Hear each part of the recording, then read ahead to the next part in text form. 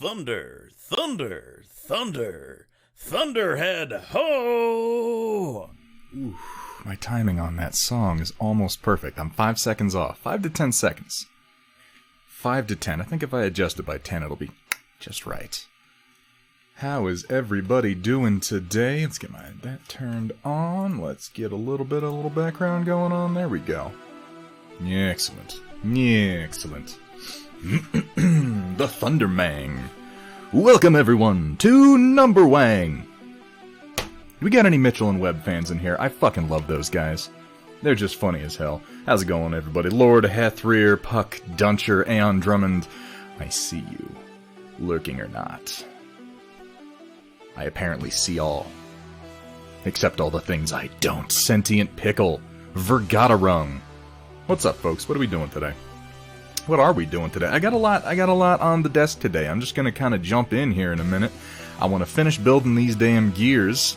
Yeah, Hans, do you think are we the baddies? It's just that our hats, they've got skulls on them.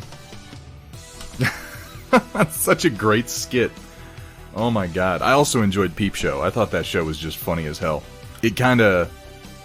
Yeah, David Mitchell does a lot of the quiz shows, I found out. I'm not, like, okay, I don't watch a whole lot of British TV just for the sake of watching British TV, but I enjoy a lot of British comedies. And I know they're really big on the quiz shows over there. And it's like every single time I see someone post a clip, if someone says something funny on a quiz show, I click on it, and fucking David Mitchell's in the panel, making funny comments. He's just on all of them. I don't know what Robert Webb does, otherwise. I haven't really seen him in much since then. They did a show a little while back, like a drama. I didn't really watch it. It didn't seem to get much acclaim. I don't know. I feel like they were at their best in the early years of Mitchell and Webb Look and Peep Show. Towards the end of Peep Show, I admit, it got pretty tired. It stopped being interesting. I mark the point in Peep Show where I stop enjoying it is about the time that Dobby becomes a main character. Didn't like her. Can't put my finger on exactly why, but I was not a fan.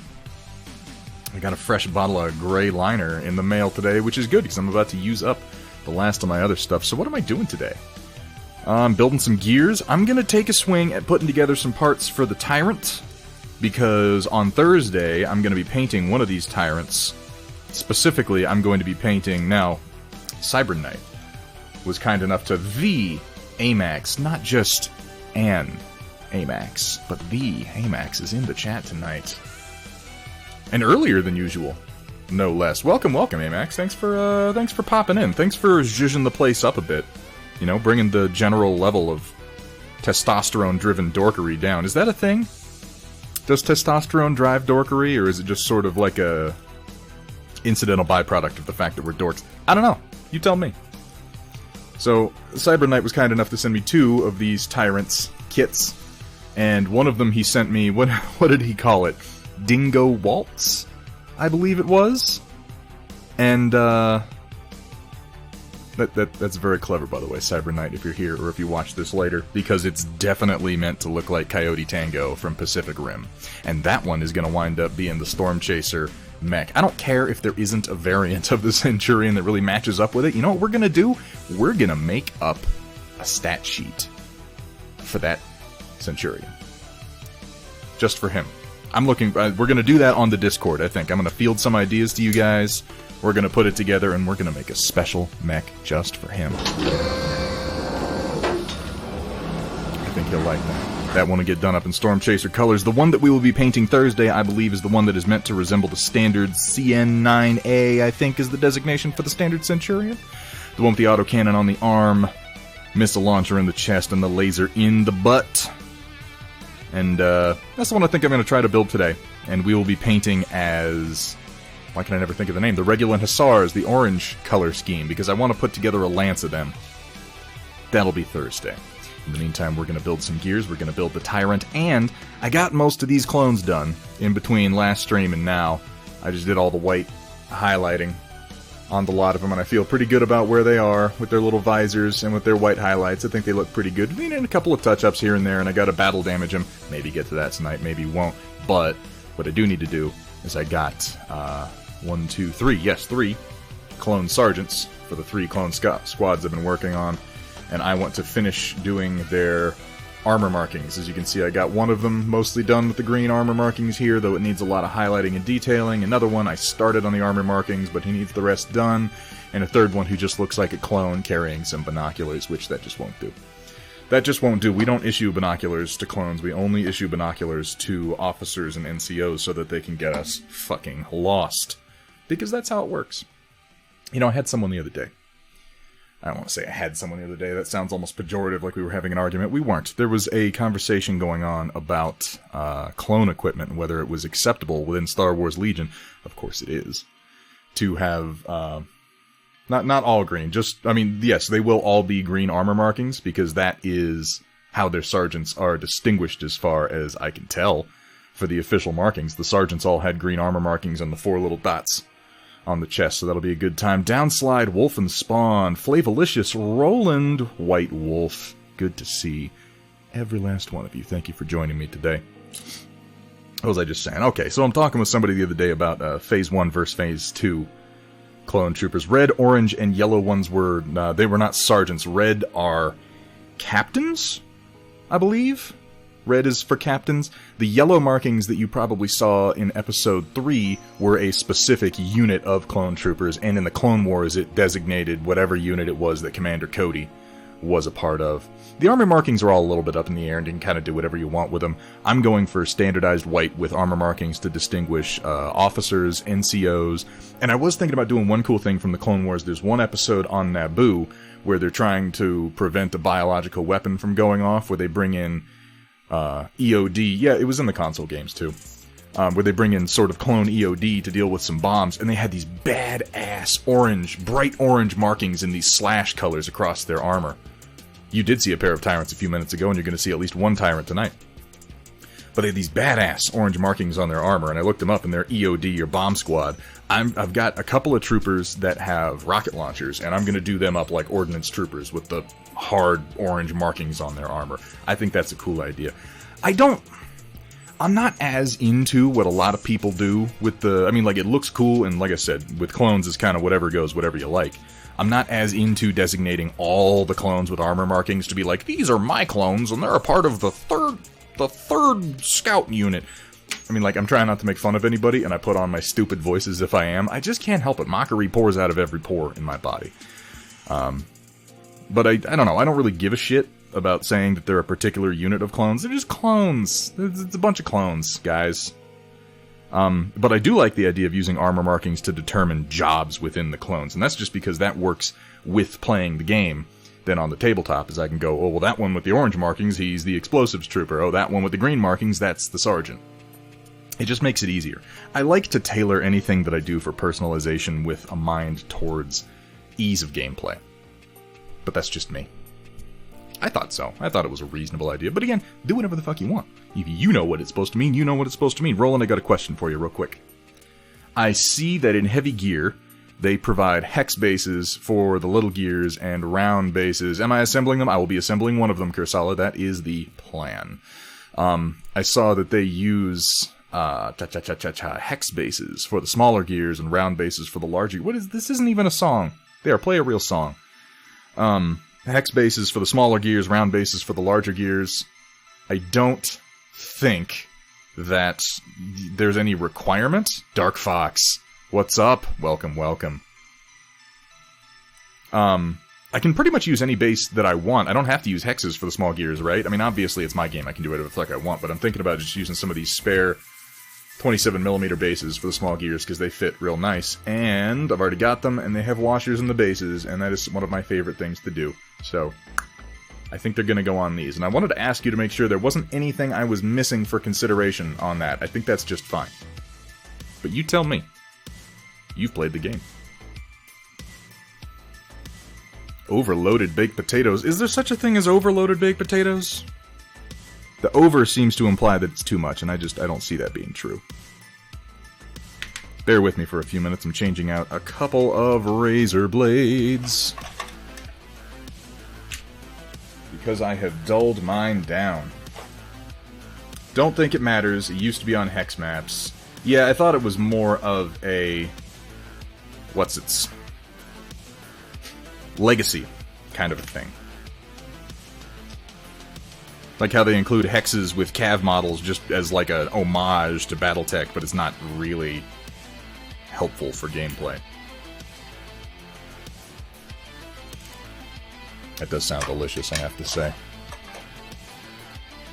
By the way, if you guys have not used these curved X-Acto blades, these are amazing for mold line removal. I use these things constantly, and I strongly recommend them. I don't remember what number they are. If you're interested in them, I'll post the number up on the Discord a bit later. I go through a fair number of them, and I love them. White Wolf, you know what? Remind me after the stream, or even right now, just post a reminder for me in general on the Discord, and I'll put the number of these blades up. Because I got them as an experiment a couple of years ago, and I just realized the other day how many of them I've gone through. And yet, it's all I'm going to use today because I'm a hypocrite. Oh, lordy lord.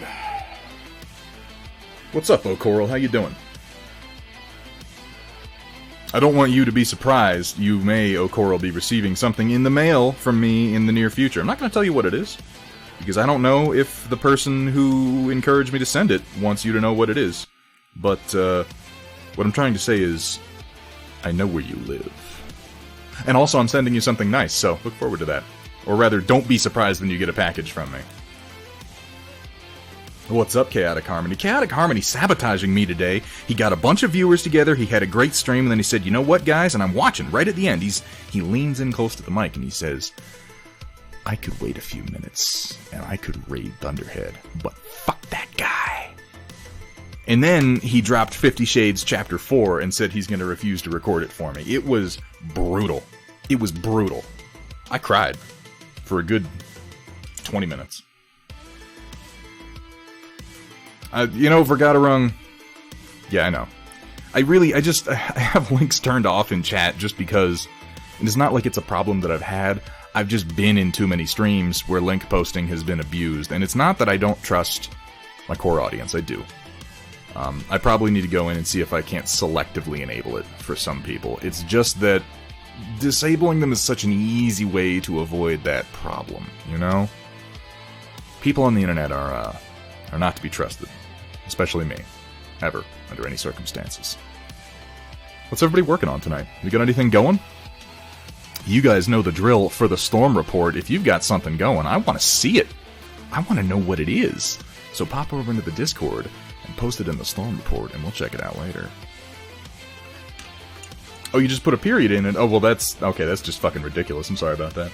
Yeah, fuck that guy. Posted something better than 50 Shades in the stream. Ah, shit. Ah, shit. Okay. How did you wreck your motherboard? Like, what did you do? You can set it to allow sublinks. Can I really? Okay, well, we'll have that for next time then. If you're a subscriber, then you can post links that are going to get me kicked off Twitch. That, I suppose, is acceptable. Real quick, I'm going to go ahead and glue down the last few pieces of this hunter that I didn't do last time, which are the Panzerfaust, some grenades, and a vibroblade. Oh yeah, because we likes our blades to vibrate around here. You know what? I might put the vibroblade in his hand. I can't think of a compelling reason not to, and it might help to balance out how lopsided he is right now. Yeah, I think I'm going to do that. Getting my multi-copter back together after crashing it multiple times. Oh, Jesus Welcome, Christ. everyone, to Thunderhead Studios, where the only rule is... Please don't show me your genitals. Please don't. Have fun, be safe, and above all... Don't show them to me. Don't. For the love of God. I'll lower my view a little bit today because I'm going to be working mostly with sprue parts. And a little closer to my face is good for me. Clip off the handle on this here knife.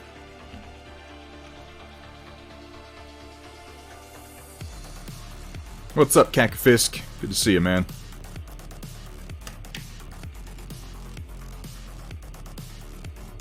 Alright, a top-down view of the tabletop simulator so people don't have to see me move around my camera a bunch. Oh, nice. Yeah, we were talking about that the other day.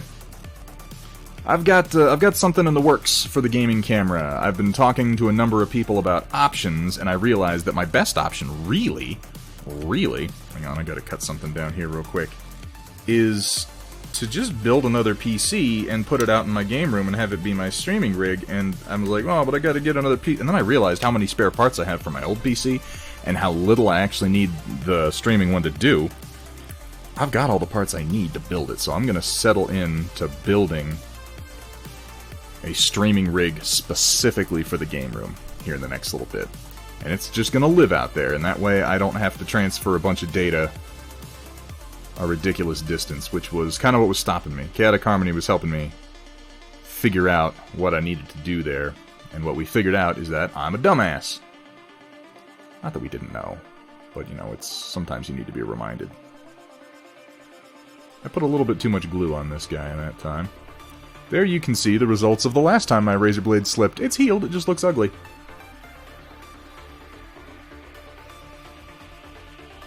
That actually helps a lot. I like that. That balances out his overall look. He was looking a little lopsided with the missile launcher on the right shoulder. And I just want to shift it a little bit more towards the center of his hand. Look at that. That's a robot with a knife. Well, you know, a mech with a knife. A mech with a knife roughly the size of a human being. Terrifying. Deadlock of commission projects, because I'm struggling to figure out the priority. Dark Fox, I know the feeling, man. I know the feeling. You'll get it. Considering going to bed, to be honest. How about you? I think I'm gonna go to bed, too. You know what? Never mind, no stream. I'm just gonna take a nap. Robots, mechs, they're all the same. So I distinguish the two, O Coral, in that robots are not sentient, but, what's the word I'm looking for? Autonomous to some degree. They operate on their own, and then a drone would be one that you drive remotely, and then a mech would be one that you drive by sitting inside of it. Yo, gonna lurk while I make dinner for the kids. Hey, chat, Mick B. How's it going? I don't have Cat here. I want someone to, I want to give a shout out to Mick B. I want to have to do it manually like an asshole. Oh god, I'm so crippled by the people that help me. Let's see.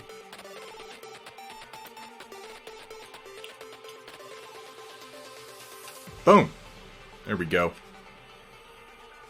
Guys, you like late night variety streams with terrible fucking dad jokes, you go check out McBee. He is always a good time. God damn it, Cat! I'm gonna allow that just because it's AMAX saying it. I don't think I would let anyone else say that. Or criticize Cat in any way. I only do it because she can, you know, punish me in private. Oh, that didn't sound... you know what? Let's just move on. Yeah, I am currently printing a... I have another example of it. I'm making a few of them. Or is it? If you don't respect the cat, you're gonna get the bat. This is what's currently on the print plate. It's a little hover grab sled with a bunch of crates on it for using in Star Wars Legion. It sets up off the table with that little leg there. I'm printing a couple of them for objective use. Look, if this conversation gets more about how you feel about something, I'm gonna have to start charging you 50 C-bills per hour so I can listen to it. You see, AMAX, I wish she'd punish you in public. Ugh. That's desperate, isn't it? Welcome to Thunderhead Studio, the thirstiest goddamn stream on Twitchverse. It's just not a good look. Alright, let me glue down this Panzerfaust and these grenades. So he grabs the Panzerfaust with one arm, so I'm tempted to put it kinda behind his shoulder over here, honestly.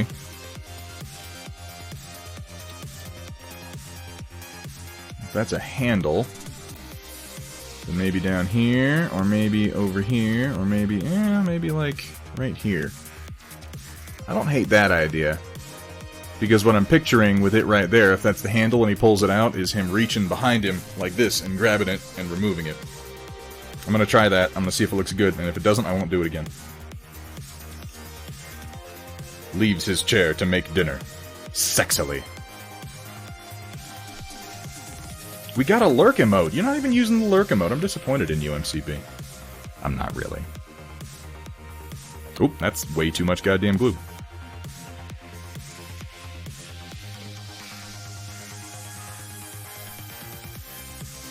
I don't know if this is stupid, Roland. You can tell me if what I'm doing is stupid, but I might not listen.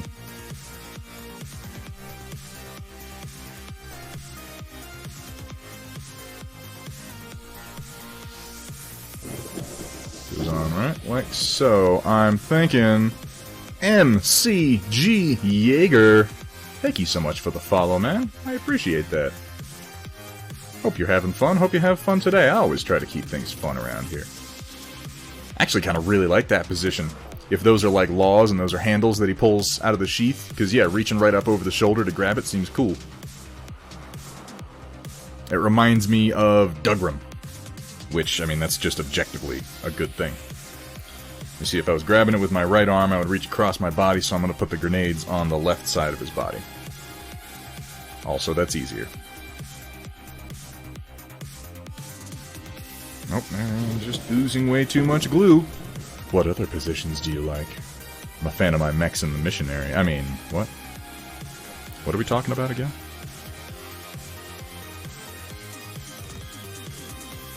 That might not actually fit. That might be... I'm going to adjust my focus a little bit today, because I think I'm going to be a little further from the camera than I normally am. For a little bit. I'm going to get into... By the way, if you're here looking for some Star Wars Legion, after I get a little bit of building done here, I'm going to be doing some markings on some clone armor, so stay tuned. Or come back later, if you don't give a shit about fucking mechs. Bunch of nerds with their mechs. My god, what is wrong with people? Sitting around playing robots like a bunch of dorks. Why are my fingers so big? Why is this mech so small? Actually, oriented vertically like that kind of works, doesn't it? I don't hate that. Alright, so there is the first of the Hunter mechs done up. I'm going to do some bases for these guys a little bit later, too. Because like I said, I picked these ones out. I'm going to do some sandy paste on them. I'm going to glue them down to them, and then I'm going to add some rocks. And I think I'm just going to paint the whole thing at once and not fuck around with doing the bases differently. I don't know. I have been getting a lot of luck, not luck, but a lot of return lately out of painting the bases and the models separately and then gluing the models down to the bases. It works out pretty well. Ah! Yes. Take a seat. Nope. Not to worry, we are still flying half a ship.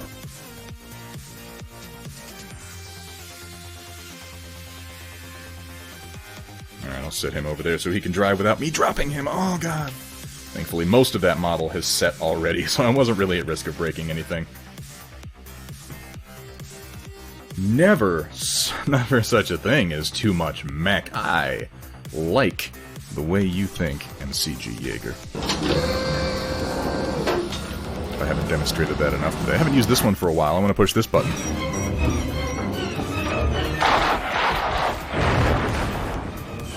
So it's time to build another Hunter. Let's get going. Clip out all the parts, I'm going to clean them up, and then I'll start gluing them together. So what's good? What's everybody up to? I've been rewatching the Clone Wars. I know that probably seems obvious at this point with how much I've been talking about it and painting clones and everything, but I'm rewatching it, and damn, I don't want to say I forgot how good a show that is, because I didn't forget. I remembered, obviously, but, you know, you give it enough time and you come back to it, and it takes you all over again. I got up to landing at Point Rain, and I'm just like, oh, I love this show. I really do.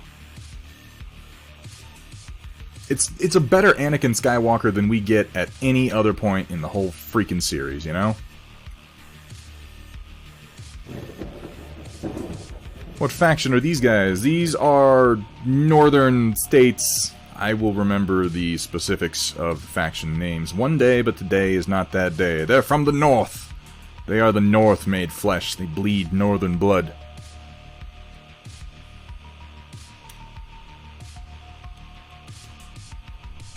And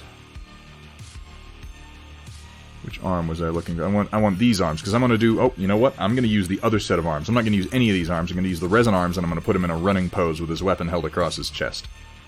That's what I'm going to do. Since they were kind enough to send me different styles of arms.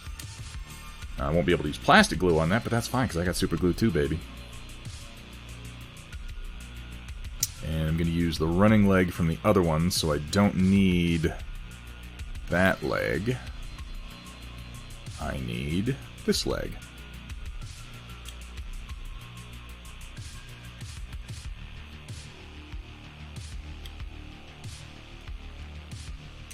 Usually Panzerfaust are attached to the back, skirt, armor, or flap on the waist. Well, you know what I say? Fuck the police. I do what I want. I really hope that doesn't get used against me on social media in like 20 years' time. When I run for president on a platform of... Well, to be fair, I'll probably be running on a platform of fuck the police, so, you know, I guess it won't really work that badly against me. Alright, let me see. Now I got one hunter done. With the light autocannon. LRP, APGL, yes. LP. Okay, so I need one with exactly the same loadout, except the headhunter upgrade. Now, Roland, the headhunter upgrade is this other head, right? Am I mistaken in that? Lions from the north. What's up, Suicide? Pretty good to see you. Oh, you want more? Because I got more for you. I'm all over that. I never thought that I would say this. But I'm glad to see you. Very glad. Missile launcher here. I'm pretty sure Roland said the other head was the headhunter upgrade, so I'm going to clip that out because that should go on this guy, not the standard head. And he can... The other head on the hunter sprue. The alternate head, this one. This is for the headhunter upgrade, is it not? The one with the two dealies on top of his head?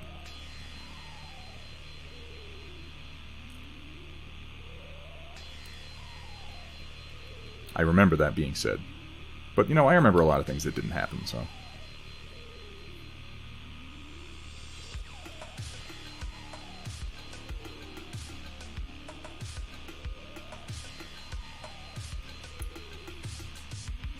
Cut out the Panzerfausts. And this here Vibroblade. Yes, excellent. I am not mistaken. Good. That should be all the parts that I need for him then. Take this sprue and put you aside. Let me find my alternate hunter arms. Those are Jaeger arms. I'm looking forward to building Jaegers. I like the look of them. Putting the doors on the bookshelf. I suppose I should paint at some point, too. I know that feeling. I suppose. I suppose I should paint at some point. Now these are cast resin arms with an alternate pose on them that, much to my chagrin, are connected right at the elbows, which is a little bit annoying, but I think I can work around it. So let me work on cutting these out without destroying them too badly. I'm going to do this down on my cutting mat, so don't mind me being off camera for just a second while I get them freed up. But I really don't want to damage the elbows. Okay, I didn't damage it. Excellent.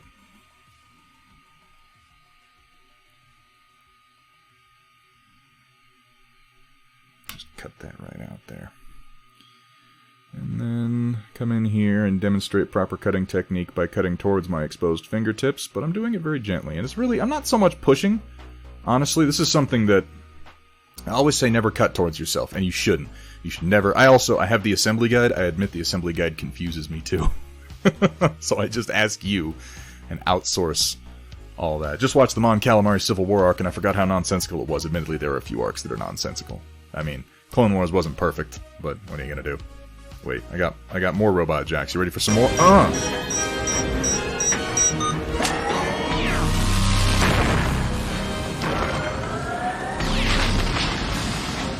So I'd like to talk for a second about not cutting towards yourself and how I'm not technically violating my own rules, even though you're watching me do exactly that right now.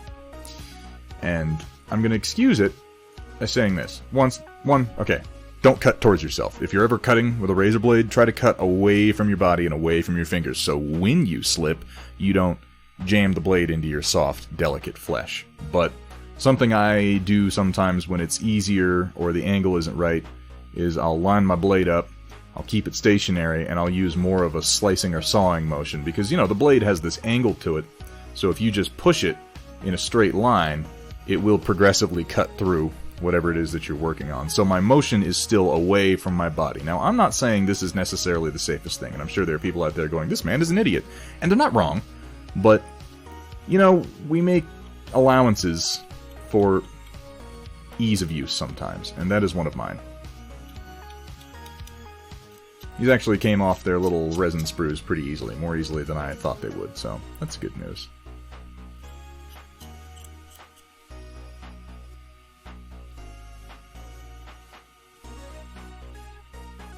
I'm going to do it again here because I want to remove this little pushed up part here, because I'm going to glue a gun there.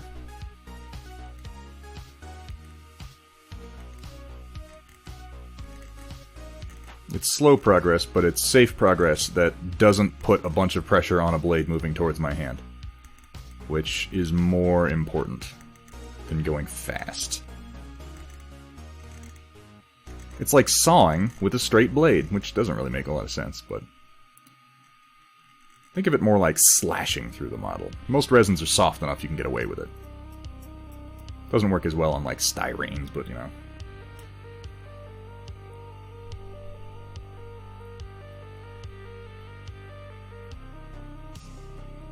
Custodian Sloth. Are you a real hobbyist? You haven't got battle wounds? I would take that a step further. Are you a real hobbyist if you haven't glued blood into your model at some point? It just happens, you know. It shouldn't. Everyone should read safety regulations and do everything smart every single time, but we're also human beings, and that's just not very realistic now, is it?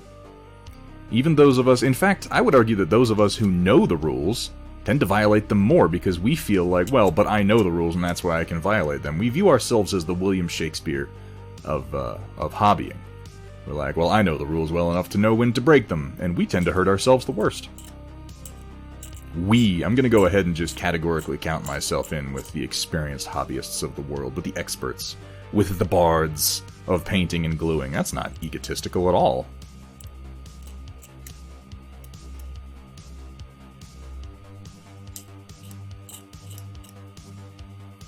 And then I'm going to wipe my nose with a blade in my hand. Go ahead and look at the stream as solid examples of what not to fucking do, because don't. Now, I have a couple of glue points on this. I'm going to be using super glue, so what I like to do with super glue is I like to score my surface a little bit. I just put some light hash marks with a blade, which gives the glue a little bit of tooth to grab onto and assures that it's not going to snap free easily.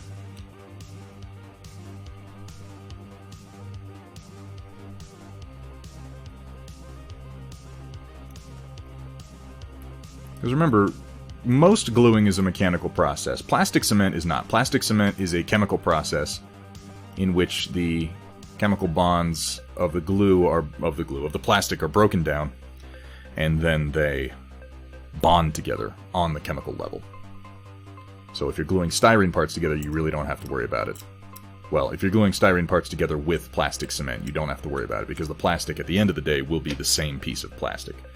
However, if you are gluing things together with superglue, what you are doing is forming a mechanical bond between the two surfaces, wherein the glue adapts to both surfaces and then hardens and holds them together physically. So the glue needs something to hold on to, which is why, and I realize I'm explaining something that is incredibly basic, but this did have to be explained to me at a certain point, so I don't know, maybe it'll help you.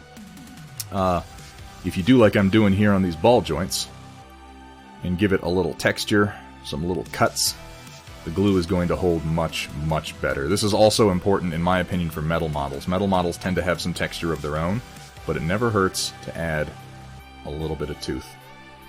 It's the same concept as priming your models. Paint doesn't want to stick to a smooth surface, because if you're just drying acrylic over a smooth surface, then it's smooth against smooth, and it's going to peel right off. But if you put down primer, it bonds to the surface very well, and it provides a little rough surface for the paint to then stick to when you put it on. The blood price must be paid. He's not wrong. I mean, yeah, that's true if I got it wrong. If you have a stop for the blade. I'm just saying, if you're going to have a rule for it, make the rule, don't cut towards yourself. And then, you know, violate that rule on an as-needed basis as long as you think about it. The trick is getting it drilled into your head. Don't cut towards yourself. Don't cut towards yourself. Don't cut towards yourself. Drill it into your brain so that you never do the stupid thing of just cutting right towards yourself and applying a bunch of pressure without thinking about it. Better to be too cautious when it comes to X-Acto blades, because I don't know if you've noticed, but they're fucking sharp.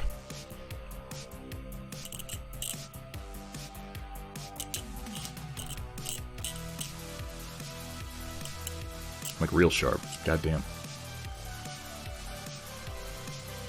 a sawing or slicing motion be more dangerous, but hey, not my fingers. As long as you don't see, I do a slicing motion, but I also apply almost no pressure as I do it, and the pressure I do apply is away from my body, so if it slips, the slicing motion, it's going to go whoop like that instead of into my finger. It works most of the time. Now, I am not promoting this as a safe or intelligent way to do it. To 50 Shades of Coal Gray. And as he pulled his stiff bristles out of my wet fluids, I yelled out, "No, Thunderhead! You need to thin that paint first!" Oh god, that's just gonna keep going, isn't it? You know, Vergaderung, I think about it from the perspective of the lowest common denominator. That's how I learned to write rules, just in general, for everything in life. Write rules and develop rules assuming Tips covered in superglue are not approved safety gear it's true. for handling razor blades. But when I create a rule for any purpose, I assume that the person listening to that rule is a moron. And I assume that because rules have to be applicable to everybody. And if I was going to have a rule for razor blades, and I was assuming that the person listening was a moron, well, that's really not nice, is it? Well, you know what I'm trying to say. My rule would be, don't ever cut towards yourself, moron. I would put moron at the end, too. It's the reason that military equipment, well, there are many reasons that military equipment winds up sucking a good portion of the time, but one of the reasons military equipment winds up not being the best stuff we can necessarily get all the time is because not only does it have to work, but Private fucking Snuffy has to be able to operate it, and take it apart, and clean it, and put it back together. And Private Snuffy doesn't know how to use a fucking laser gun, nor will he ever. Not that we have access to laser guns, but I always see those articles on this could be the next new infantry weapon, and it's some, you know, magnetic rail-driven system or something like that. And I always think to myself, yeah, that's great. We could even afford to manufacture it, but let me tell you, could Snuffy repair this in the field? Not without a fucking electrician's degree, so maybe let's not do that. By the way, Snuffy is an idiot. If you were in, you know Private Snuffy. Alright, where's his other leg? Here it is. That's already been cleaned up a bit. Nope, it needs it. Pez motion. Good to see ya. And yeah, I always think of, I think lots of people think of the classic George Carlin bit of, think about how stupid the average person is, and then realize that half of everyone is dumber than that. Guys, I might be a cynic. It's just possible.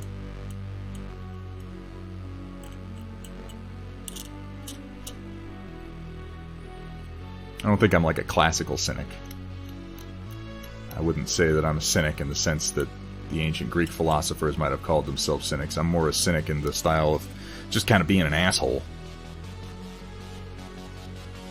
So that's why they called me Snuffy.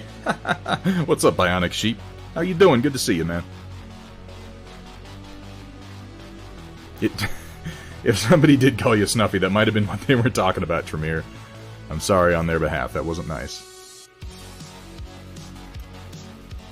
We're all about those made-up rank names in the military. Sometimes you got to come up with them for officers or NCOs so you can talk about them when they're around without them knowing. We had a first sergeant we called Pork Chop. Just Pork Chop. And that way, you could just be honest about your opinions about Pork Chop while Pork Chop was wandering around, and that dumbass never figured it out. Fucking Pork Chop. And yes, he was a moron. Oh, pretty good. Thank you very much for asking. Keeping it going, keeping it together, keeping my hobby table moving, which really is the point of this stream. It really, genuinely is. I just, sometimes, particularly when I've got a bit of a block going on, I need a little extra oomph to keep my table moving. And, oh, I got a stream today. Use that oomph for me right now.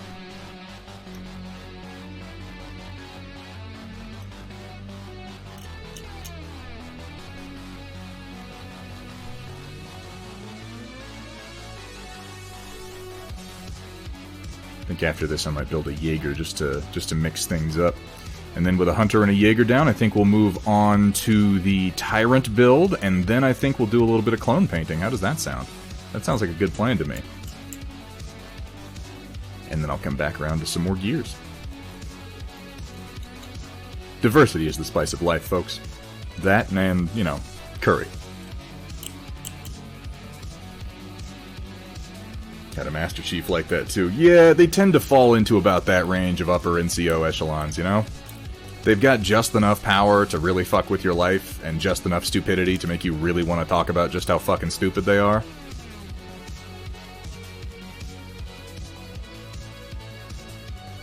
I don't know if that was a connection point or not, but it looked like one. Well, it's gone now. Yeah, it was, because there's one on this side, too.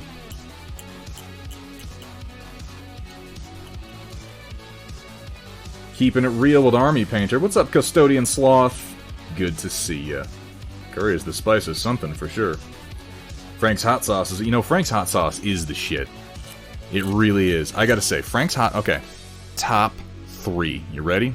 I'm gonna say top 4. My top 4 spicy additives. Right now, that, like, Korean crunchy chili in the oil. Have you seen the jars of that? They're like these crunchy little bits of chili, all in a big thing of chili oil. Oh, that's the shit. I'm not going to rank these. I'm just putting them out there as the top 4. You can rank them if you want. Frank's Red Hot. Sriracha. Try and stop me. And finally, Tapatio. If you've been through the taco wars of Texas, you know the glory that is Tapatio. Though I'll also say, from being stationed out in California for so long, there's that pepper, what is it called? Pepper plant? Pepper sauce. That stuff's pretty goddamn good, too. I don't think it's on the same level as Frank's and Tapatio and Sriracha, but it's up there. It's certainly up there. I really hate the way they put these connection points on the heads. I'm going to have to do some creative painting to work around it. That is the only thing about these models so far that's annoyed me a little bit, is the connection points on the heads. I wish they had done those differently. I'm sure they have their reasons. They don't seem to be incompetent model makers. In fact, they seem to be very, very competent model makers, and I love their sprues for the most part. But that does bug me a little bit. Just be glad you oh, yes. I see what you're saying, O'Coral. And that would be the reason I no longer eat anything with ghost peppers in them. It may not have taste buds, but it still hurt.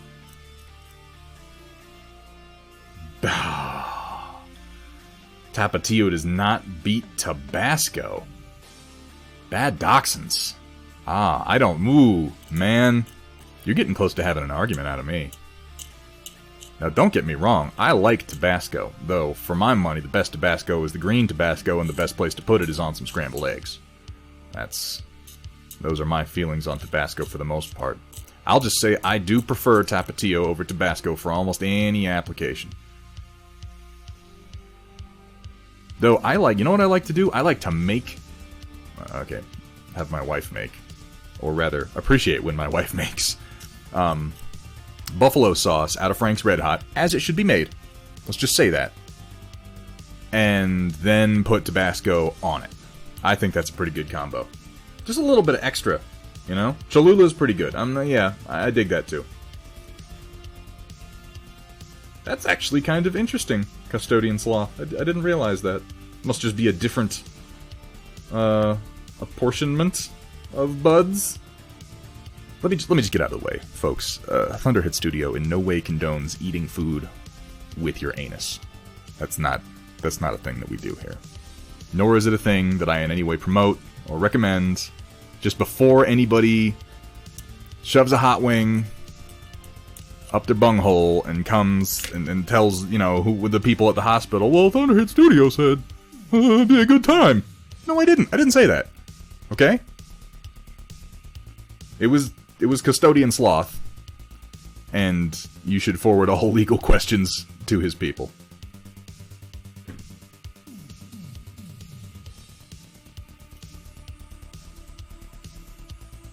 This is a very strange conversation. To Thunderhead Studios, where the only rule is... Please don't show me your genitals. Please don't. Have fun, be safe, and above all... Don't show them to me. For the love of God. Ladies and gentlemen, if you're just joining us for the first time, I swear this is not usually what we talk about. This is a strange A strange chat today. But, you know, we live in strange times. 50 Shades of Cold Gray, Chapter 2. And as I lay on the cold, unforgiving table, my liquid spewing out from beneath me across the polished surface, I look up to see Thunderhead shaking his head, eyes alight with disappointment as he cleans his brush. That may be the only circumstance where I would approve someone doing an artistic rendering of my face, is to picture what I look like with my eyes alight with disappointment as I clean my brush. Maybe the only instance. Pez Motion, first of all, good to see you, and secondly, not even that's true. We've talked about Sasha Grey like a couple of times. And frankly, Sasha Grey has a good stream. I just think it's, you know, funny, that's all. I'm going to drill the barrel of this teeny autocannon, and as I did before, I'm using a small scribing tool with a carbide tip to sort of indent a spot for my drill in an attempt to center it that is so far failing. But it gives me an opportunity to adjust before I actually start drilling.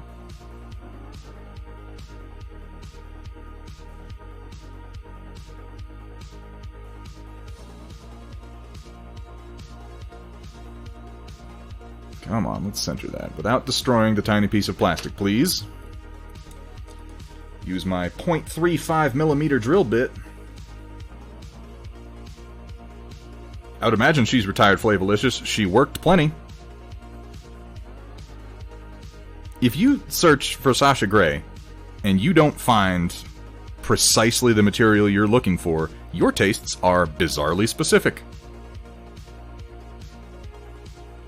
Hell, even if your tastes are bizarrely specific, you can probably find it. That girl worked. This may not be the nicest thing to say. Not about Sasha Grey. I think it's nice about Sasha Grey. Maybe just not nice about some other Twitch streamers. But I have more respect for the work that Sasha did than for what some Twitch streamers do. There was a girl who was posted the other day on Reddit, a chunk from her Twitch stream, just lecturing her listeners on how if they don't have a few dollars to give her for a subscription, then don't put that on her for having sub-only chats. They should put that on themselves because they're irresponsible with their money. And I'm like, what the fuck? Are you, I mean, this is a girl who, I'm not naming any names because I don't remember what her name was. Well, that's not the only reason, but I also don't remember what her name was. I'm just saying that her career seemed to consist on Twitch primarily of showing off her thighs while on camera, which is cool and all. I don't have any problem with that. I really don't. That's, you know, this is capitalism, ladies and gentlemen. And if people want it and you give it to them, then and you get paid, that's fucking awesome. But I've got more respect for the career that Sasha Grey had than that. And now she's a Twitch streamer and she's doing just fine. And all she does is like cook and talk shit and play video games, and that's awesome. People want to see it.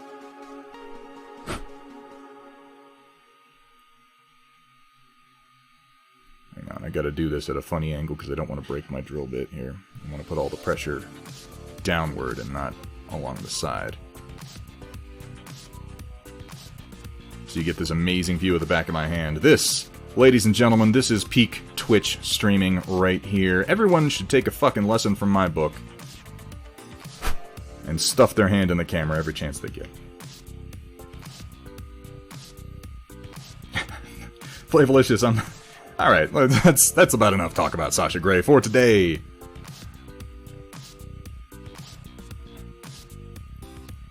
Hey, that worked out nicely. You see that? Hang on, let me see. It's hard to see. The shadows are not as sharp on the camera, but there's a decent little drill job.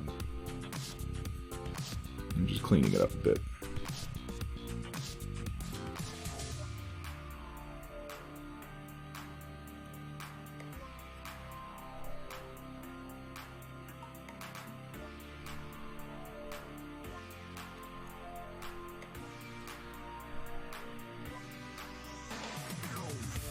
But honestly, folks, before anyone runs off and says, Thunderhead was talking shit about other Twitch streamers, if you do it on camera, and people want to see it enough to give you money, even if you're kind of a bitch about it, who the hell am I to argue?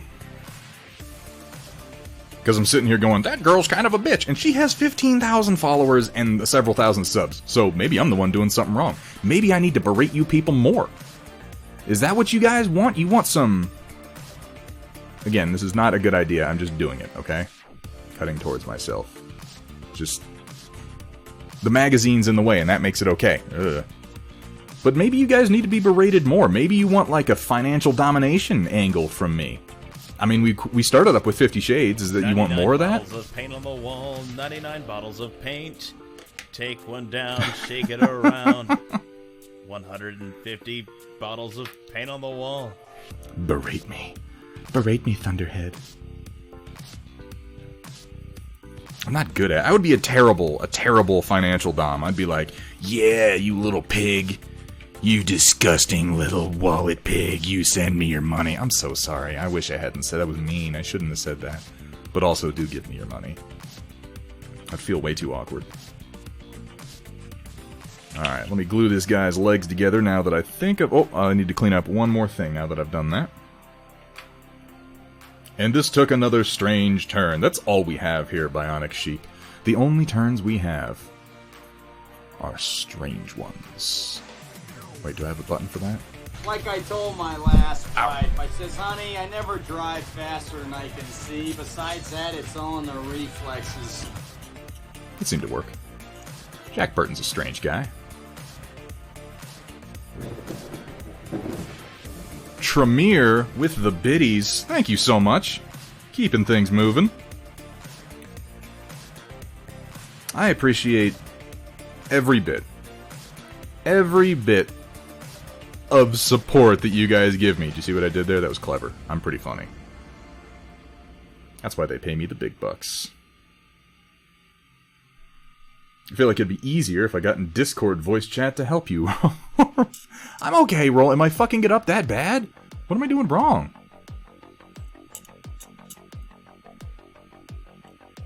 I've got it. If I fucked something up that bad, you know what you should do, Roland? Is, yeah, let me know in Discord. I'll see it afterwards when it's too late to change it. And you can berate me there.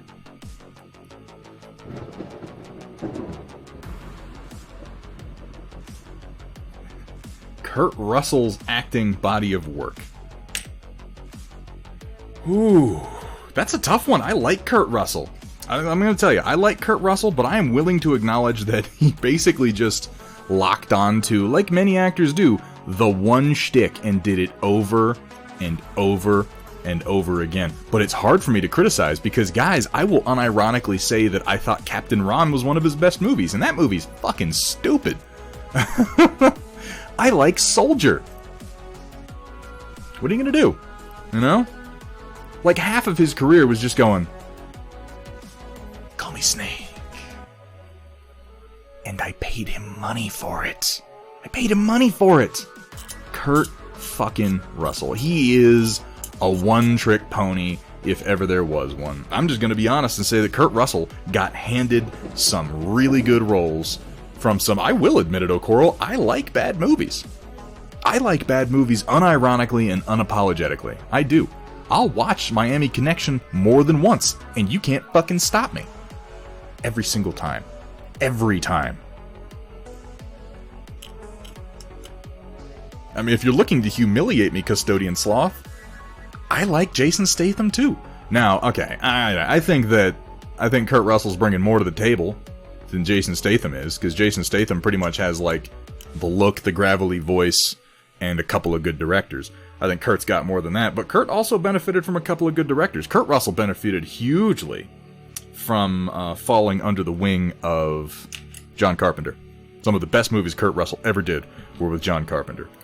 First he did, now Kurt Russell wasn't in this one, but John Carpenter did Assault on Precinct 13, which, if you've seen it, the main, I guess he's a hero, anti-hero character in Assault on Precinct 13 is essentially just proto-Snake Plissken.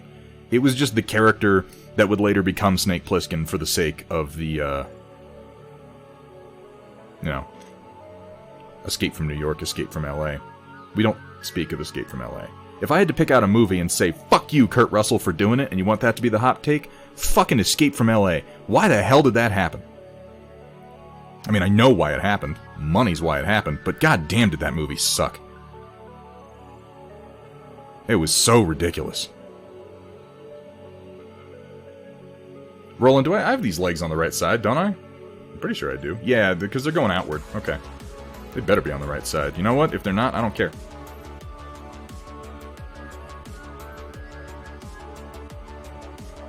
Oh my god, did Escape from LA ever come out at a weird time for CGI? Have you gone back and watched the scene when he, like, surfs through LA? It is the worst looking piece of shit CGI anyone has ever done. And I realize that's saying a lot because there's some real bad stuff. But based on the budget, the timing, and the people in it, ooh, Crossbow Roof, good to see you, man. I don't know if I said hi or not yet. How you doing? And then when he's coming in the little torpedo sub into LA and he goes by like the Hollywood Hills sign and he goes by Universal Studios sign and a shark comes out and chomps at his submarine. First of all, that's insane. And secondly, it looks so unbelievably bad. So bad. Like, it's hard to really accurately... I have no words. I have no words. I mean, I have some words, but not a lot of words. So after doing the last one, I have learned a couple of tricks on as far as which things to do first, and one of them is going to be this engine is going to go on before I do the rest of the torso.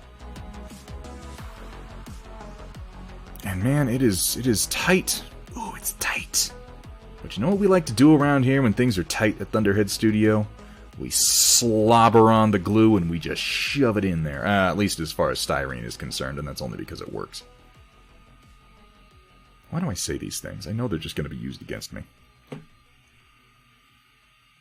Kurt Russell benefited from falling out of the influence of Disney. That is very true. He had some early work that was going in a weird direction. But yeah, like The Thing? Holy shit, dude. I love Kurt Russell in The Thing. That movie is great. The ending of it is one of my favorite things just ever. With him and Keith David sitting there with the fire burning.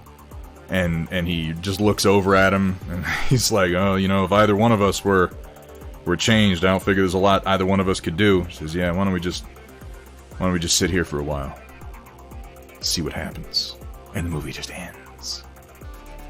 I love that movie. I really do. I also still get skeeved out by that movie because parts of it are truly disturbing. Best role was Overboard. You know what? I don't even hate Overboard. Like, if you're trying to fuck with me, Hethrear, which you are 90% of the time, you're gonna have to try something else.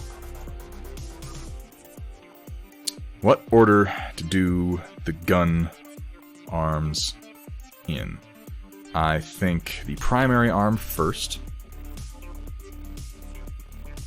is going to be the move. You say that as flat truth. Oh, okay, well, cool. I'm glad that you have come to terms with occasionally telling the truth. This is some old glue, and I'm just trying to use the last of it before I go to my next bottle of Gorilla Glue. So don't mind that it looks like shit and is giving me trouble. I just want to use... Oh, there it goes. I just want to use the last of it is all. Good old Gorilla Glue gel. Ain't it the best? It's not the best, there's better.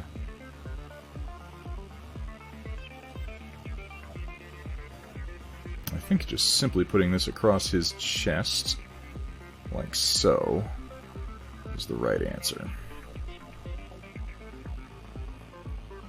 And I want to attach the weapon. And then I'm going to put on the other arm. And that way this should line up nicely. Hot damn!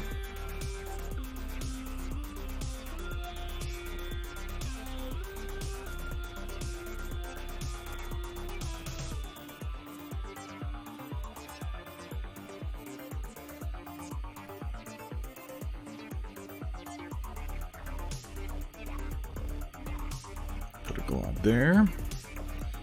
And then a glob on the hand. Trying to do all this on camera, but occasionally I'm going to do things off camera because there are timing concerns when I'm dealing with super glue. Ultra Gel smells better than Gorilla and applies nicer too. I might have to try some because I'm about out of Gorilla and I'm going to need a replacement anyhow.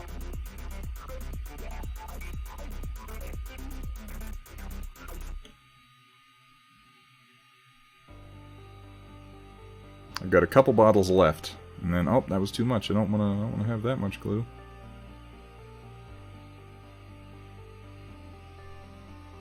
There we go. Now, I think I have enough pose done to attach the torso to the legs and feel decent about my posing. So a little bit in the ball joint there. Yeah, that's going to look okay. Now, if I'm running, my left leg's forward, my right leg's back, my left shoulder is forward.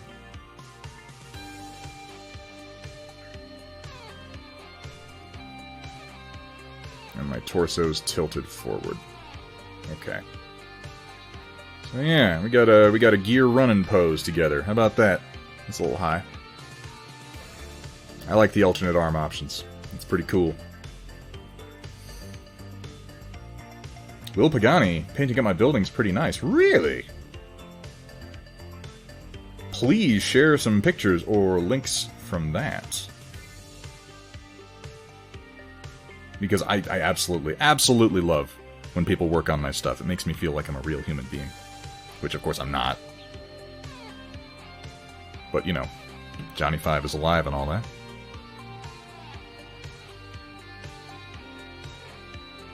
The legs are bowed by the weight, not perfectly straight up and down like... Oh, the old gear poses were more natural and realistic. Interesting. I mean, if they're a little bit robotic, I feel like that's okay, because it is ultimately a machine.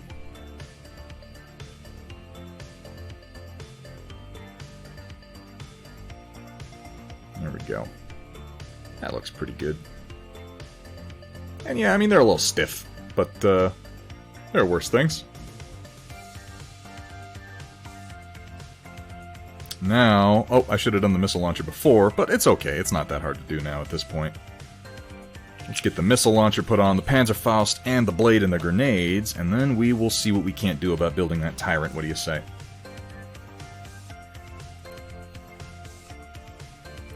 Don't ooze so much glue. I just need a little bit of glue. Right into that slot there.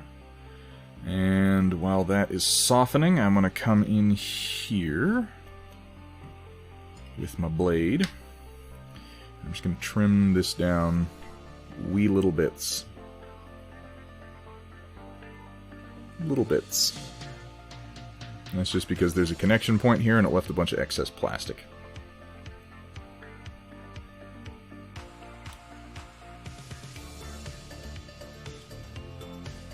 So there's my criticism of Heavy Gear Blitz Minis so far. The worst criticism that I can muster, guys. The connection points are not perfect. That is to say, the sprue connection points, where you have to cut them clean. They're not absolutely perfect, but you know what? They're pretty good. There's only maybe 2 that bug me a little bit. That would be today. It's actually going to go out, like, it got packed up today, Coral, and it will be going with the mail tomorrow.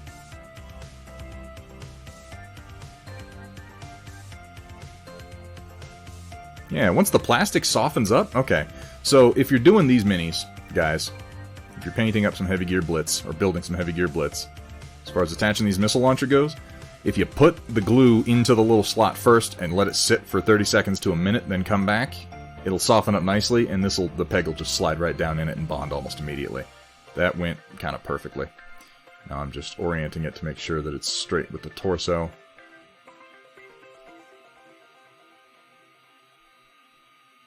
All about the minute adjustments. There we go. I'm going to put the grenades on the same place on this guy's body, that is to say, here on the left leg. So I figure he's a right-handed guy, too. Feel kind of bad about what happened to all of them during Mark III. Oh, we're talking about Privateer Press? Yeah. Ah, sure picked the wrong day to quit sniffing glue. I feel like I always pick the wrong day to quit sniffing glue. Jimmy, do you like movies about Roman gladiators? Jimmy, have you ever been to a Turkish prison? Now, each pilot gets their stuff in a little bit of a different place, you know? I think these Panzerfausts are going to go on the rear skirting of the armor, sticking off to one side like that. And he's going to be right-handed, so the handles are going to be to the right side, because he would pull them out like that. Okay.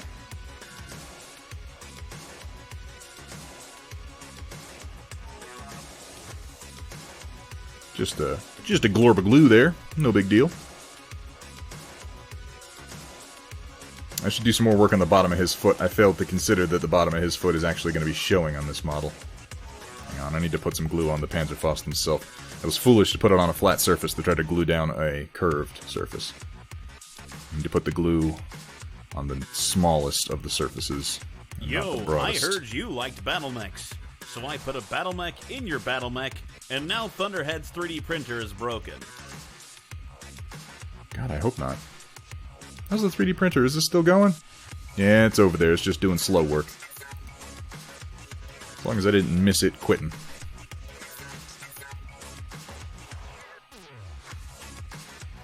I figure each pilot would have their equipment arranged according to their preference, rather than necessarily standardized, right? That makes sense. In this world of fictional, gas-driven robo-suits,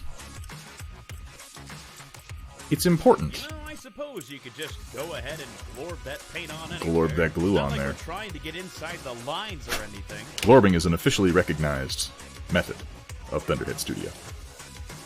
Now, his blade. Okay, if I'm drawing my knife, I want to reach across my body.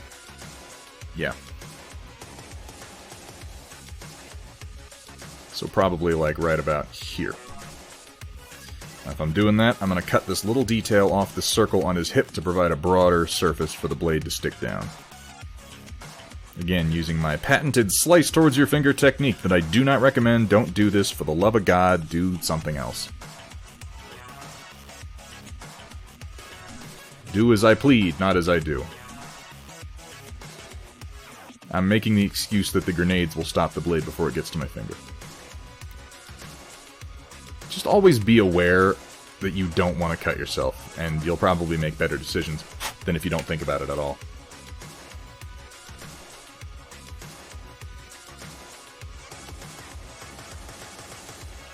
The development at Privateer Press has always thrown me for a loop, you guys. Always.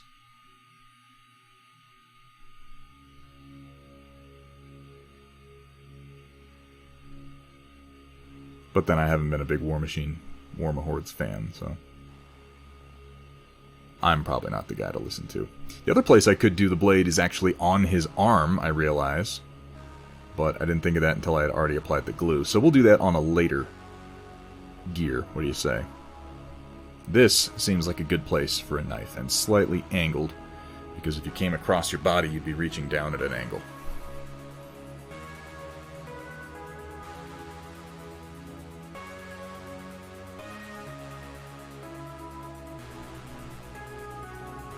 Now, realistically, as soon as he lowered his arm, it would hit this blade, but he's stuck in a static pose, so it really doesn't matter.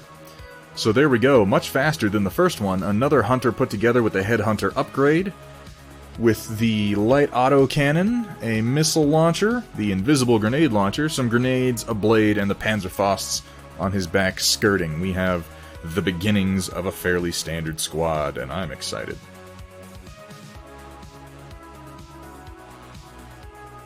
Yes, Roland, the recommended... So I'm going with the recommended loadout in the quick start guide. And I'm just going to drop this guy right on his face, because he can't stand up on his own, unlike the other one. And if I look at it, it says for the other two hunters, there is a Hunter UC with MFC, which is a frag cannon, I want to say. The LRP, so he's got the rocket launcher, he's got the APGL, which is invisible. It says all of them, except for one, have Panzerfausts. But then the starter force might not be strictly a legal squad. Which is fine, because I've got more hunters to put together. Take the Panzerfaust off. I'll just leave it off then. Because I would like it to be a legal squad. Yeah, for the... It's got 3 with the Panzerfaust, so I'll probably just cut it off the UC. But it's got the frag cannon, LRP, and then the vibroblade. And then the last one has an LSC, which is a... something else. And then the APGL vibroblade. He doesn't have the Panzerfaust. He doesn't have the missile launcher either. That's kind of cool. The Headhunter can't take the Panzerfaust upgrade. I mean, I'm looking right at it. It says Hunter with the Headhunter upgrade, weapons. LPZ, Light Panzerfaust, right? It's what the book's telling me to do.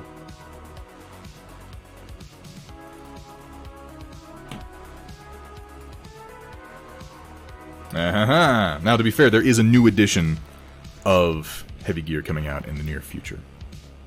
I think they're working on it right now. I'm going to go with what the book tells me to do, and then if it changes, then I'll come back in and I'll chop my models to bits, and I'll curse, and I'll scream, and I'll cry. The next gear we're going to build is going to wind up being a Jaeger, but we're not going to do that right now. I am going to go over to some of these groovy tyrants from Metalcore Collectibles in an attempt to build just one of them. Just one! Because I admit they drive me a little bit crazy. They drive me just a little bit crazy, but I'll live. Now let me see which is the one that I'm looking for.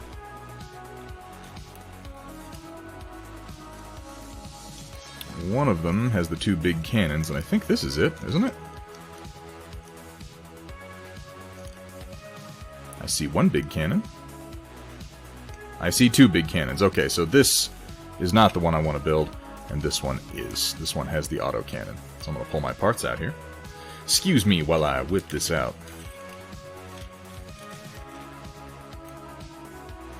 And this madman included magnets. He included magnets! Oh my god. Absolute psychopath. I love it. And, with his addiction to modularity, he actually includes all the variant pieces. So I've got the back spine without and the back spine with the medium laser. He is such a guy. Such a guy. I'm going to frustrate myself with this build, you guys. I'm just saying right away that's what I'm going to do.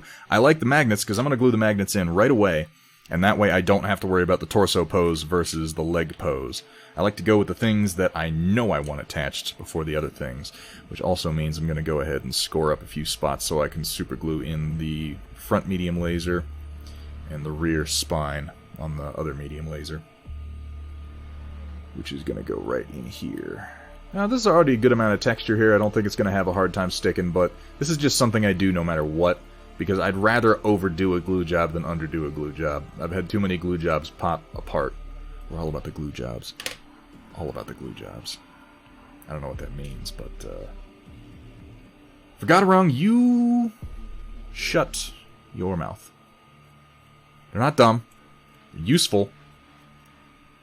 Sometimes. Very specific and very narrow circumstances. But it's okay. You know what, guys? You are allowed to be wrong about things. Far be it from me to prevent you from being wrong. I don't think I could do it even if I wanted to. Score up the internal surface of the magnet holes. Just a little bit. Just to give the magnets something. Because, you know, glue and magnets, it's hard to score them up too much. I like to take a file and do a couple of scratches on the edges of them, but you don't want to wear through the outer coating too much, you know? And keep them nice. They are. Kursala, they are absolutely 100% situational in all cases. That situation is, there's a light mech behind me and it's fucking me up. That's always the situation. To say they're not situational would be dumb, frankly.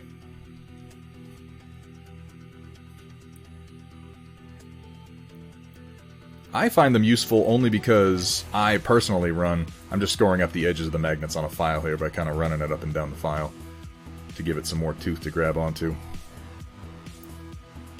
Not doing a whole lot of it, just some. I run the Locust LCT-1E a lot, and I like the Locust LCT-1E because it has the speed and the weapons to get into the rear arc of a medium or heavy mech and do a significant amount of damage. And in the situation of, there's an LCT-1E directly behind me, 1 to 2 medium lasers can actually do some damage. 2 medium lasers hitting the same spot on an LCT-1E will mess it up decently.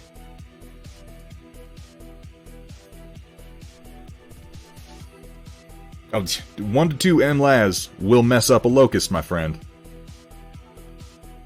Or a Commando. Either one, really.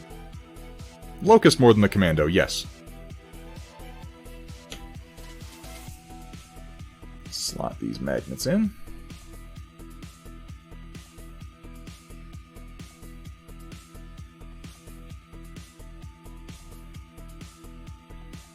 Come on, don't be a bitch. There we go.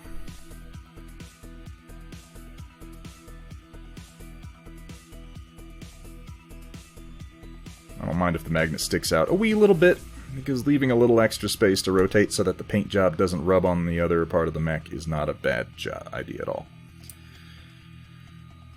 There we go. Let me put a bit on his... Or a piranha. Yeah, this is also true. What's up, Tasselhoff? How you doing? I don't even know if it's Tasselhoff, but that's how I like to say it. So that's who you are now. Just as a person.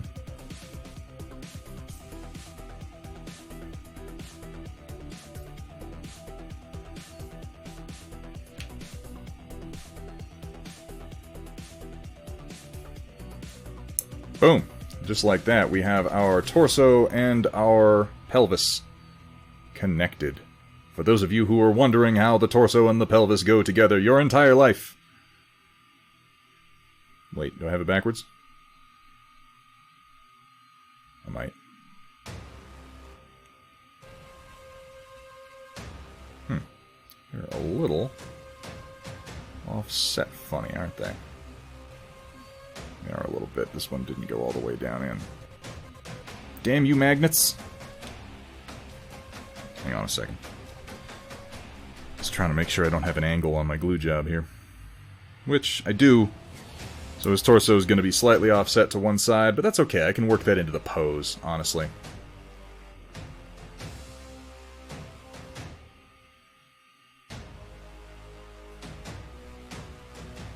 I can't remember which way is his pelvis is forward. I want to say this way? That seems right. Because this way, it's very, very front heavy. So that seems more like the butt, and this seems more like the front. That's what we're going to go with. I guess I could look at a picture. I could look at a picture of the Tyrant, you guys. Someone do me a favor real quick. Find a picture of the Tyrant from Metalcore Collectibles and post it in general. Because I want to take a look at it real quick before I do any gluing on the legs.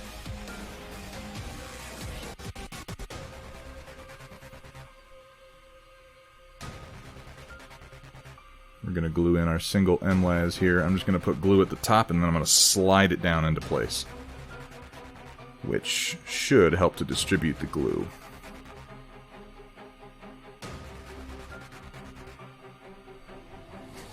I feel like it slings low on the chest, so I want to go in like this.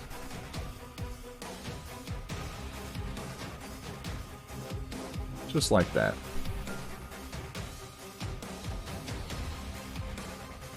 Yeah, actually, you know what? This is maybe a valid thing to mention to Cybran before he makes any more. Is go ahead and put a little arrow so I know which way, so everyone knows which way to actually connect it. So there we got the single MLAS in the chest, along with the LRM-10. Now I'm going to go ahead and slot in the spine with the rear-facing medium laser. And ultimately, it doesn't matter if rear-facing medium lasers are dumb or not. The fact is, few mechs have them. And I like to represent the way the mech actually is. And frankly, one of my... I like kind of dumb mech designs, particularly in 3025 mechs, because Battletech for me is not about optimization. Battletech for me is about making the best of a potentially very shitty situation. And part of that shitty situation may be, I got a mech with a bunch of rear-facing weapons. Don't I feel stupid? He is making up a ton right now. And so I'll feel a little bad going, you should change something! But at the same time, if just for future designs, because the Tyrant is not the last mech he's going to make. By a long shot. He's made a bunch and he's working on another... Yeah, Battletech is about closing to within 3 hexes of the enemy and then rolling dice until they die. I like making the best of a bad situation, though. I like random tables, and part of that is having rear-facing weapons sometimes. Post it in general. Let me take a look real quick. If you like mechs, you'll love Bot War. Oh yeah, Bad Dachshund, didn't you post that? It's an STL-based Kickstarter, isn't it? That's very exciting. Hang on, let me click over here real quick and just make sure I'm not doing something stupid. I mean, I'm probably doing something stupid, but... Okay, so vertical for the dong and horizontal for the butt. Okay, I got it right.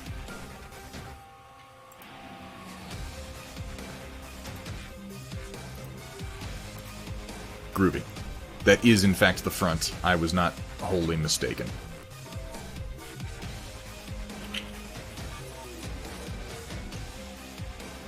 So I'm not going to put his head on because I like to put the head on last once I've decided what it is that he is looking at. But it is time to figure out where my legs are. There's a thigh. There's a shoulder. There's a thigh. Let me look at the picture one more time. Make sure I've got the thigh facing the right way. I'm pretty sure I do. Yes, it should be more front heavy and open towards the back. And the rest of them are much more obvious, I think. Groovy, groovy. Bot War is not Transformers versus not G.I. Joe. Is that? I didn't look that closely at it to see if it was quite that close. No full models, resin molds. Really? Bad Dachshunds, I mean, you can post it again in the Discord. As of right now, we can't do links in the chat. This is something I may change in the near future because it's something that has actually caused some problems. Now, let me see. Let me think about this pose. I want him to be aiming his autocannon forward and sort of holding his left hand back. So if he's stepping forward with his left leg, if he's stepping forward with his... I think stepping forward with his left leg is going to be the most balanced. So let me pull his feet out here and figure out which ones I'm going to use. If he's stepping forward, he'll be stepping straight down with his left leg, so a flat foot, and then his right foot will be curled forward because he'll be stepping with that foot. Okay. I can make that work. Yeah.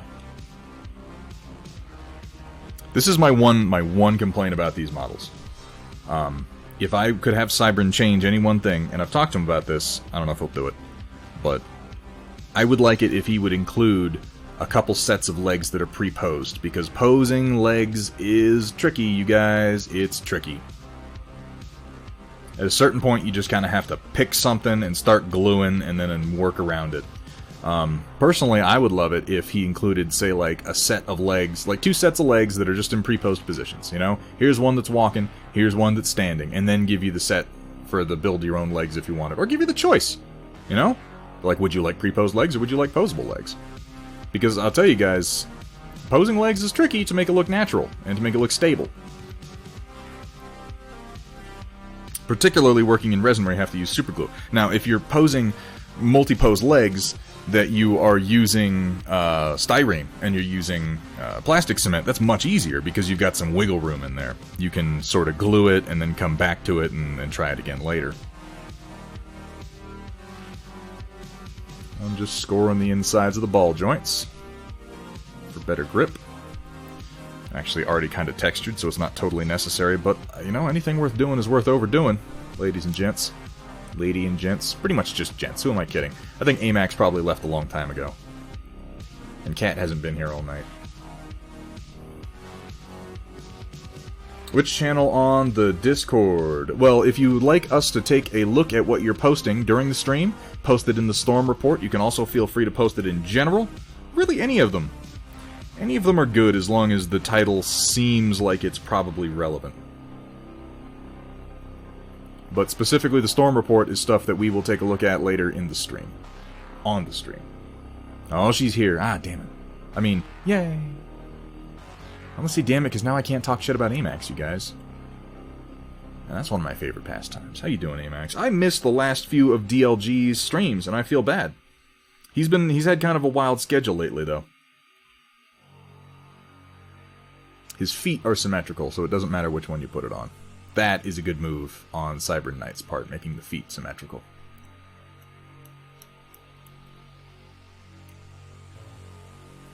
I do. I feel terrible. I like to support my bro DLG, and I keep missing his streams, and that's not cool.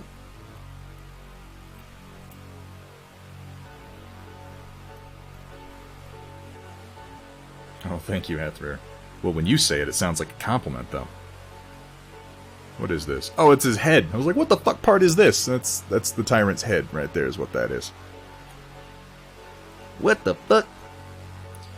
Score up the sides of the knee joints, because those are the parts that are going to get connections.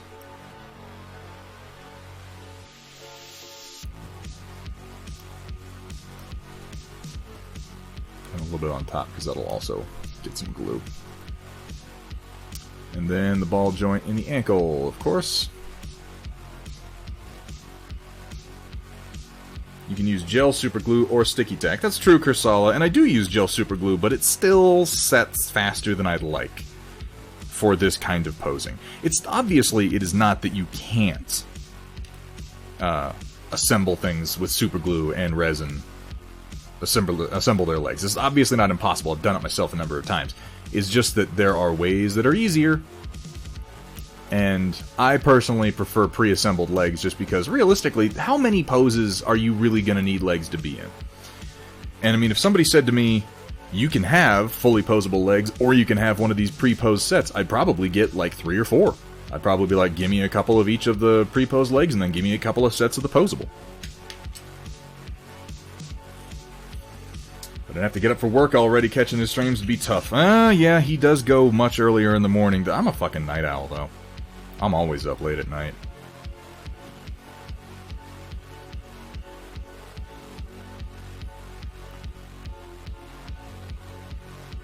I'm going to start with a thigh. And we're stepping with our left leg. So he's going to be going forward, and I'm going to tilt it outward slightly.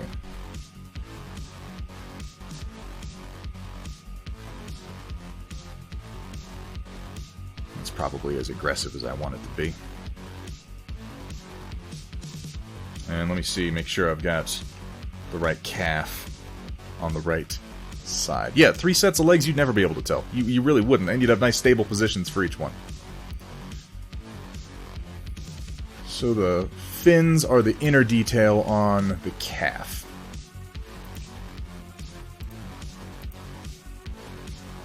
So the leg's going to go on like so.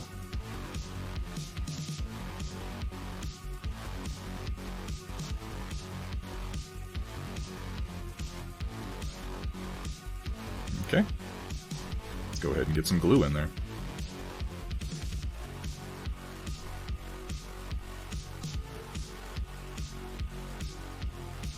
Not a lot. You really don't need a lot.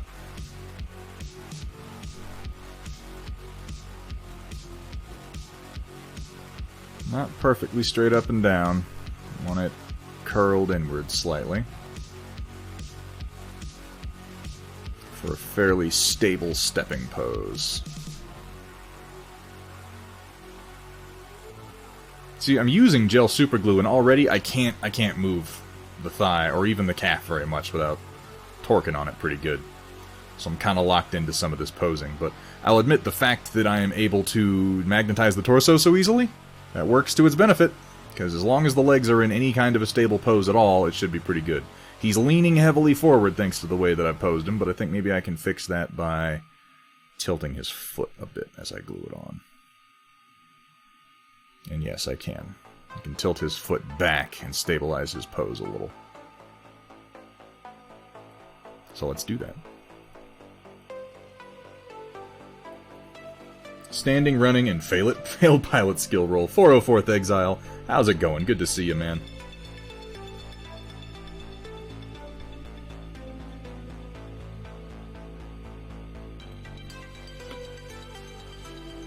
Attempt to get some of the bot war democracy stuff for Battletech. You should, man. If it looks like a good one. I glanced at it briefly. I need to take a closer look at it, I admit. Alright, so if that's flat, then his chest is still aiming forward pretty reasonably.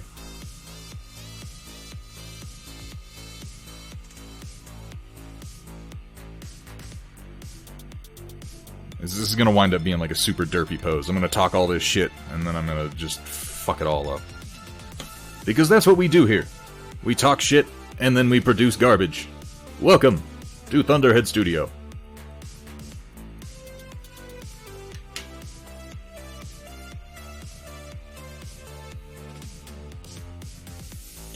Now, in this case, I'm going to put the calf and the thigh together before I glue it on, because I know that it's going to be, if I'm stepping... Hang on, let me think about that.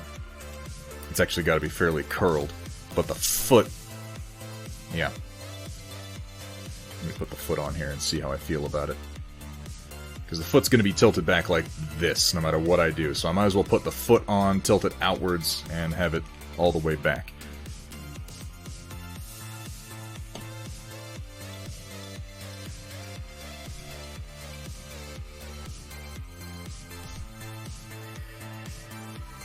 Because the angle of the foot is really going to determine how the rest of everything connects so that it's flat with the ground, so I might as well do that part first. It's also going to be angled slightly outward, so like that.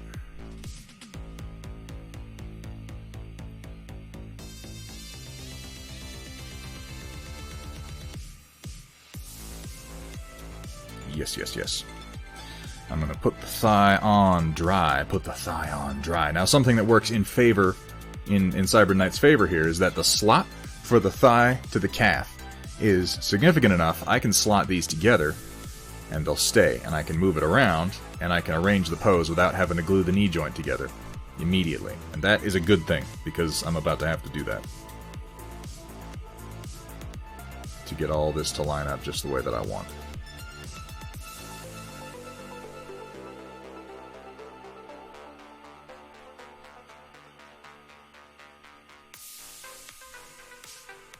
About like so.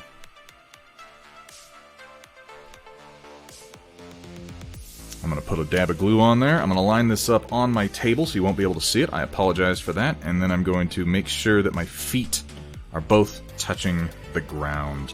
I'm going to take the torso off for this because the torso doesn't matter. It should just take a moment. You know, multiple cameras for work like this might actually behoove me at some point. I don't know. We'll find out.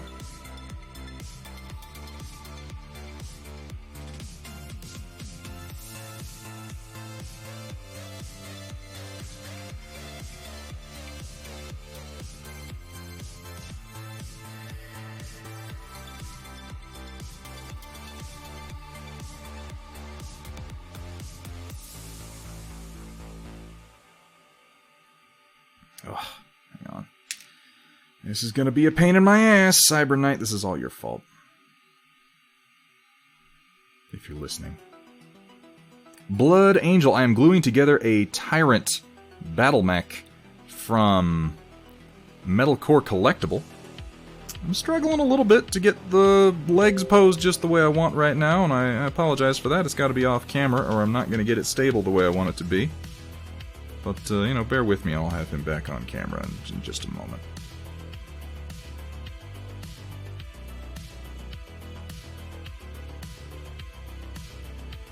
The good news is when I'm basing, I can always do some creative basing work to force it to... God damn it, this is starting to irritate me.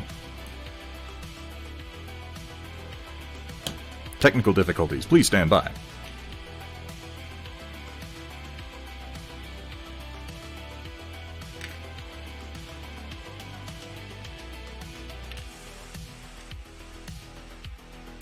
Also, welcome, Blood Angel. What are you up to? What are you working on today? You doing anything fun? I always like to hear when my viewers are working on something creative. Oftentimes, it's more interesting than what I'm doing.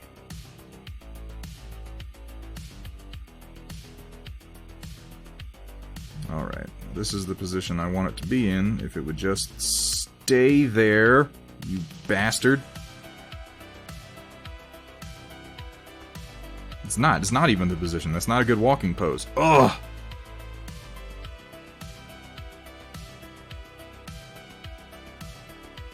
My Tyrant's gonna wind up looking like he's trying to take a shit.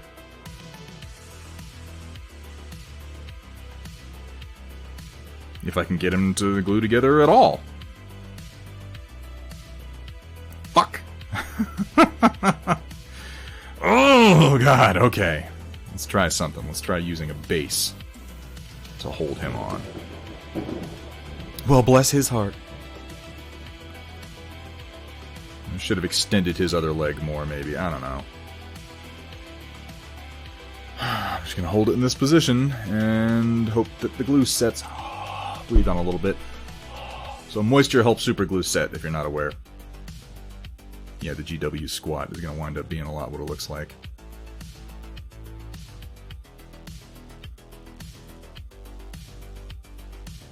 Huh?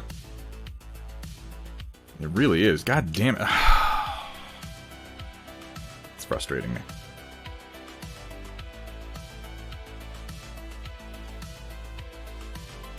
It's not going to be a natural walking pose at all. Hang on. And I can't break the other ones free without breaking the resin. Fuck my face. Little rubber hose. Maybe he's doing an ammo dump. That's what we're going to call it. Because that sounds better than damn you legs. You pieces of shit. Look, if this conversation gets more about this is how me you frustrated. feel about something, I'm gonna have to start charging you 50 C-bills per hour so I can listen to it. I'm going to be making up for some of this with the basing, because his feet are not going to be flat, much to my irritation.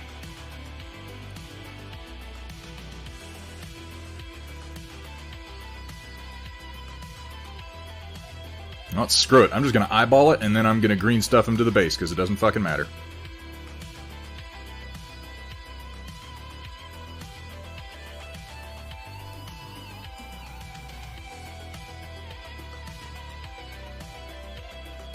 It's not a good pose either. Ah! His thigh needs to be going back.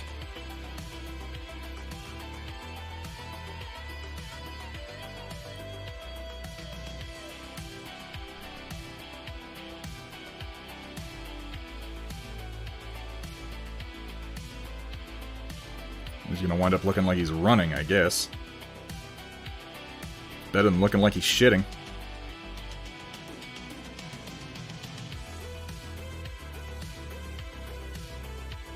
This is maybe the most frustrated that I've gotten on stream.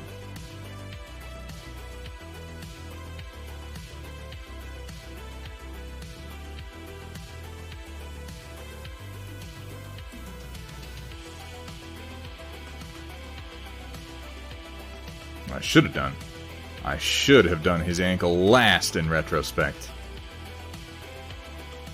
Cyber Knight, just make me some pre-pose legs, damn it! Alright, that'll do. That'll do, I'll live. Let's glue that knee joint. But Mom, my robots aren't just the way I want them to be. Goo! I provide only the finest Twitch content, obviously.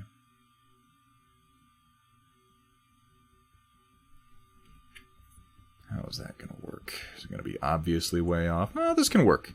This can work. He's in a very active running pose. I might have done it slightly differently if I were doing another set of legs, but then I do have another set of legs, and I might do just that.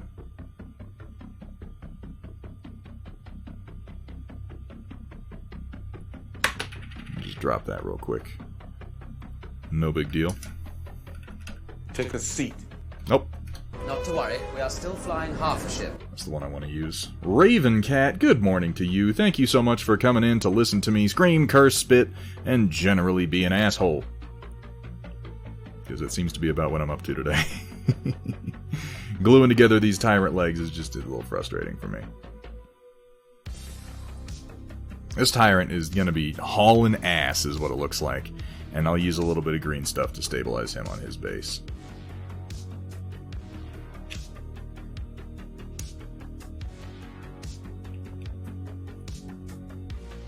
Like, really moving, as far as I can tell.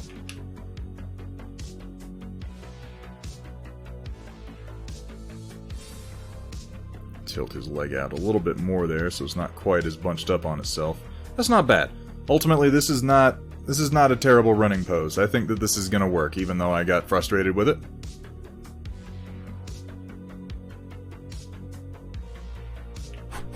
Let that set. It's a damn pretty mini. Just a bitch to assemble. Oh, the Kodiak 2 you were working on? Yeah. In Infinity, that's what's referred to as a tactical rock. Yes. And Games Workshop went all in on the tactical rock, and recently all of their miniatures are just jumping off of pieces of scenery for some damn reason, which I have to admit is a little annoying. Not super annoying, because I don't buy them anyway, but a little annoying. Just a little bit. GW, the tactical rock, is standard issue. I'm just making sure everything lines up here, and then I'm gonna... Does the head have multiple poses, or does it glue straight down? It does. It can turn to one side or the other, so I'm gonna want to do the arms before I do the head. The arms are gonna give me similar trouble, because they're similarly broken up into shoulder, bicep, and then forearm, and in one case, hand. And these ball joints are gonna make me go fucking crazy. His miniatures are wonderful. I don't mind it so much on the arms. Arms are easier to pose than legs, because they can, you can do one arm and then the other, but... I'm gonna continue to bug Cyber Knight to just give me some pre-posed legs, for God's sake.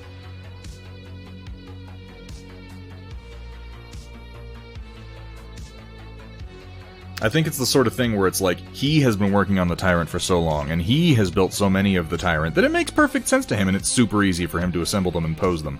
But you should bear in mind, we haven't, and we don't. And the first time is a pain. This is the second Tyrant that I've assembled, by the way, and I'm struggling with it a bit. It's a beautiful miniature, and the posability of the whole thing is obviously fantastic. But damn. That's all I'm saying, is damn. I am going to glue him to a base temporarily, because that is going to make building the rest of him easier, and then I'm going to pop him off a little bit later.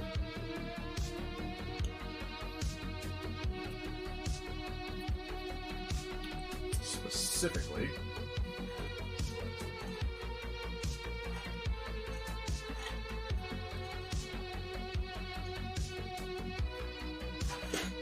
one of these Battletech hex bases that I've got. Because that's what he's going to wind up going on eventually anyway, right? Haven't had to build much, especially since most of my building has been Star Wars Legion. Yeah, Legion makes it real easy. Chaotic Harmony, why are you sad? Oh, there's nothing sadder than a sad Chaotic Harmony. He's normally so upbeat. Bear with me for a moment while I let this... I know, it's fascinating stuff. You tune into a stream and I'm like, we're watching Glue Cure! Ho ho ho ho ho! I'm breathing on it. Getting that moisture in there. The hottest painting you're ever gonna see. Please don't ban me, Twitch.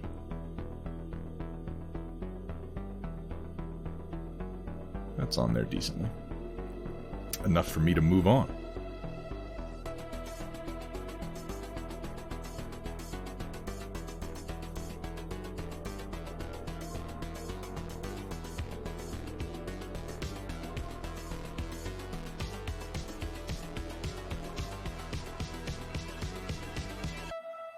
That's actually pretty good. I think if I turn the bicep in... Now I'll give him that these arm parts all fit tight enough that I can dry fit them and then pose it, and I'm not as worried about gluing every little part. Maybe that's something to consider. Maybe make the leg parts tight enough dry fitting that this sort of posing is possible. Because I think that's actually a really good pose, and that's what I'm going to go with.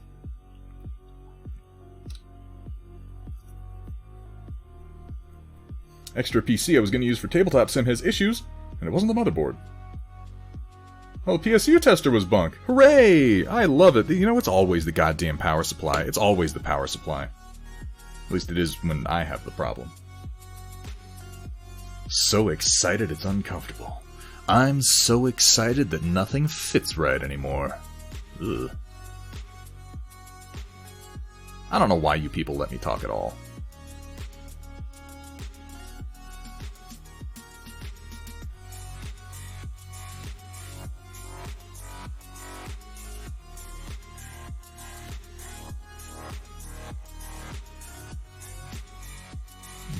Tilt the shoulder just a wee little bit to line the autocannon up more level. And then I think keeping it slightly tilted outward is fine.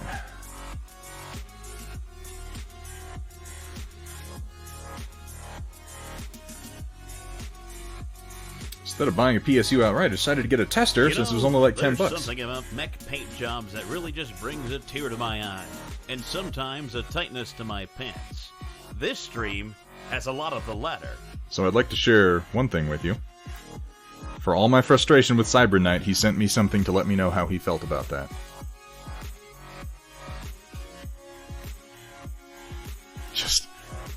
Just in case there was any doubt about Cybrid Knight's opinion of how much you might have a problem with what he does. There that is. Delightful. You too, buddy. You too. Fitting the left arm together, which has no weapon systems on it at all. And I'm just dry fitting this one too, and I'm going to glue it later. But again, this one dry fits tightly enough that I don't feel the need to glue it right away. Ooh, dry fits very tightly. I'll be careful so I don't fuck it up. I'm going to want this arm slightly more extended and slightly more outward, because if he's firing with one arm, his other arm is going to be out for balance. He has an open hand, a fist, and the bird. It's a good spread of options for mech hands. I like the open hand in this case. It's easy to forget these are all games and just for fun. I think people get too hung up on all the outrage over this and that. Doesn't matter, the game could be your absolute favorite. Someone out there will hate it for some quasi-socioeconomic political reason. Not just games, all media. You know? Yes, Dachshunds. It's very true. And it's why I keep my game outrage pretty tame, for the most part. Because it really just doesn't matter that much, man. It really just doesn't. I'm going to go for a little bit of a Han Solo pose here, with the one arm kind of thrown out like this, but I want the elbow curled more in for that. That one goes out to Scroggins. Good old Scroggins. That was a sarcastic good old, just so we're clear.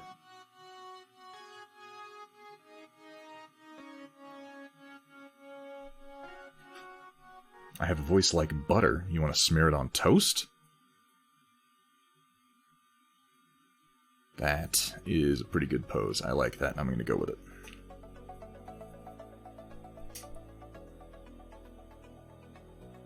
It's possible that I just shook super glue onto my crotch. I will neither confirm nor deny that that just occurred.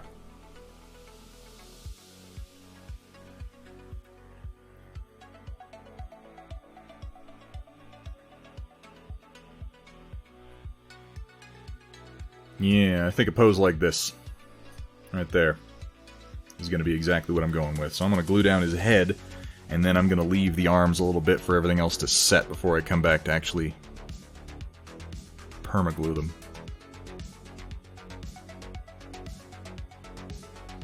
Y'all can tell Chaotic Harmony that I mean, he probably will watch this later and be like, oh, he's bitching about my work. Let me be clear, this model's fucking awesome. It just takes a little bit of practice and a little bit of foreplanning, you know? And yeah, you may just want to pin some parts. That's entirely possible. Turn the head so that he's facing the way. Don't... Jesus Christ, this glue sets instantly. Oh, hell. Come on.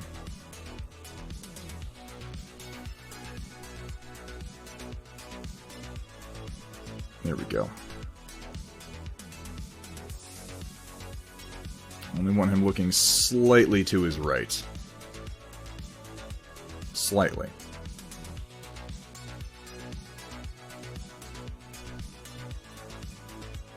There. Now he's looking in the direction that his autocannon is pointing.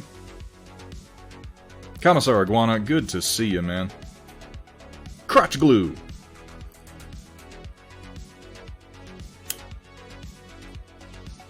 There. We have, with one or two details left to finalize, our Tyrant Centurion in a fairly aggressive shooting pose with his AC-10. And I think this is the one that we will probably be painting on Thursday.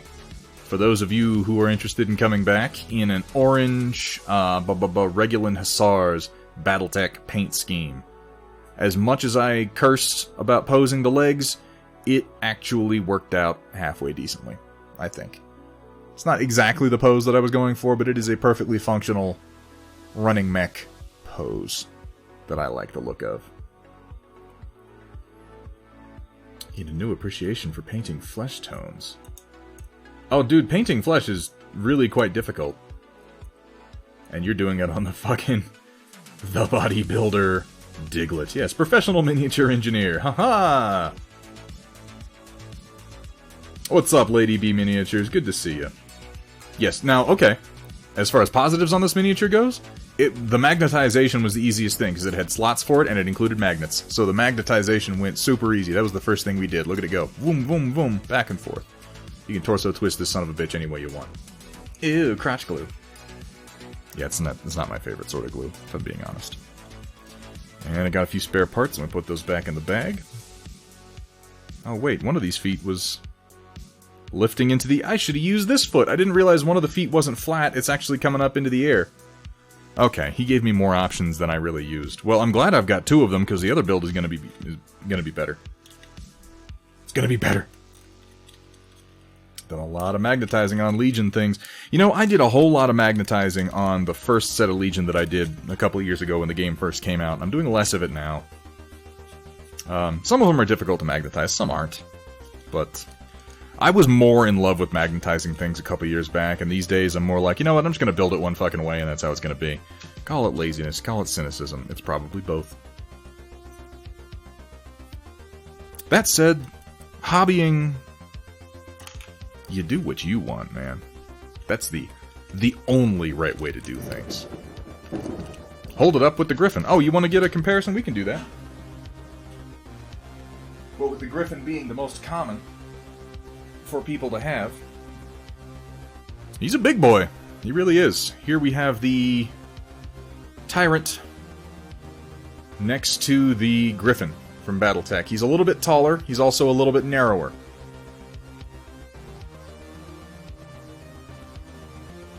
Of course, his legs are a bit more extended than the Griffin's are. The Griffin has more of a wide pose, so he's actually about the same height when you account for if the Griffin were standing straight up.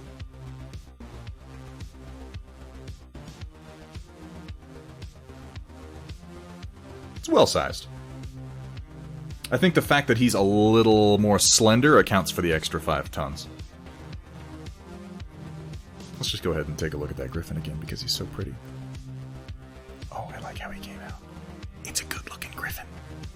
Another one where Cyber Knight had a lot of input on the paint scheme, and I think that it actually turned out pretty nicely.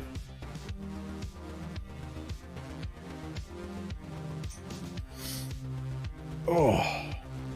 Working on magnetizing Sabine's head. That's definitely a good reason to do it, is because some of the miniatures are including extra heads, and if you want to be able to swap them out, that's pretty cool. Again, I tend to just, personally, I tend to just focus on one version of the sculpt and not worry about the rest of them. Like, I know Captain Rex has a few options. I'm just going to paint the Phase 1 head and call it a day, though. When I can get Captain Rex, because fucking Legion stuff, the new stuff, is not available right now. Heard you did a nice pink cockpit. You got that one around on the desk? I do. I do have that. You guys want to see? You want to see the pink cockpit? It's more magenta, but I am still very pleased with how this one came out. Hang on, let me adjust my focus a teeny little bits here.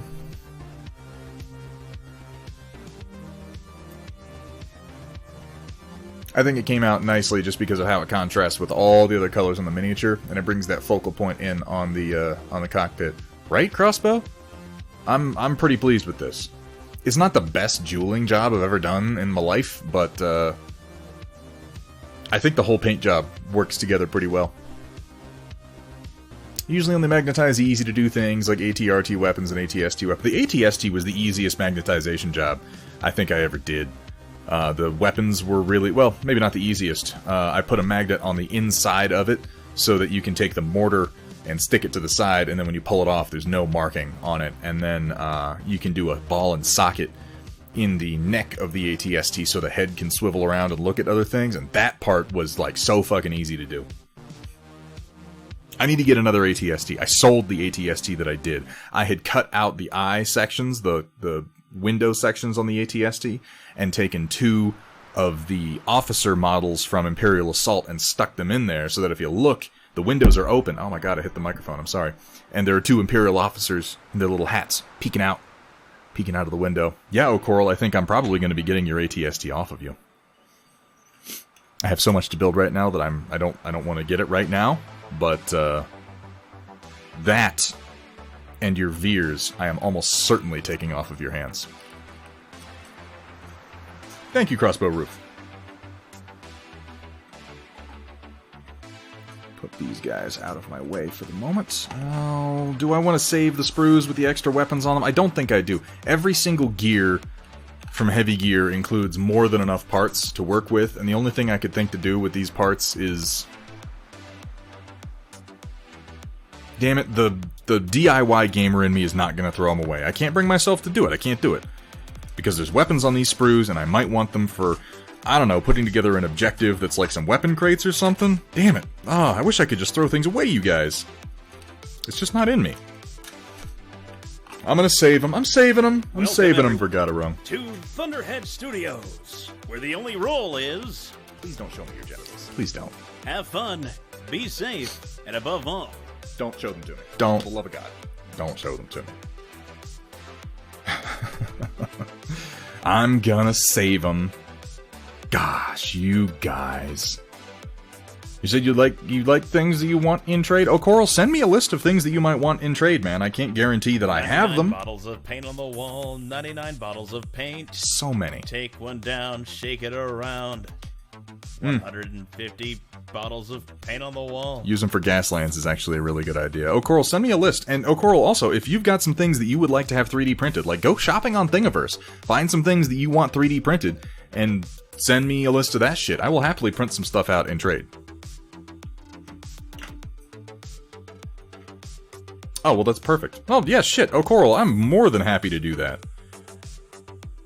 I have quite a lot of water-washable resin at the moment. Quite a lot. I picked up a bunch of it on sale. I am going to do some work actually painting now, you guys. Working on my clone sergeants. What do you say? That sound like a plan? It's just been building robots up until now.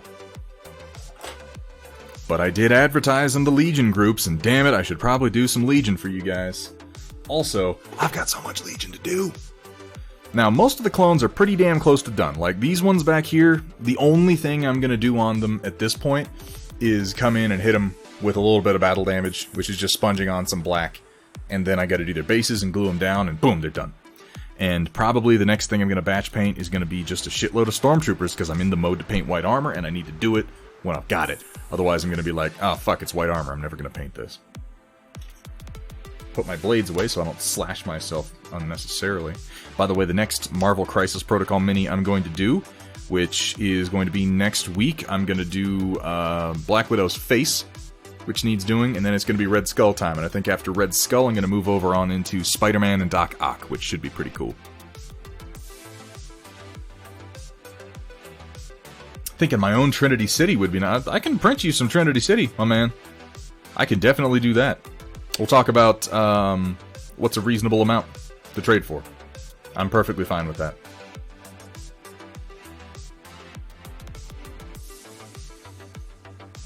You think you know what it is. You think Sentient Pickle even knows what it is. I might be surprising him too. You don't know. Bring my wet palette over where I've already got the green I want to use mixed up, or at least part of the green. And where's my glove? Where's my gloves is? Gotta keep that paint hand strong.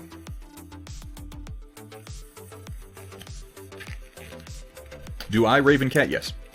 I have one FDM printer and I have one resin printer. Is the printer done? The printer is done. Thank you for noting that, because I never noticed. Hang on one second.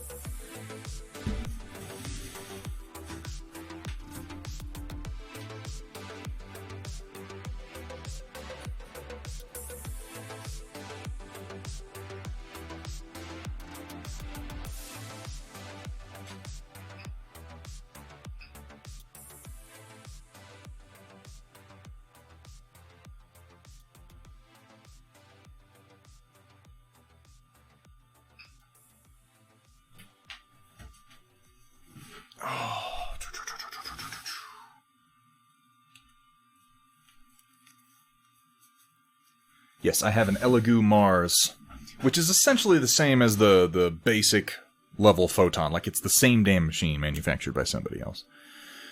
Pop off my support there. And there is a support in here. This is actually a pretty cool print if you're looking for an objective piece for Star Wars Legion. you can print out the main section of it. You can print it without the crates too, so you can put anything you want on it. I saw a guy on the Legion Reddit, the Legion Facebook, I can't remember which one, this morning, who had done this grav cart with some mines that were on it, some big explosives. That was a cool move. Then you can chunk that right on in there and glue it, and it looks like it's hovering. I dig it. Put this up here with the other one. Say a newbie wanted to get a 3D printer. Is it worth it to go for the Ender 3 Pro or the regular? Fine. So, everyone I know who's gone with the Pro or the Ender 3 X, I think is the new package they're doing, has been happy with it. I'm under the impression most of what it is the power supply is different. Now, I personally have not had a problem with the power supply that came with the regular one. I know that people have, though. So that's sort of one of those better safe than sorry kind of deals. I know that there were a couple of issues with the power supplies going bad, even a couple people who almost had fires start because of the power supplies on the initial run of them. So, I think probably. I'm going to go with probably. I know that's real helpful. My totally non-committal answer.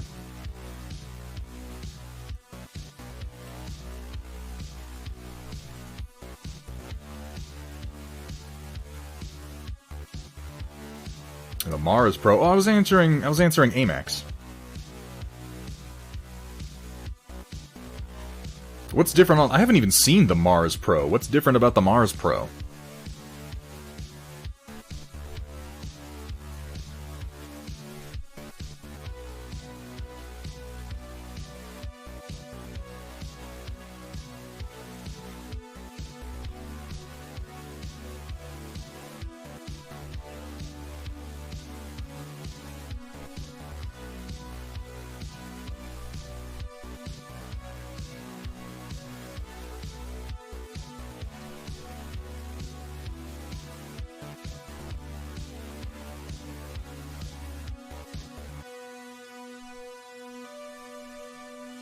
Yeah, Flavalicious. Fucking Captain Killjoy over here. I was talking to Amax, not you. Amax is better than you. Probably prettier, at the very least. Why do you think you're a clone? I'm not saying you're not a clone. You know, it's a crazy world we live in. In 2020, I mean, anything can happen. You tell me you're a clone, I'm going to say, maybe. Maybe.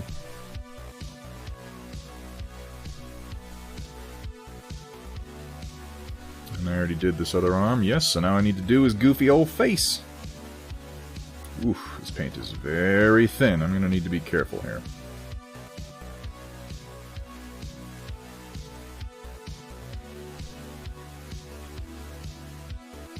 Everybody's a clone.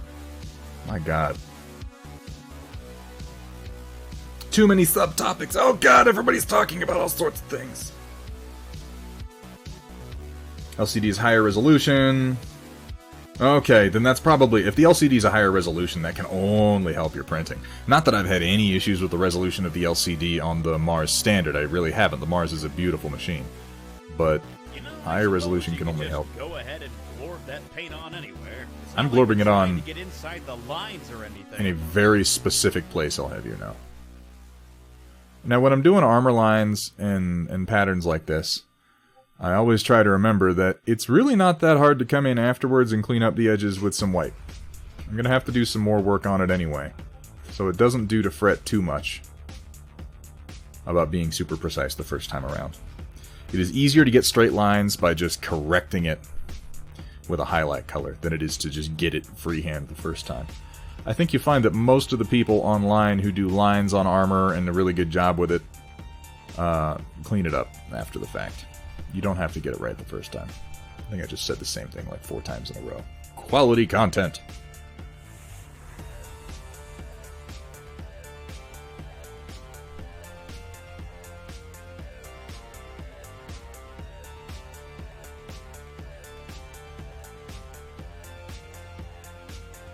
So like right here, this went too far down, or too far to the left rather. I'm going to clean it up with some white. Does not do to Fred. Ha! What's up, Aeon Drummond? I don't know if I've said hi to you yet tonight, but hi! I think you've been here the whole damn time. Wait, no, I did.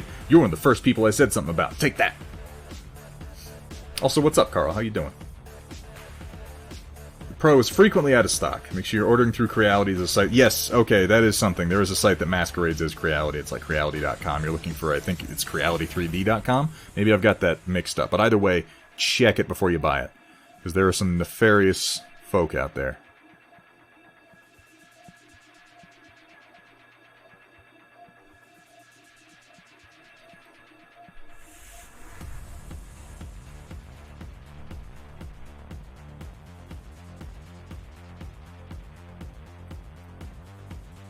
Adjust my focus. I moved a little too far out. Oh, excuse me. A little itchy-nosed. There we go. Oh my god, excuse me, folks. I apologize.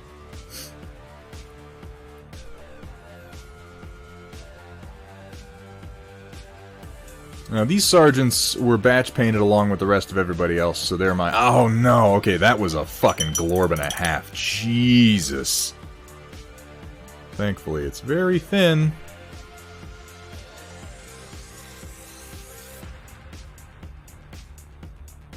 And it comes right up. Because that was terrible. Thin your paints, but not that much.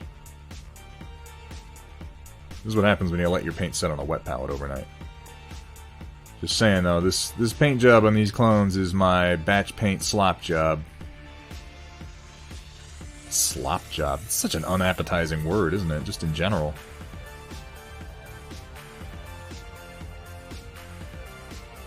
I should never say that again.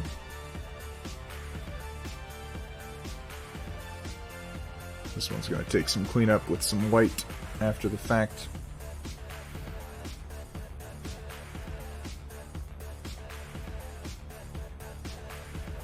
I think it was used too recently, O'Coral.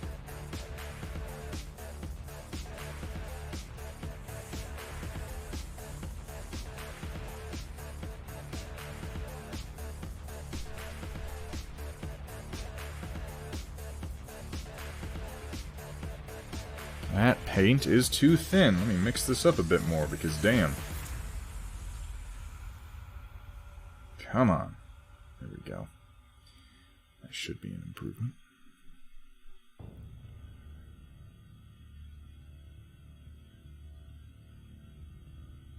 My eyeball is twitching. That's really uncomfortable. Oh! Storm and Wolf with the follow. Thank you so much. Hope you're having a good time watching me get frustrated while building mechs today. It's been a good time so far. At least for me.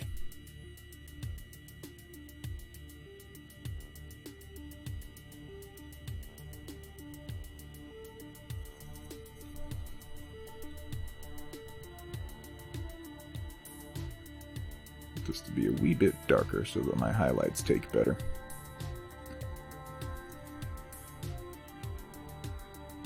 And I'm going to do the dots on the chest afterward because those need to be so damn precise. I want to use a little bit of a thicker paint for it. A little bit. Just a little bit thicker, not too much.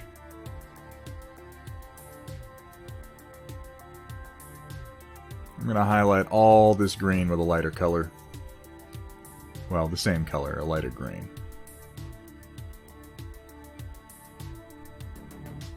Just want to make sure that I've got a nice, solid base coat. Not too splotchy. Not too sporchy. How's everybody doing tonight? Everybody, Slop Job. I feel like I've seen that movie. I feel like I've paid money for that.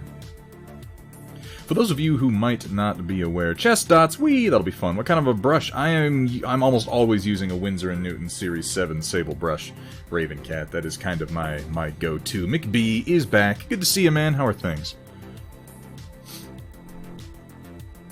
What was I just saying? Yeah, anybody who's working on anything creative today, anybody who's been working on anything creative this week, anybody who would just like to share some work that they've done, we have a channel over on the Discord called the Storm Report. And if you're interested in sharing with us, I would love to see what you've been working on. We, at the end of the stream, go over to that channel and review the work that our audience has been doing. So if you care to share, I encourage you to do so. It does. It sounds like a Twitch ban to me. We'll get there eventually. Will somebody hit the exclamation point Discord for me real quick? No, Cat has not been around today. She's got some other stuff going on.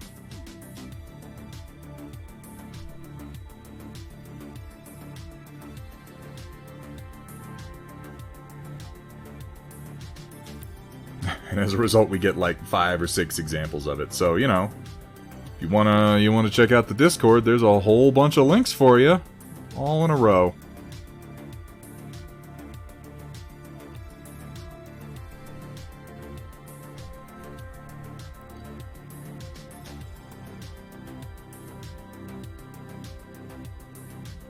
No Cat today, which is, it's sad because we've had the AMAX all stream and we haven't had the KMAX. That's a wasted opportunity if I've ever seen one.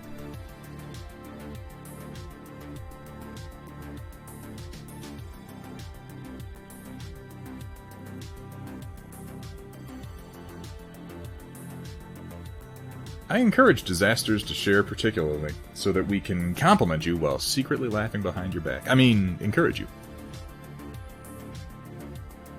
But yes, Connoisseur Iguana, please do.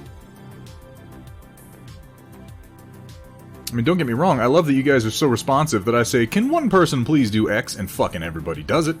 You know what that is? That's better than saying, chat, could you do something for me? And having nobody say anything because you're a loser. I mean, I might still be a loser, but at least my chat's responsive, right? Come on. You have to recognize the small victories where we can get them. Do you like sexy battle mechs, sexy streamers, and sexy Solaris cheerleaders? Well, Thunderhead Stream has some of those things. Some. And more. And more. It's not that you're not enough for me, AMAX. It's that you spoiled me. It's that the KMAX is just, it's so intense. You know?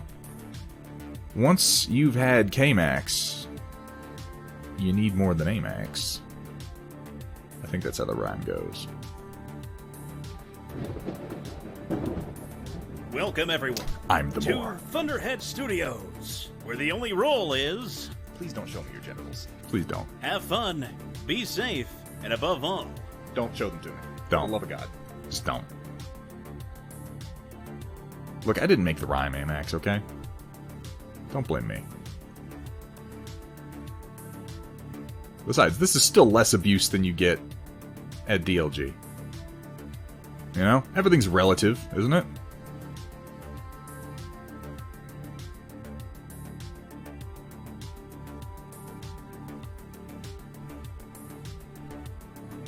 It's not as straight as I want it to be. That'll take some cleanup work.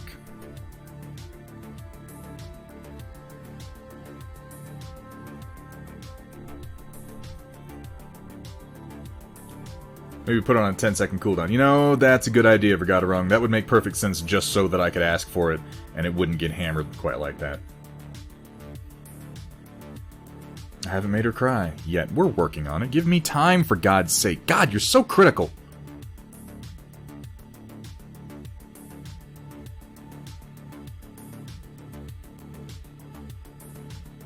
I haven't given DLG his troll command on my channel yet. He's given me mine, and it's really not fair that I haven't given him one yet. I acknowledge that, but you know, I'm not necessarily that fair a guy.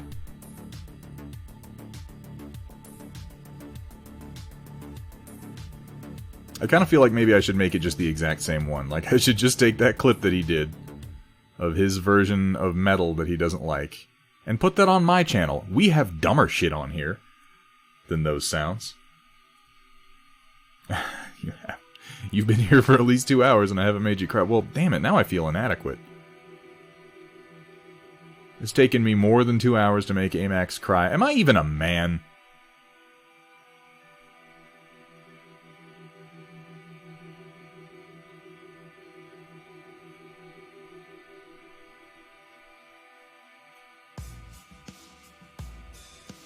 You know, I would work harder on it, AMAX, but it's hard for me to get that excited about making somebody cry who doesn't even have very good squat form, you know? Like, get on my level. When all else fails, pull out the tired old joke that wasn't funny in the first place.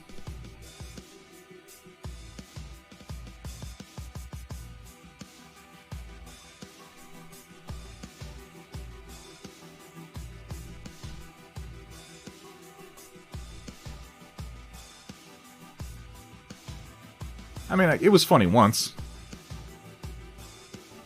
Months ago. Right? I think so. Storm Report is awesome. So many lovely things. You do work on a lot of MDF, White Wolf. Willem Dafoe makes me feel inadequate. Yeah.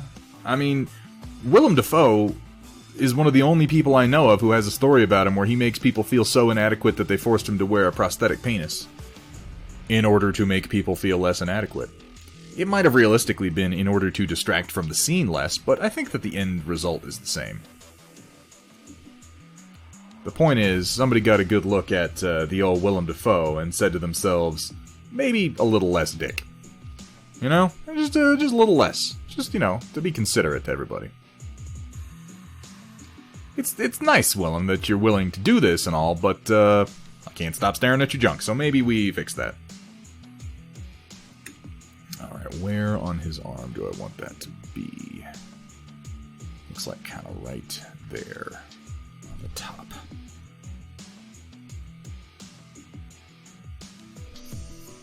Everybody's arms are twisted in different directions.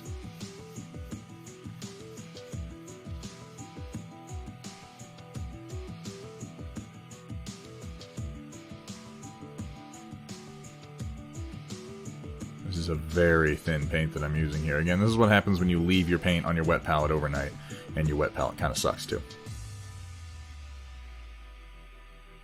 But it also gives you a lot of control. I'd rather have my paint be too thin than too thick. Because too thin a paint leaves you with a lot of wiggle room to move it around and to do what you need to do.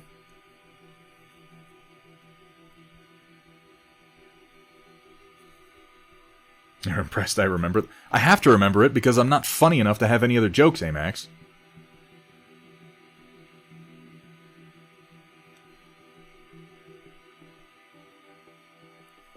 When you're as much of a hack as I am, you have to really lean on those couple things to get you a giggle. I learned that in high school.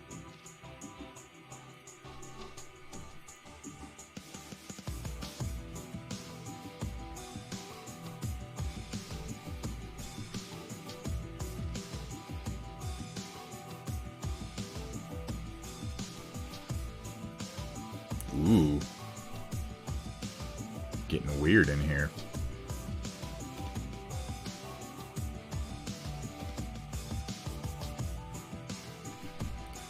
That stripe is good. That stripe needs a little correction with white here in a few minutes. You're a funny guy. I laugh every time I see you. Oh, Coral with his joke is so funny. Oh my god, you guys. Oh, Coral should be a comedian. Yay.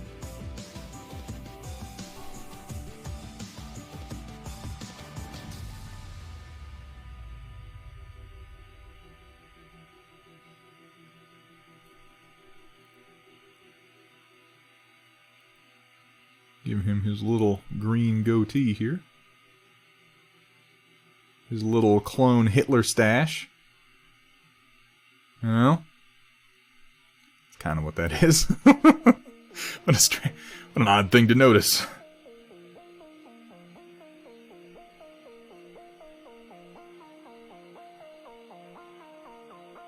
Hey, I didn't design the clone armor. Blame Lucas. Maybe he's the secret Nazi. I don't know.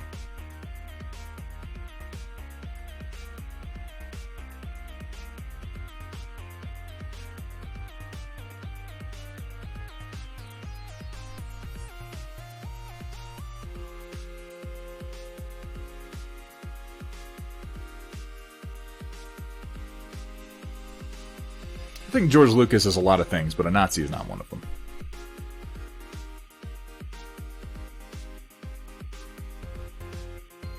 He really seems to dislike Nazis for how ham-fistedly he criticizes them with literally everything that he makes.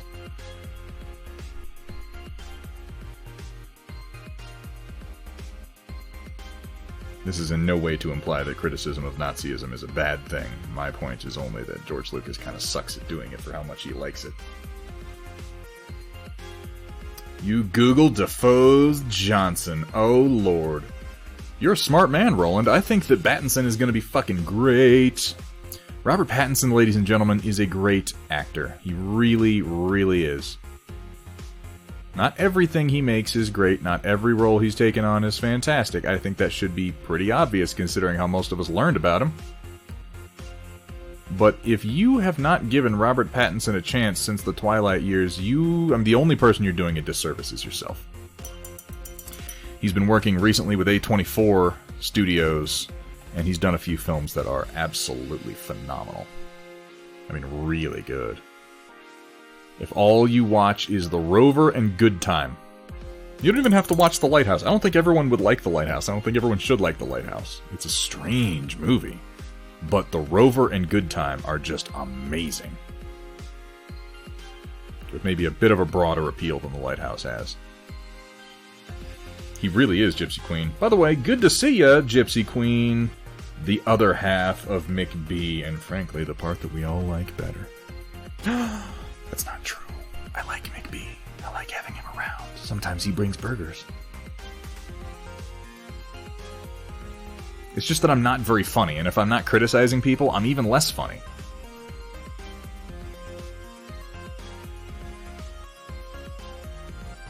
So like I said, you lean on what you got, right? You mean Cedric Diggory? I do mean Cedric Diggory. Okay. A lot of people also learned of him through Harry Potter. This is technically true. Riddler is the primary antagonist. Yes. Riddler. And he's being played by Paul Dano, who is an excellent actor. You guys, Paul Dano really brings it.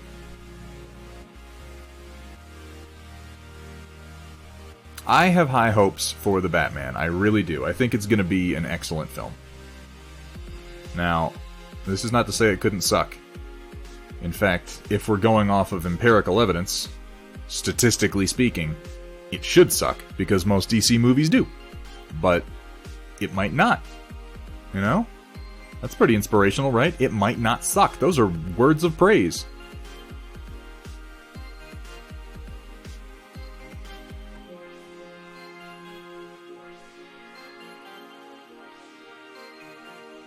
But it's true, it might not suck. So far, all of the choices for casting and direction have been, in my opinion, excellent. If you were telling me to cast and pick a director for a Batman movie, I couldn't have done a better job. And obviously, I'm a fucking direction and casting genius. That's why I have so much work in the field. Right? Yeah, okay. It should be known that for as often as I give my opinion on things like this, I fully recognize how meaningless my opinion is on all of it. I really do. We shall see. We shall indeed see. Positively squeeing, from what I've seen of yeah, okay, so Dennis, how do you pronounce his last name? Villeneuve? Villeneuve? Villeneuve? Probably not that. That's not it. That's rude. Dennis V's Dune, starring the entirety of Hollywood. See, now I look at that one, and I think to myself, well, it's going to go one of two ways. It's going to be... They're going all in on it, obviously. So it's either going to be amazing, like really, really good, or really, really bad. There's like no fucking middle ground there. Like, the Batman could come out and just be kind of like, yeah, I guess that was a movie, you know? Whatever, it's not terrible, but it's nothing special. That's very possible. I don't feel like that's possible for Dune. With everything they've sunk into it, it's either gonna sink or swim. It's gonna be the best thing we've ever seen, or it's gonna be humiliatingly bad. I hope it's the former, myself. What are you playing at me, Pretzel? Stop it. I keep telling you not to play this, and you keep doing it. Does the thumbs down mean nothing to you? I hope it's good. I hope they're all good. I hope every movie that comes out from here until the end of Hollywood is fantastic. It's just not gonna be.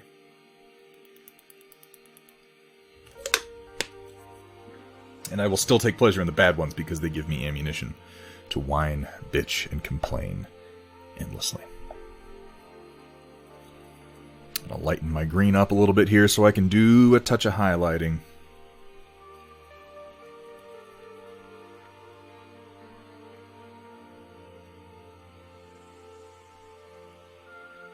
Specifically, I'm adding in some dungeon slime, which is a very, very yellow-green.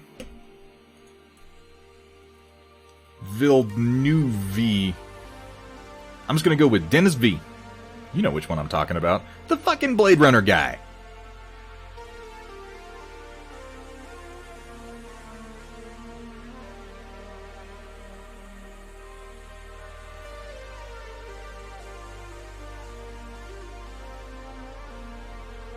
Yeah, they got more time now, that's true. They've got plenty of time to work on every little detail. They've got that. That should be a good highlight color. Heck yeah, slime it up. We don't need a phrase for adding dungeon slime.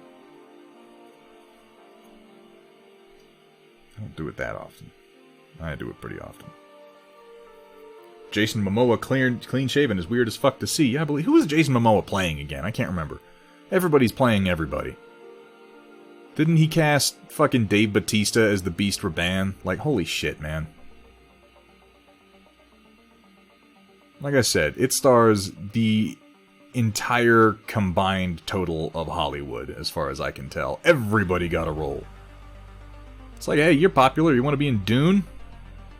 Which is, again, why I say it's either inspired and it's going to be amazing, or it's just going to be a big shitfest of celebrities jerking off in each other's mouths. And it remains to be seen which one. And I maintain that position because I was not a fan of Blade Runner 20 whatever. I was not. As someone who is a huge fan of Blade Runner the Director's Cut, I did not like the new Blade Runner. I don't know that it was entirely his fault. I don't like Hans Zimmer. I'm a John Williams guy, and I feel like their two schools of thought on composition couldn't be further apart.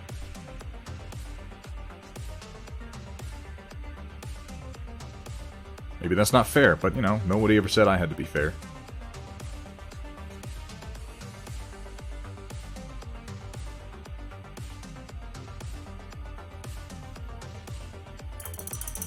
Momoa's playing Duncan. That seems about right. Because if there were going to be endless clones of someone, it should be Jason Momoa. There are a lot of characters in Dune, yes, but they don't all need to be played by the biggest fucking actors in Hollywood. Josh Brolin playing Gurney. See what I mean? You see what I mean? It's Dune starring Hollywood. Just the whole fucking group. And it seems like a little much to me, and that's why I say maybe it's going to be amazing. Maybe it's all going to pay off. Maybe it's just going to be a big jerk fest. I don't know. We've had movies like that before where it's just, oh, it stars everybody who's popular right now. And that's I don't know, it seems almost like they're being cast because they're popular and not necessarily because they're the best choices for the role. But that could be a mistake. Maybe I'm wrong. It is impossible to say right now.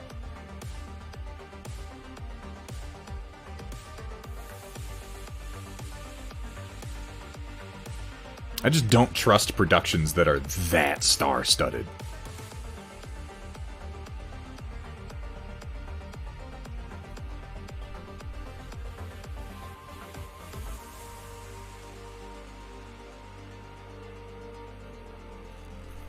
You know why? Honestly, the real reason for that. Like, if I had to put, right, Stellan fucking Skarsgård as the Baron. Like, that's exciting. If you were to say to me, it's starring a bunch of no-names, and Stellan Skarsgård as the Baron Harkonnen, like, I'd be excited about it. But here's the thing, you guys. And again, none of this, what I'm about to say may turn out to be completely untrue. There's no way of knowing. I might be eating crow in however long it takes for that movie to come out. It might just be the best thing that's ever happened, and Thunderhead should shut his fucking mouth. Maybe. I don't know. None of us know right now. But here's the thing that worries me. When I see that many names associated with the production, when I see anything associated with the production that's like, oh, we spent $1 bajillion on this movie. In pre-production. We spent most of our budget making sure that we could get every single famous actor who's famous right now. Not even most of their budget, because obviously the budget's bigger than that. What I hear is, this movie has a gajillion producers and it's not allowed to fail. Not allowed to fail. And when I hear that a movie has $1 bajillion and it's not allowed to fail, I hear every artistic choice the director tries to make will be questioned. by accountants.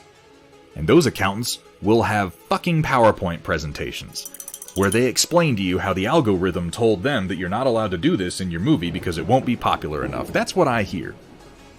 Yes, oh Coral, it's true. I should just go for it. That's what I hear. I hear this film isn't allowed to fail, and when it's not allowed to fail, it goes to the fucking algorithm. And when the algorithm makes movies, movies fucking suck. Or if they don't suck, they're just gets more about how you good. feel about something. I'm gonna have to start charging you 50 C-bills per hour so I can listen. I'll send you my credit card info.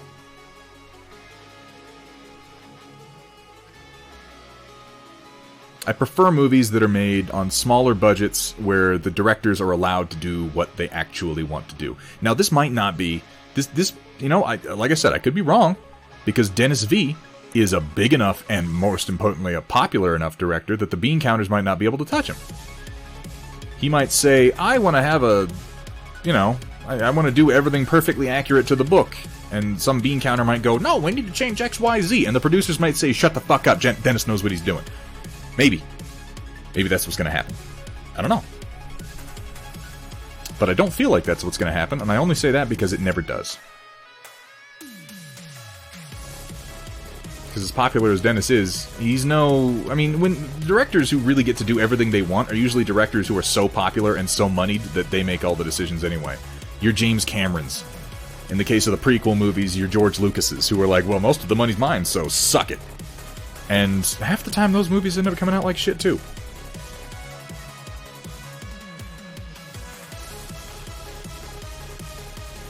Half isn't being fair. Most of the times those movies suck, too. But if we're being that critical of things, we should just say that most of the time everything sucks, which is equally true.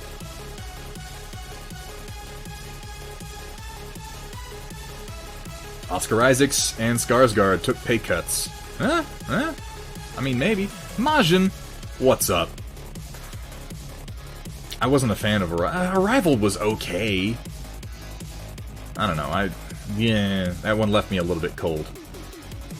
You see, Carl, you say music by Hans Zimmer, so the music won't suck. I heard exactly the opposite, because I can't fucking stand Hans Zimmer. He does the same thing every single time. Every time. Hans Zimmer's primary contribution to the world of musical composition is pulling down his pants, shoving his ass against a piece of tin roofing, and farting for like 30 seconds.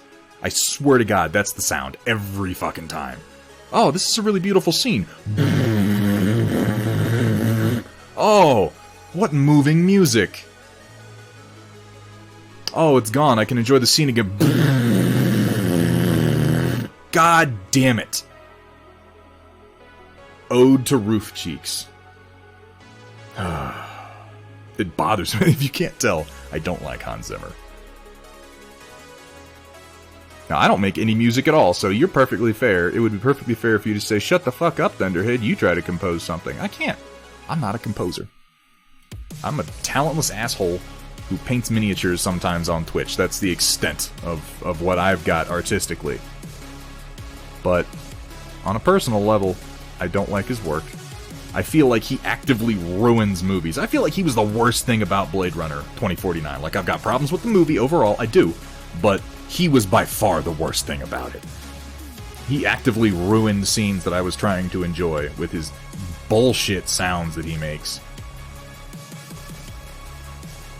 And you can tell me that John Williams does the same thing over and over, and I won't even argue with you. He does do a lot of the same things over and over, but at least they're pleasant to listen to, for fuck's sake.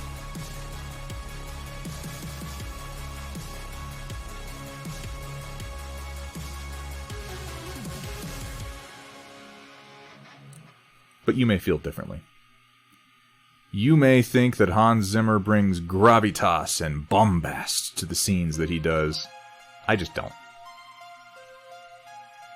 I mean, obviously, more people disagree with me than agree with me, because he makes money hand over fucking fist. So my opinion can't be particularly... What's the word I'm looking for? It's a fringe opinion, obviously. And, you know, it's music, so nobody can really be right or wrong about it, but if we're comparing dollars and cents, he's pretty right.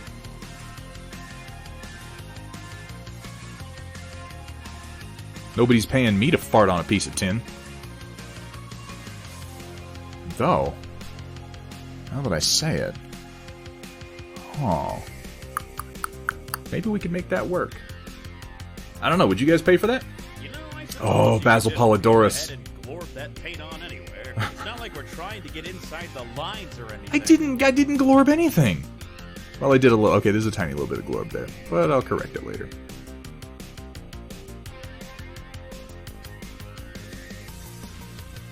Basil Polidorus. Bum bum bum bum bum bum bum bum bum. I can't forget some of his music.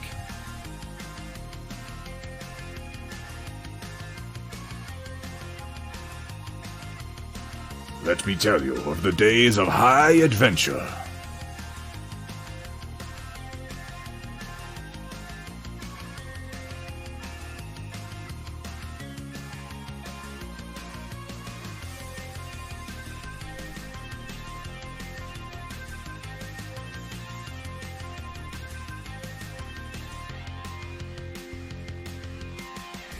So welcome everyone to this edition of Thunderhead Hates Popular Things.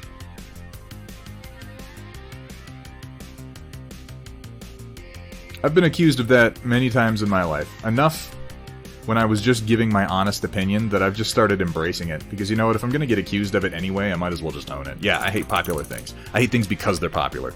You come to me and you say, this is the best thing ever, and I'm just going to say, no, it sucks, just so that there's one person going, no. I will bring balance to the Force, like Anakin fucking Skywalker if I have to. By murdering everyone who disagrees. No, wait, no, that's not right. That's not right at all.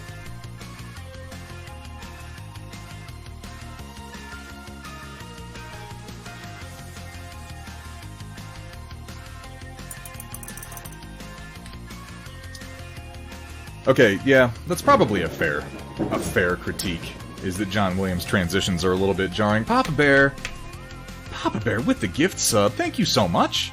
I appreciate that, man. Now Raven Cat can enjoy this fine, edgy content without having to watch commercials. Isn't that nice? Doesn't that just put a little spring in your step? Oh, thanks, Puck Duncher, I appreciate that. More murder of things people love. Yes, hate them. Your hate has made you powerful. You know, there's something about mech paint jobs that really just brings a tear to my eye, and sometimes a tightness to my pants. This stream has a lot of the latter. I really don't hate things because they're popular. I just, you know what, I'm suspicious of things that are overly popular. And I'll just fully admit that there are some things where my hatred for them, my dislike of them, is fueled by the fandom. There are things in this world that are kind of cool, and it's like the fans of them are just so much worse. The fans of them make them insufferable.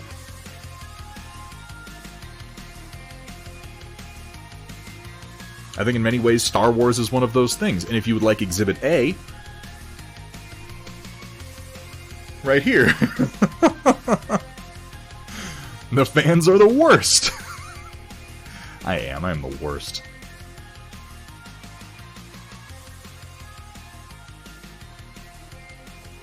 Now, Mother told me that I talk too much this last weekend. That's how fucking popular I am.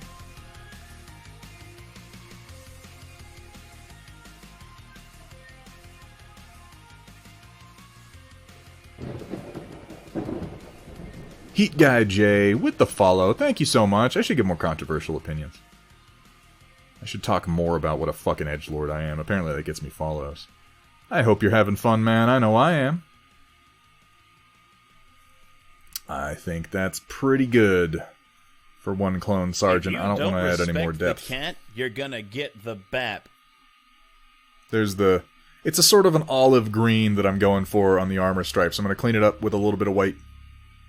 But I think that's pretty good. The cat is... Oh shit, is Cat here? Cat Ion. Chat, could I get a very warm welcome for the mod extraordinaire, Cat Ion. The stream can actually start now. What show are we talking? We're talking about Babylon 5? I saw that come up. What am I printing? The official Riz. Oh my god, dude. We got the official Riz here today. Not some fucking knockoff Riz, not some, wannabe Riz. Now, my STL command is inaccurate right now because the stream I started off printing a grav cart for Star Wars Legion. So the STL command is not going to give you an accurate read because I had finished and I pulled it off and I started printing something else. What is printing over there are a series of, I want to say, 6 little power terminals for also Star Wars Legion to go with the moisture evaporators that I printed out. But Star Wars Legion terrain, ultimately. I've been printing a lot of that lately. We've got Kamix in the house. Thank you so much for fucking that up, O'Coral. But we do have the K-Max in the house. We gotta get, like, a thing for when that happens. And no, it doesn't have to be necessarily Voltron-inspired. I just, I love Voltron, that's all. That's all I'm saying, guys. All things being equal, I fucking love Voltron, okay?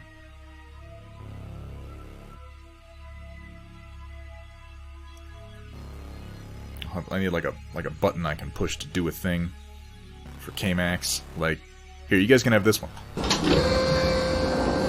There we go. That's what we do when K-Max shows up, right? And we follow it up with a little bit of this. Ooh, I'm getting mad. One day. You love Voltron. You love Battletech. I do love Power Rangers, as a matter of fact. I unironically enjoy Power Rangers. I unironically enjoy both Power Rangers and a number of straight-up Super Sentai shows.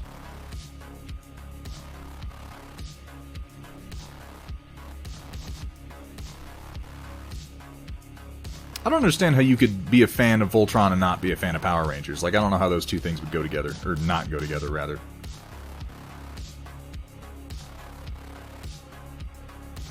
I grew up on Power Rangers, man.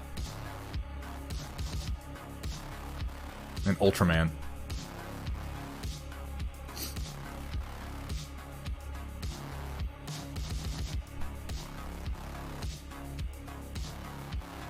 But yes, the official Riz, I am printing Star Wars Legion terrain at present.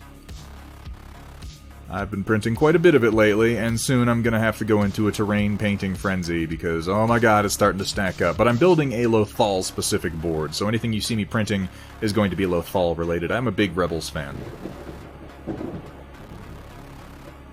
Dark Fox, with some biddies. Please bring ice. Not Thunderhead. He's busy. Oh, thank you. I appreciate you recognizing that. I am quite busy. Super busy with super important things. Super important. Nope, I missed a spot down here. I'm just going to green right over it. We're going to call it good. I'm glad you like the green, Cat. It's coming together pretty nicely. It's kind of an olive-ish green. It's difficult to nail down precisely what green it was on the original costume, so I'm just kind of flubbing it a little bit with sort of olive colors. It looks different depending on who was doing the photography. You know how that is.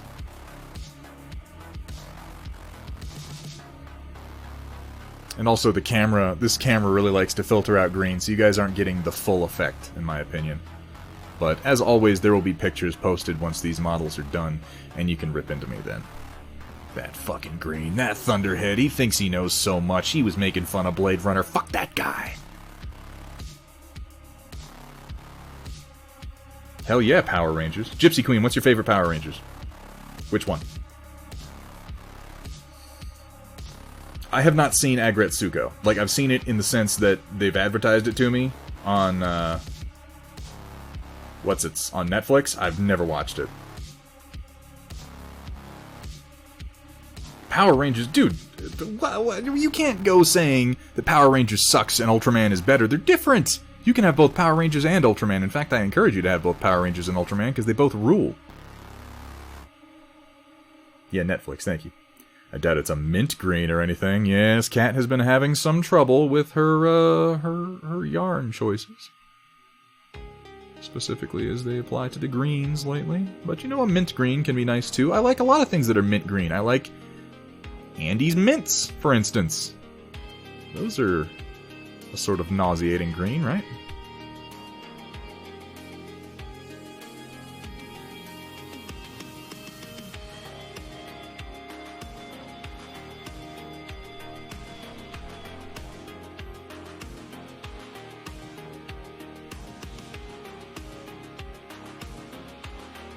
I came up with one whole example.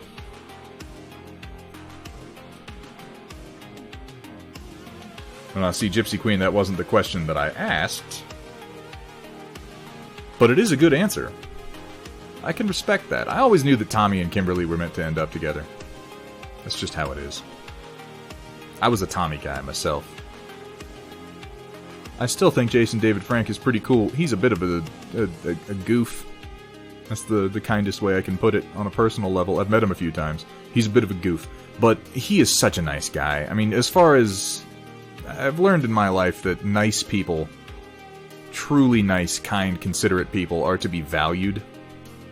Because there are a damn few of them. And Jason David Frank is a really nice guy. He is nice and considerate, and he goes way out of his way to make his to help his fans to have a good day when they're around him. And I've very rarely had more fun meeting a celebrity than meeting Jason David Frank. I like him quite a bit. He's really, again, he's a bit of a goof, but yeah. See, what I was asking is which Power Rangers series is your favorite. Now, technically you did answer that because you hit me with the Mighty Morphin Power Rangers, which, I mean, who can argue with that? It was the first one that we got here in the States, and for many people, the last one that they watched.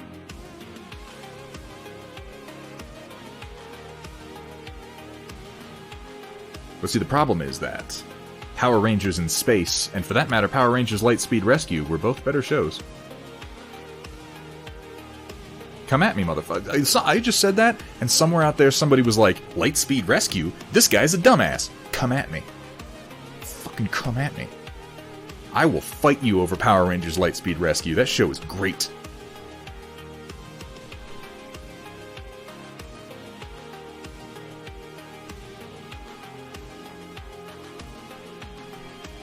Oh yeah, we're talking Power Rangers, McBee. Hell yeah. McBee, what's your favorite Power Rangers series? Tremere, Japanese Power Rangers maybe. You mean Super Sentai, of course. The American Abomination. Well, they're basically two different shows. Two different shows that happen to use a lot of the same footage. It's okay, Tremere. You know what, Tremere? I respect your right to be wrong.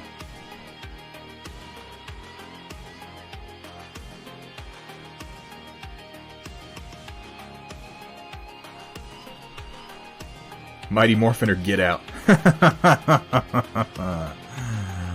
Cat ban him, please. No, don't really. Mighty Morphin's a great show. I'm not even gonna pretend like it's not. Hell, I enjoyed the movie. The movie is objectively stupid, and I enjoyed the hell out of it. I still do. I was not as big a fan of Turbo. I will say that in the case of comparing the American to the Japanese version, Turbo is an example where the American version is truly garbage and the Japanese version is actually delightful. Because the Turbo series in Super Sentai was a really self-aware comedy show. Like, it was really meant to be almost pure comedy. And the version that they did for the Americans was not comedy, and it really missed the point of many of the physical gags and jokes. This is not something that I would learn for many years, though. In the beginning, I just thought it was a stupid show, which was still technically accurate. It was a stupid show. But Power Rangers in Space was fucking good. You know, as far as Power Rangers shows go.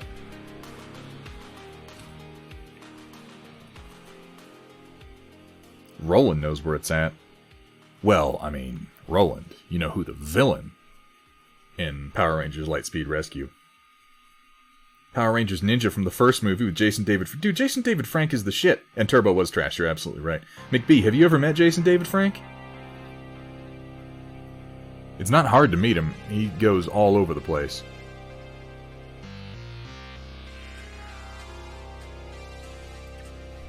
Because, dude, JDF is the man. The Alien... Yeah, the Alien Rangers were interesting. That's probably a good word for them. I forgot about the Ninja series. Dino Thunder wasn't bad. I thought Dino Thunder was pretty good. They brought back JDF for that one.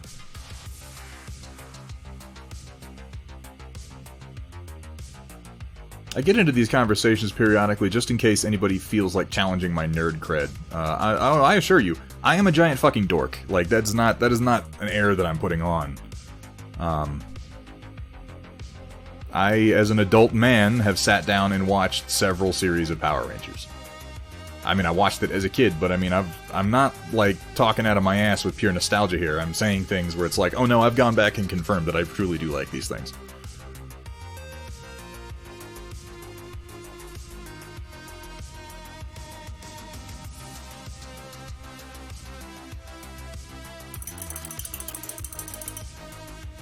Roland, that was, oh, damn it, why did his name just fly out of my head? It was Wes from, The Road Warrior. Remember Wes? The fucking... No! We go in, we kill them, losers wait. You know that fucking guy? He was the villain in Lightspeed Rescue. Same guy. Vernon Wells. Vernon Wells, yes.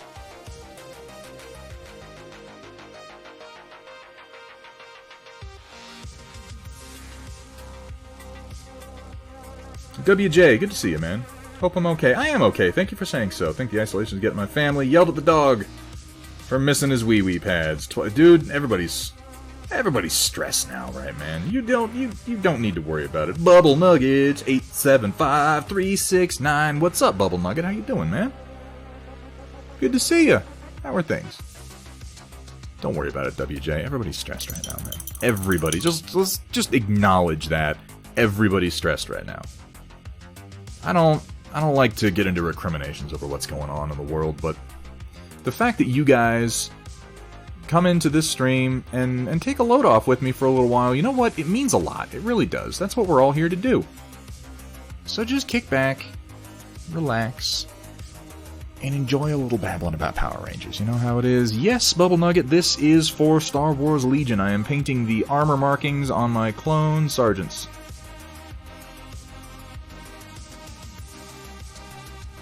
Doing an okay job at it, even, if I do say so myself. But my eye keeps twitching because I stare too much. But you know that's gonna happen. My eyes just bug right out of my head. Let me get a drink of water. I need a drink of water.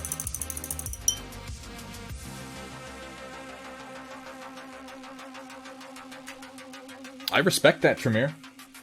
Tremere, you've watched a bunch of Ultraman. What did you think of the Australian series? The one that was in English, the live-action one. You play Legion, Bubble Nugget? Well, Roland might not be stressed, but Roland's a fucking weirdo, so don't even worry about that. Roland's over here saying things like, I agree with you, Lightspeed Rescue is the best Power Rangers, so clearly he's out of his mind. Oh no, but you know what it is. Bubble Nugget, what do you play? Tried watching one of the newer series of Power Rangers, and there's no fight choreography. Yeah, I'm not as into the newer Power Rangers stuff, but McBee, check out Dino Thunder. I feel like that's probably the best of the newer series, and it's got JDF in it.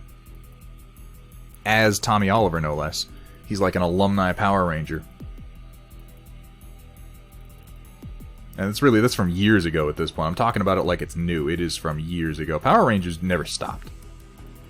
If you're thinking, oh, Power Rangers was cool back in the day, know that it never stopped. Still coming out.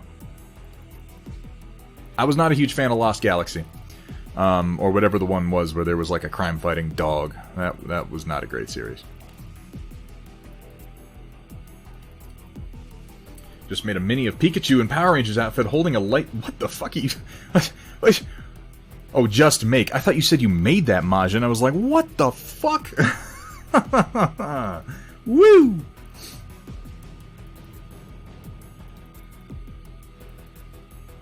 Not a fan, but enjoyed the effort. I can respect that. I liked the Australian one, and yeah, they did put a lot of effort into it.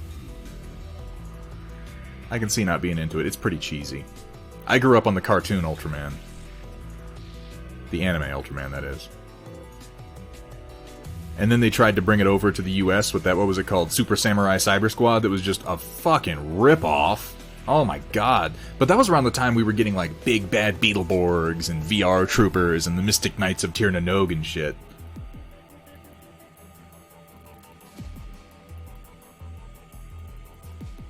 for the record, I enjoyed the Mystic Knights of Tir na Nog.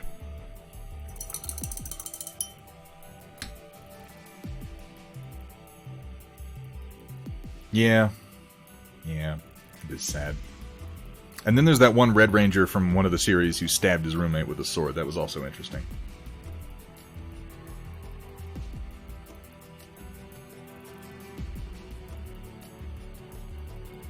There have been a lot of Power Rangers, so it's actually fairly easy to type into Google, like, Power Ranger commits crime, and you get a lot of them. Turns out they hired a couple of nut jobs. But again, there have been a lot of actors to play the Red Ranger at any given time, so it's not too surprising. Alright, I'm going to do one more pass of highlight. Oh, nope, I almost didn't do this guy's whole entire arm. Let me come back and do that. That would have been silly.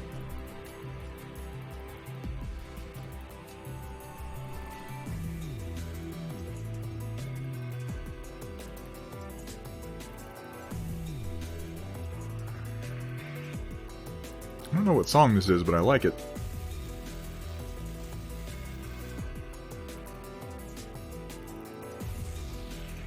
I should give something a thumbs up on here.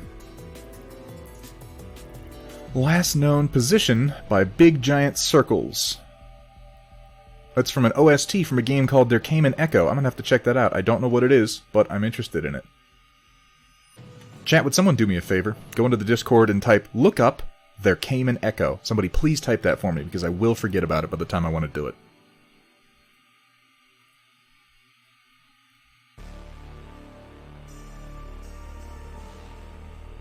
I take none of your favors for granted, chat. I thoroughly appreciate you being willing to help me out while I stream.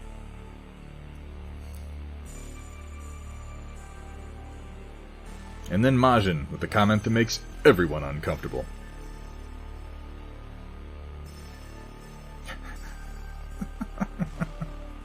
Started with the OG Ultraman, ran from school every day to see it, and oh yeah. Good times, right? I always liked Ultraman.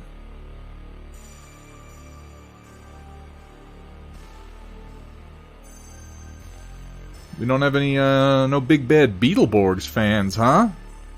It's sad, that poor show. It was terrible, after all. No VR Troopers fans? Wasn't that the one where they were, like, trapped in a comic book or some stupid fucking shit like that? They were fighting, like, basically villains that were off of the cereal boxes. Like, they had an enemy that was basically Count Chocula and fucking Boo Berry. That was not a good show. Good news, I start work tomorrow. Oh, awesome. Good for you, Roland. I'm glad to hear that.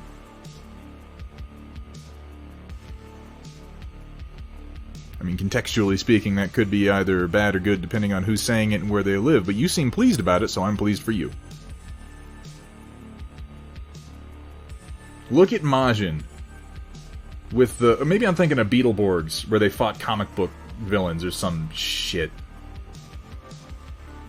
I don't remember. I liked Guyver. That's because you are a man of taste and class.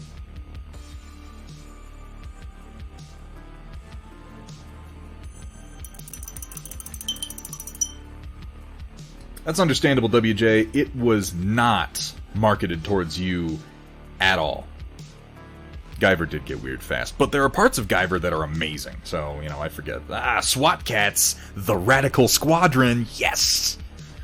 Oh, yeah. That's the stuff right there. What about, oh, man, what was the one with the goddamn sharks? Sharks on bikes? Biker sharks, something like that. Street Sharks! There we go. SWAT Cats, the Radical Squadron, and fucking Street Sharks. That's where it's at. Oh, you guys, you make me so happy. Just being able to talk about this shit. My wife is from a completely different generation of Saturday morning cartoon programming. So I'm like, fuck yeah, Street Sharks, and she's like, what about Mighty Mouse? And, so, you know. But we come together on a lot of cartoons that I've managed to make her watch.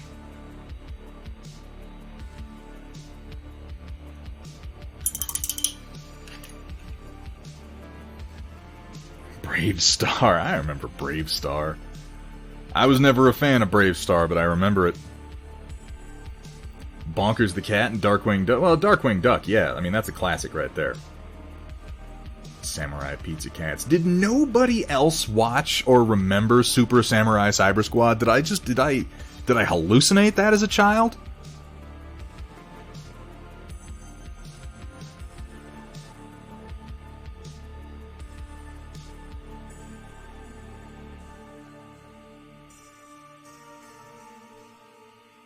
It was like the worst possible attempted ripoff of Ultraman I've ever seen in my life. Well, yeah, but we're talking about kind of shitty shows, okay? We're not talking about amazing shows like Gargoyles. Get with it. Gargoyles is an amazing show, though, Ravencat. Truly incredible. Silverhawks, yes. Yes, I remember Silverhawks. Mostly because the chick Silverhawk was super hot.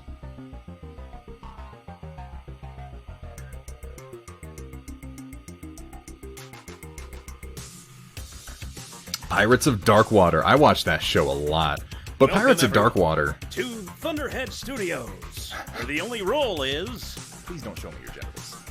Have fun, be safe, and above all... Don't show them to me, for the love of God. Pirates of Darkwater falls in for me. Maybe it's just because I was watching it at the same time as shows like James Bond Jr. and Captain Planet, you know? Maybe it was just on the same channel. So I think of Pirates of Darkwater, and I'm like, okay, James Bond Jr., and Captain Planet, and Legends of the Hidden Temple. All right in a row. I honestly don't remember Bionic 6, Tremere, and I feel a little bad for not remembering. Like, most of these shows, even if I didn't watch them, I'll be like, oh yeah, I remember that. Bionic 6 escapes me.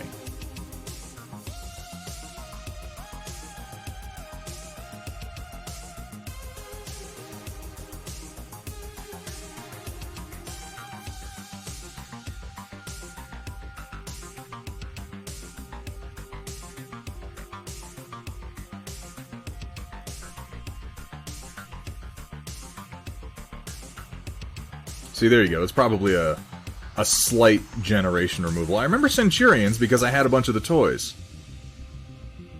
Oh, that makes sense. Okay, I didn't have any of the Bionic... You know what? I might have had some of the Bionic 6 toys and not known it, because most of my Centurions toys I got from my older brothers. And they might have... They would probably, if you said Bionic 6 to one of my brothers, they'd probably be like, oh, yeah. Because they're huge nerds, too.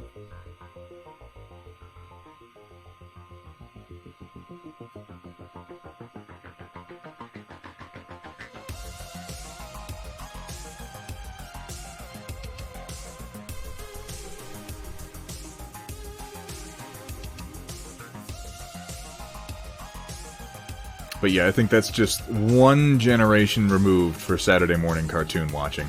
Those would be shows that I was aware of, as opposed to shows that were actually marketed directly at me. I was Mighty Morphin Power Rangers generation in a big way. And you guys were the ones who were like, these kids these days, they watch stupid shows that give people seizures. And I'm like, fuck yeah, bring on the Pikachu seizures.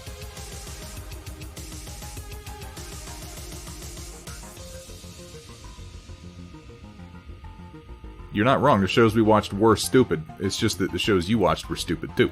That's all. Kissing cousins, yeah, they're the same general idea. Nothing beats wacky races except almost everything, Majin, come on. You taking off? Alright, McB. You take it easy, my man. Cat, thank you so much for the shout out. McB, let me ask you a question before you go, unless you already left. Are you streaming tonight? I guess I could probably check in your Discord. I'm curious now. That went on too thick. The Max and Aeon Flux? Okay. No, okay. Now. Damn it, your name is too dark. Is that Manro Fasal? That is. What's up, Manro Fasal? How you doing, man? Aeon Flux is a completely different brand of cartoon than anything that we're talking about right now, to be fair. Aeon Flux is Hethrier in here right now? Because Hethrier and I experienced Aeon Flux for the first time as adults together. And... wow, that show is really something. And not just the MTV shorts that happen between music videos, I'm talking about the actual show. Yes. Of all the people in the world who knows my opinion and experience with Aeon Flux, Hethrir definitely does.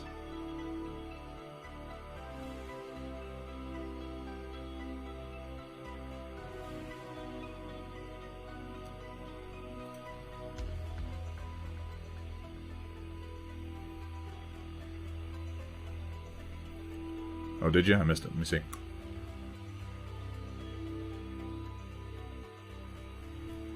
Oh, you were... Okay, well, go do it, man. I'll be over in a bit.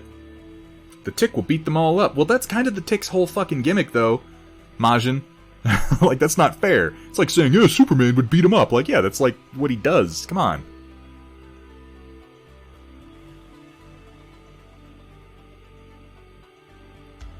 Also, let's get an F in chat for the Tick Amazon original series.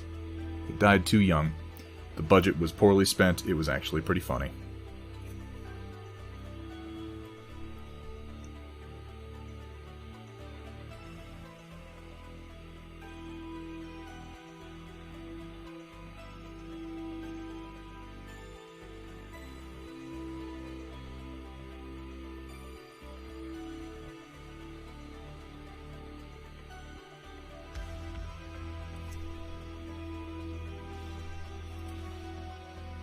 It was sad to hear it got canceled. Space Ghost. Space Ghost it had a double life, because it achieved a new popularity when it was used for Space Ghost Coast to Coast. And Space Ghost Coast to Coast is in many ways the birth of modern adult alternative cartoon comedy. Thank you, Kat. I see you posted that and I appreciate that.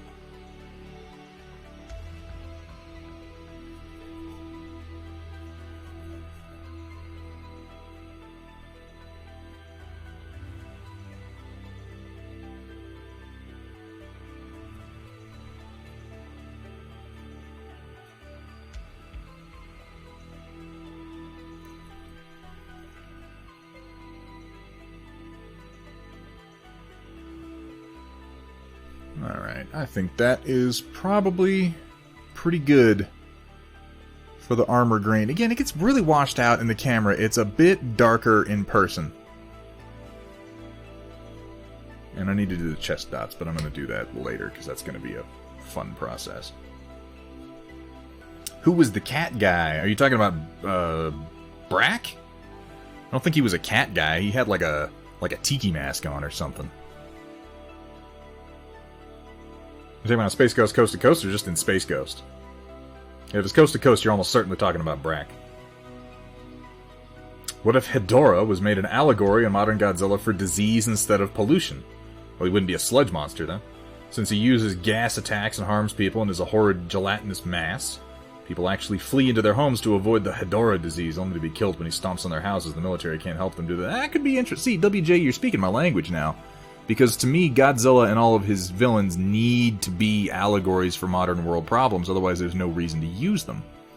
I thought that the Shin Godzilla from Toho, the recent-ish, it's several years old now, Japanese one, was fantastic in how it sort of addressed the Japanese response to the, the nuclear disaster that happened, the spill. What city was that in? The Japanese one. You guys know the one that I'm talking about. It's been overshadowed by other modern disasters at this point, but I can't remember the name of the city. Fukushima. The Fukushima nuclear plant disaster. Thank you. Yeah.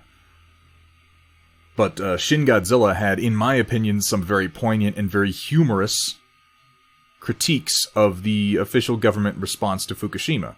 Specifically in how long it took for them to respond to literally anything and how much worse the problem was by the time they managed to do it. I really liked Shin Godzilla. Contrasting with that. Oh, were they really Raven Cat? That's so cool. I mean, it's not cool that that happened. It's not cool that the cat was there in the first place. But it's really cool that your cat was rescued from it and that you took them in. That's awesome. You don't need to, though, Cat. Cat, you don't. You don't need to watch them. They're not very good.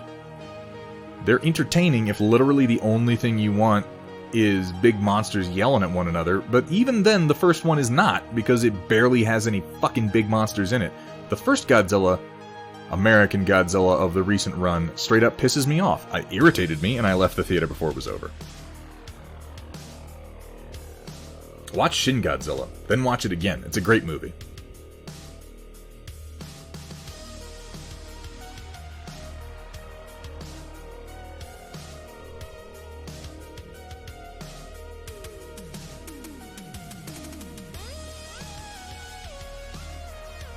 Oh yeah, WJ, the original Godzilla, the original 50s Godzilla, and I don't mean the one where they dubbed over all the fucking lines and they stuck old what's-his-name, the American actor, in there just so that there'd be a white face to narrate everything to us. I don't mean that one, because that one suffered changes too. The original 50s Godzilla was dark as hell. Like, disturbingly so. I think people don't get that because it's hard to see through, you know, it's the lens of time. Film has changed so much. Our expectations have shifted so much that it's kind of hard to see the movie through all the anachronisms in it. But the actual subject matter, if you put yourself in the position of the people watching it originally, is disturbing. And I mean, understanding this is a culture that's dealing with suffering an attack. Not going into any of the particulars or getting into an argument of should anyone have nuked anybody. Like, that's all gone. We're just talking about the fiction that's addressed it. But, you know, whatever position America had, whatever position Japan had at the time, the simple fact is that nobody has ever suffered a nuclear attack like Japan has. And Godzilla was in many ways an interesting insight into the cultural effects that suffering a nuclear attack can have. And that's what Godzilla is meant to be, is he's a walking disaster. He's an oh god, what have we done?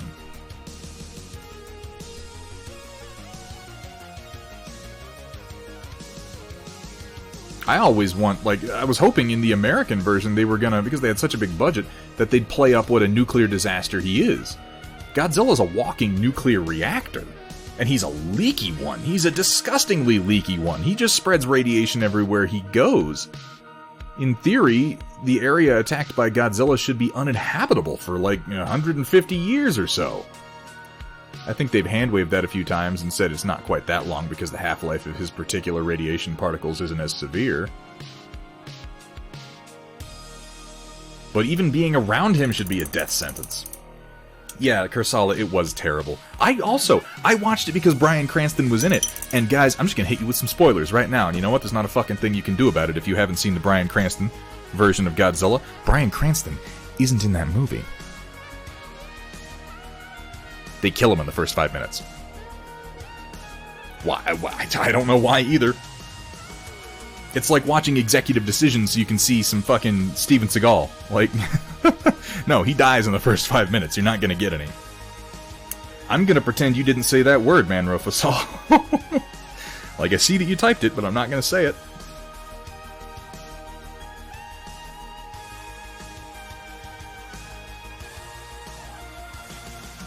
Yeah, that did happen over time. I think Raymond Burr's version was dark too. He was well known for respecting the original material. I never held that version against Raymond Burr, particularly. I'm an edgelord and I like to be a purist. He stopped Hollywood from making Godzilla 85 even more goofy because he loved the allegory of Godzilla being representation of the... That's actually kind of interesting, W. I guess I never really looked that much into the particulars of that production. I should be more open-minded towards it, I suppose. Only complaints for Shin is that it was yet another reboot. Some of the early designs were goofy, but I hated the stubby... See, I really liked the redesign for Godzilla. And to be fair, Shin Godzilla was changing every few minutes. Like, if they needed his arms to get bigger, they could have.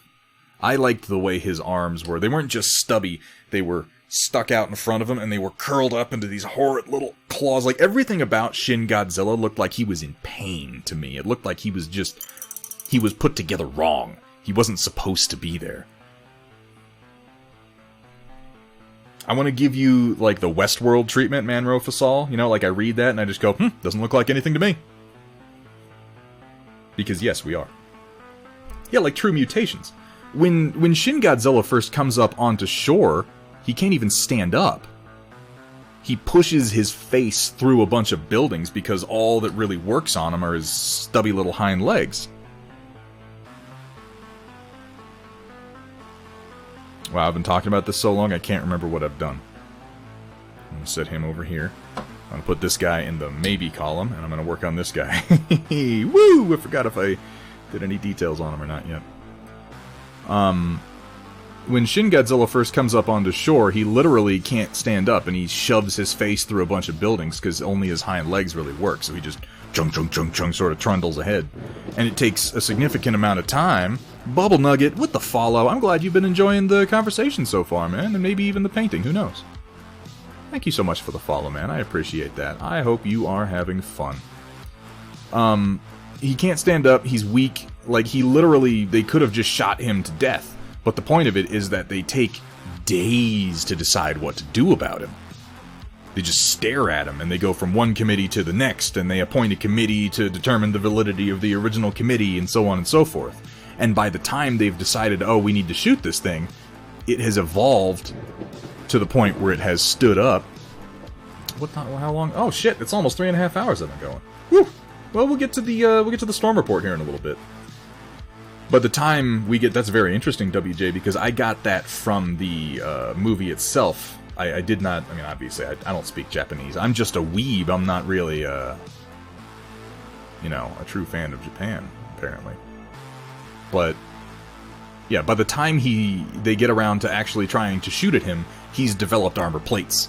He's grown eyelids that are super tough, and he's learned to stand up on his own. Like, if they had attacked him immediately, they would have been able to take care of him. But again, that's because the new Shin Godzilla is a reboot and a critique of the Fukushima disaster, in which it's pretty unquestionable the Japanese authorities spent way too much time arguing about what to do than they did actually doing anything. Also, he's disgusting. Oh my god. He has these big gills on his sides, and they keep, like, pulsing and shooting out waves of blood. Like, horrible, disgusting, radioactive blood just flooding through the streets. It's really gross. But again, he seems like a true mutant in that movie. Because mutations aren't pleasant. Mutations almost always kill the thing that is being mutated. They're nearly always fatal. That Shin survives it all is like a tragedy. He shouldn't be alive. Nothing about him is right. Good evening, Chef Tig, what's up, man? I was over in your channel the other day. I wasn't in the chat, I was lurking. But I was watching you work on that, what was it, you were doing a mech... I'm losing track of the days, this shit's been going on so long. Was it yesterday? You were painting a mech to look like Colossus. That was really cool, Chef Tig. Kat, would you do me a favor? Give a quick shout out to Chef Tig. He does some Battletech painting.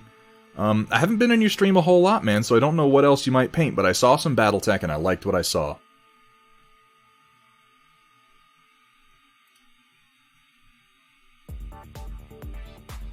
Oh, that's not necessary. I appreciate the compliment. But, Chef, you should never compliment me at the expense of yourself.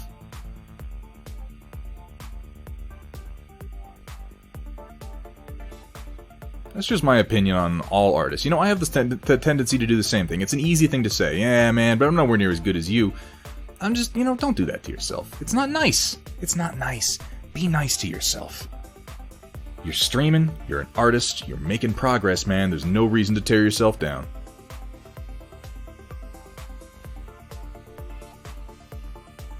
You know the way I look at it? The world will tear you down more than enough. You don't need to do it for them. You really don't. Been in Japan for about 15 years now. Really? That's pretty cool. I did just get some Kolinsky Sable brushes. Yeah, you should be in love, Chef. I love me some Kolinsky Sable brushes.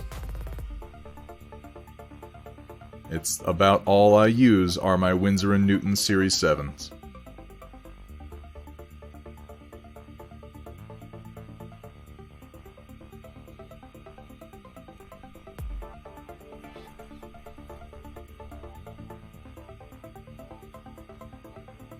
I'm going to finish highlighting this green, and then we're going to go over to the storm report and see what you guys have been up to. East of Kyoto. Alright, so I'm about to reveal my profound ignorance of Japan. I thought that Kyoto and Tokyo were the same place. Aren't they? Isn't that kind of like how Seoul used to be, Ah, shit, I can't remember the name of the city, but Seoul used to be something else. Maybe I'm just racist. Are they different cities and I'm a moron? God, see, I'm a moron. I'm over here like, guys, you need to watch the Godzilla in the original Japan, and by the way, 2 different cities are the same city because they sound a little bit alike. Don't listen to me. If you take anything from this stream, it should be that I am an unreliable moron. But it's okay, you know, I learned something today. I learned that I'm a bit of an idiot. Not that I needed to learn that, I knew that already. Thank you for educating me. Guys, I've never been to Japan. I've never been. I would like to go at some point, but I'm not even going to pretend that I'm like an expert in Japanese culture. I'm certainly not an expert in Japanese basic names of cities. Clearly. All I do is watch a lot of cartoons, guys. Though you would think that would have taught me by now. OTR Wolfdog with the 2-month streak. Thank you so much, man. How you doing? Good to see you. Okay, see, that's why I was confused. That is right there why I was confused, Kursala.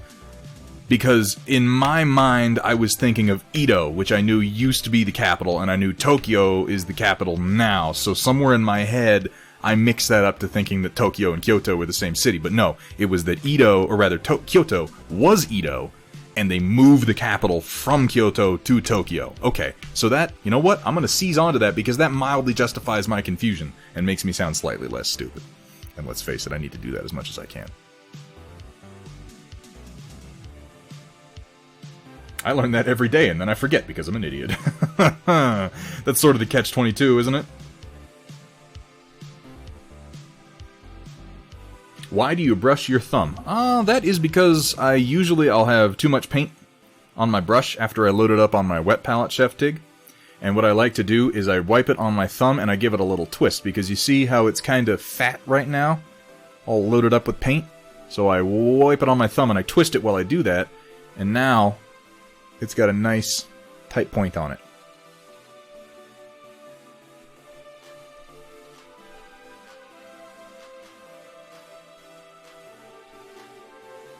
I do it a little bit on my palette too, but I'll often find that it's like right here when I realize I need to do it, so I just kind of go whoop on my thumb real quick and go right back to painting. It's just a preference and style thing, man. Everybody has their own style. You know how many ways there are to paint, Chef Tig? There are as many ways to paint as there are people painting.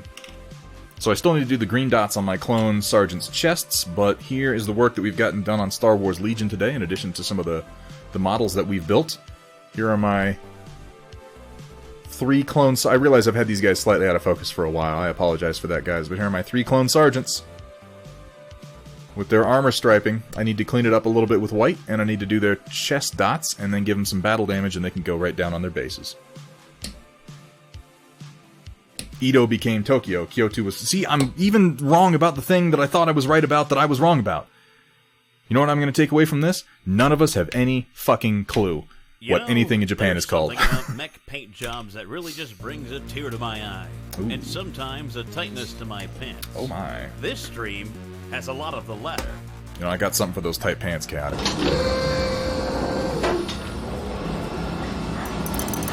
That should loosen them up right quick. Welcome back to 50 Shades of Cold Gray. And as he pulled his stiff bristles out of my wet fluids, with a twist, I yelled out, "No, Thunderhead! You need to thin that paint first!" You need to thin it first. Yep, that's it, Chef Tig. Yes, 10 chefs how to make a dish and you get 15 recipes. And yeah, Dark Fox, it's all about the twist. All about the twist. What a twist. Alright guys, we are going to go over to the Storm Report and have a look at what you guys have been working on, or at least trying to share with me, over the course of the stream, and a little bit before it, technically speaking. You know, being technically correct is more important than being correct, I suppose. Boom. Let's have a look. I should go up to the top. Oh, God. Okay. We've got some posts from Chaotic Harmony. Guys, I'm sure I won't regret this at all. Flame Tech. Flametech flame weaponry. Kill it with fire. From lowly grunts clearing bunkers to elite mech warriors dueling over entire planets, no brand brings the heat like Flametech. We offer a full line of flame weaponry, including chemical fuel-based man-portable, crew-served, and vehicular weapons, as well as our famous line of fusion plasma-based Battletech weaponry to cook your foe with the heat of the sun. Well, of course. Our flamers produce up to 20% more heat, which means more fire, more ammo explosions, and more fun. When you have to kill something, kill it with fire. Kill it with Flametech. Okay. The inclusion... That's actually text from 36... You're just reading from the... Okay, but the inclusion of the Wilhelm scream, that was inspired. That's magnificent. The Wilhelm scream just hit me. And that was... that's amazing. I like that. Alright, okay. So we've got another one. This is also, apparently, from 3062, is it? Oh, you know what? Let me turn off my music. I could hear the music, but my sound balance is a little bit different than yours. There was... Here, you know what we're going to do? You know, it's only 30 seconds long. Let's do it one more time. Flametech flame weaponry. Because the music makes it. Kill it with fire.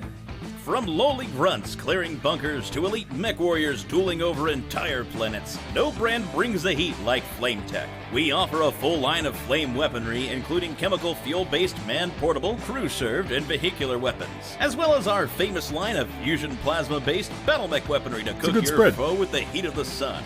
Our flamers produce up to 20% more heat, which means more fire, more ammo explosions, and more fun. When you have to kill something, kill it with fire. Kill it with Flametech. I would have given you credit for writing that if you hadn't told me. Alright, let's see what we got here. Tired of your enemies getting away because you can't deploy enough Thunder Mines in time? Well, don't you worry, friend. The Battletech Advanced Armory has come up with a solution to your problem. Ditch those crappy Thunder LRMs and load up your 20 tubes of fun with the brand new BTAA brand Battlefield Effectiveness and Endurance Suppressor Munitions, or BEES for short. These ECM countermeasure-laced warheads will hit basically anything on the battlefield. And when they do, we promise that in no time at all, your enemy's comms will be full of nothing but... Oh, no, not the beast! Not the beast! Ah! Open my eyes! For your money back. So become like a popular talk show host from ancient Terra and give all your enemies some bees today. Oh there my ain't God. no honey in this beehive, Clanner. Oh my God, okay. So I'm not gonna make those available for chat commands because one is half a minute long and the other is a minute long, but I may use these anyway. These might go on my soundboard for button pushing. Chef Tig with the subscription! Look at that cat, Carmen. You're getting me subscriptions. Do you see how high quality your asinine content truly is? Chef Tig, thank you so much. Yeah, they're a bit long, but I might use them myself. Because I can determine when I want to spend a minute just wasting fucking time. Not that I don't waste plenty. Alright. Oh, COVID 3025. This is the one of the very few references to current world events that I will permit. And this one's on credit, Chaotic. So let's see what you got.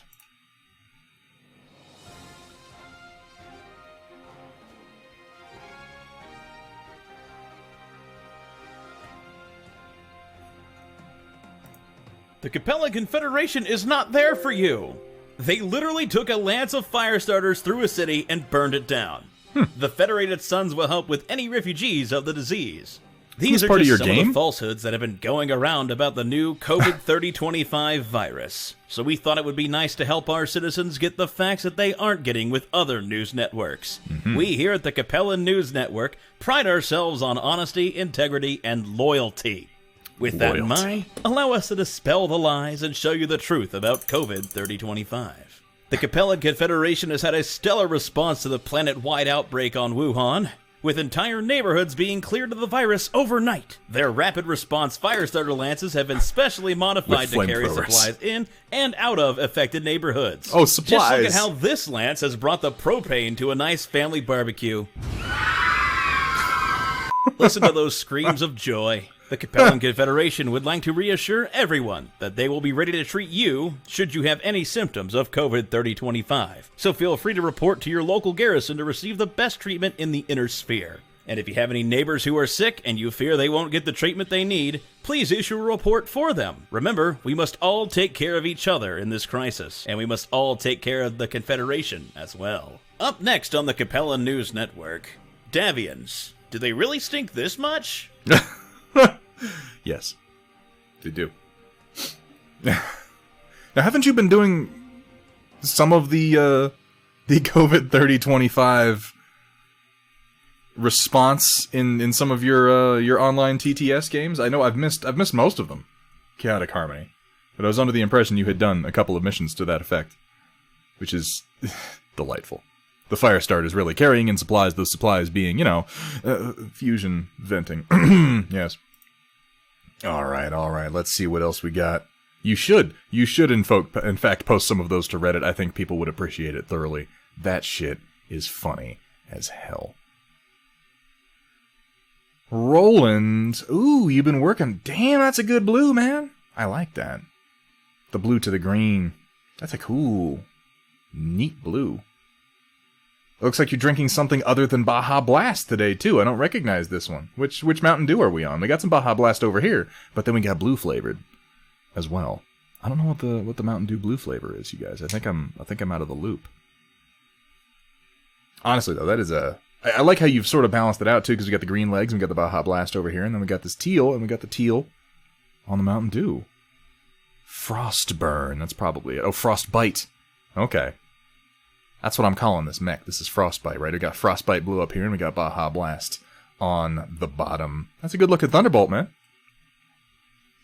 Only took forever to finish. Ta-da! Slytherin. The ones who speak to snakes and who talk like this. We're not the bad guys. I swear. That looks fucking awesome, Cat.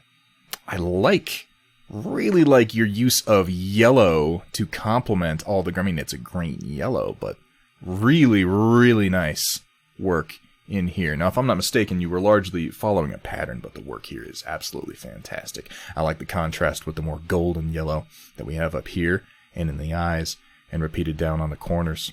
This looks really nice. I mean, it only took forever, but I think that it was time well spent. Cat can talk to snakes. We've learned something. That is a bit Cobra Commander-y, isn't it? Well, that's appropriate, because Cobra Commander's one of my favorite cartoon characters of all time. Really, this is fucking fantastic, Cat. Thanks so much for sharing this with us. I've seen this at a couple of points over the time you've been working on it. It's been really a pleasure to watch come together. It's fucking awesome. Good job. Didn't Harry talk to a snake? Yeah, I think he did. Slitherclaw. Yes, I'm a Hufflepuff. That's just how it is. You guys are going to have to deal with it. Hufflepuff is next to the kitchen. I know where my priorities are. Ren Momo, working on some Chaos Marines, it looks like. That's a neat color combo. With the purple down in the recesses.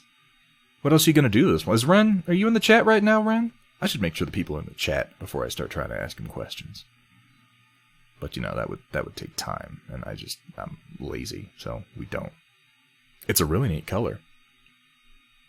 I think the shading is particularly... It's got a nice contrast to it.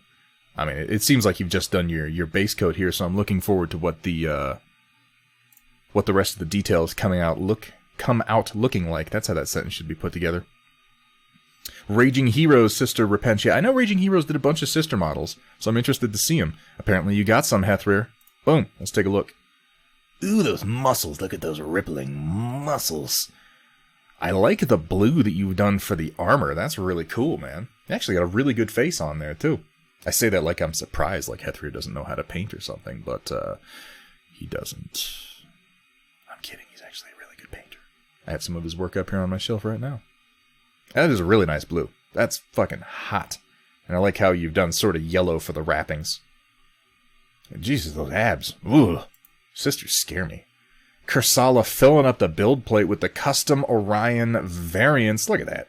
Look at that. This is one of the things that I love about it. And I've mentioned this before when people have asked me about 3D printers. When I say that you can load up the build plate on a resin printer, this is what I mean.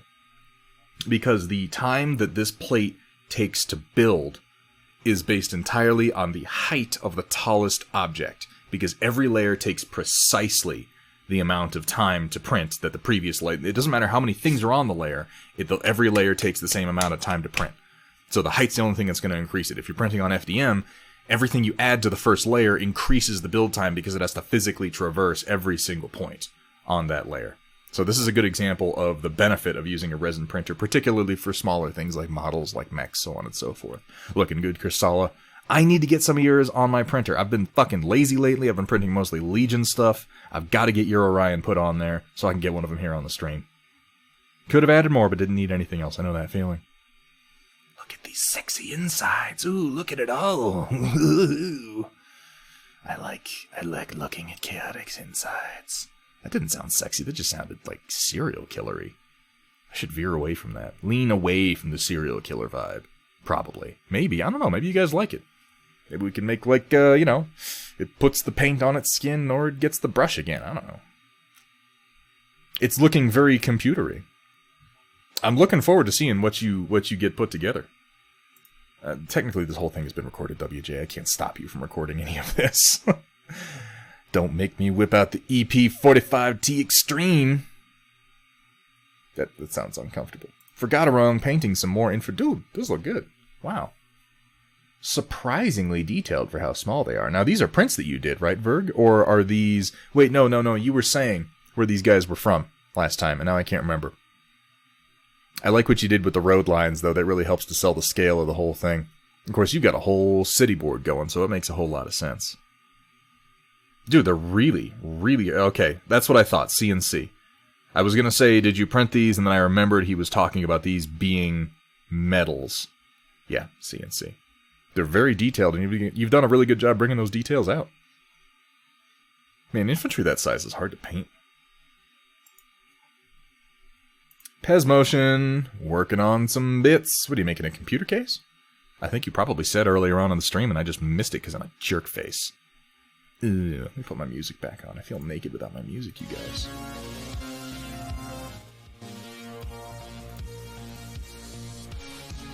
Oh, this is the one you said you want to put a door on. Oh, hey man, that's good work. I appreciate a little bit of carpentry every now and then, because I'm no fucking good at it.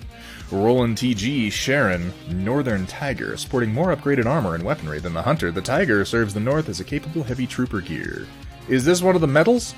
Is this what you were talking about, where the metal minis had more natural poses? Because I can see that. I think I can kind of see what you're talking about there. It's a good-looking mini. I like his leg pose. And yeah, you're right, the legs are a little better positioned, maybe? Yeah. It's a subtle sort of thing. And you know, this is the weakness, and I've said it before, this is the weakness of multi-pose plastic models, is that in making plastic models on sprues such that they can be multi-pose, that you can put them in a variety of positions, you ironically limit the quality of the positions that they can take. I compare the single pose or the 1 to 2 pose Space Marines that Games Workshop releases now, for instance, to their old multi-pose Space Marine kits. Those thrived on having their legs be single pose pieces, so the legs didn't end up looking that awkward, but the ultimate number of poses was actually very limited, which, like I said, there's an irony to that, because you're trying to expand the number of poses a player can create, and in so doing, you limit the quality of said poses. I like multi-pose kits. I like single or maybe 2-3 pose kits a little bit better. No, that's perfectly fine, Chef Tick. You're absolutely allowed to share. Arms still seem kind of janky, though. I mean, to be fair, it's really hard to pose a robot like that, man. They got big chests on them. If my chest was that expansive, like, I'd have trouble with... There's a joke in there somewhere. I'm not going to indulge in it. Bad Dachshunds. I'm going to click on this and take a look at it. You won't be able to see it, probably. Oh, this is the bot war. Okay, I'm going to take a look at this a little bit later, Dachshunds. I'm going to keep it open. Oh, this is what you were talking about? He's painting some of my stuff? Shit. I like what he's done here with the top surface. He made it look like what they do on actual buildings, where that will be filled more with like a gravel than plain concrete. Thunder boobs. I like what he's done breaking up the color with the little raised bits, too. Man, people are painting my stuff better than I am. Oh, this is really fucking cool. Thank you for sharing this with me, guys. He did the same thing here with the roof. That's a good. I'm gonna have to start doing that.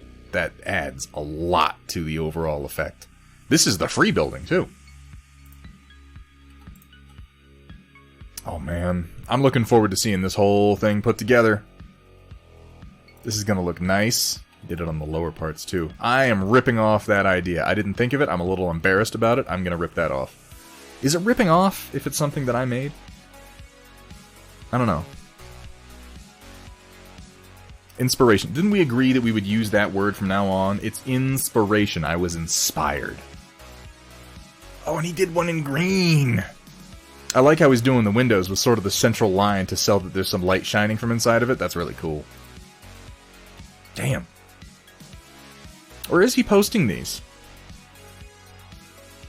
Are these on Facebook? Are they on Reddit? I'm gonna have to take a look. And gush.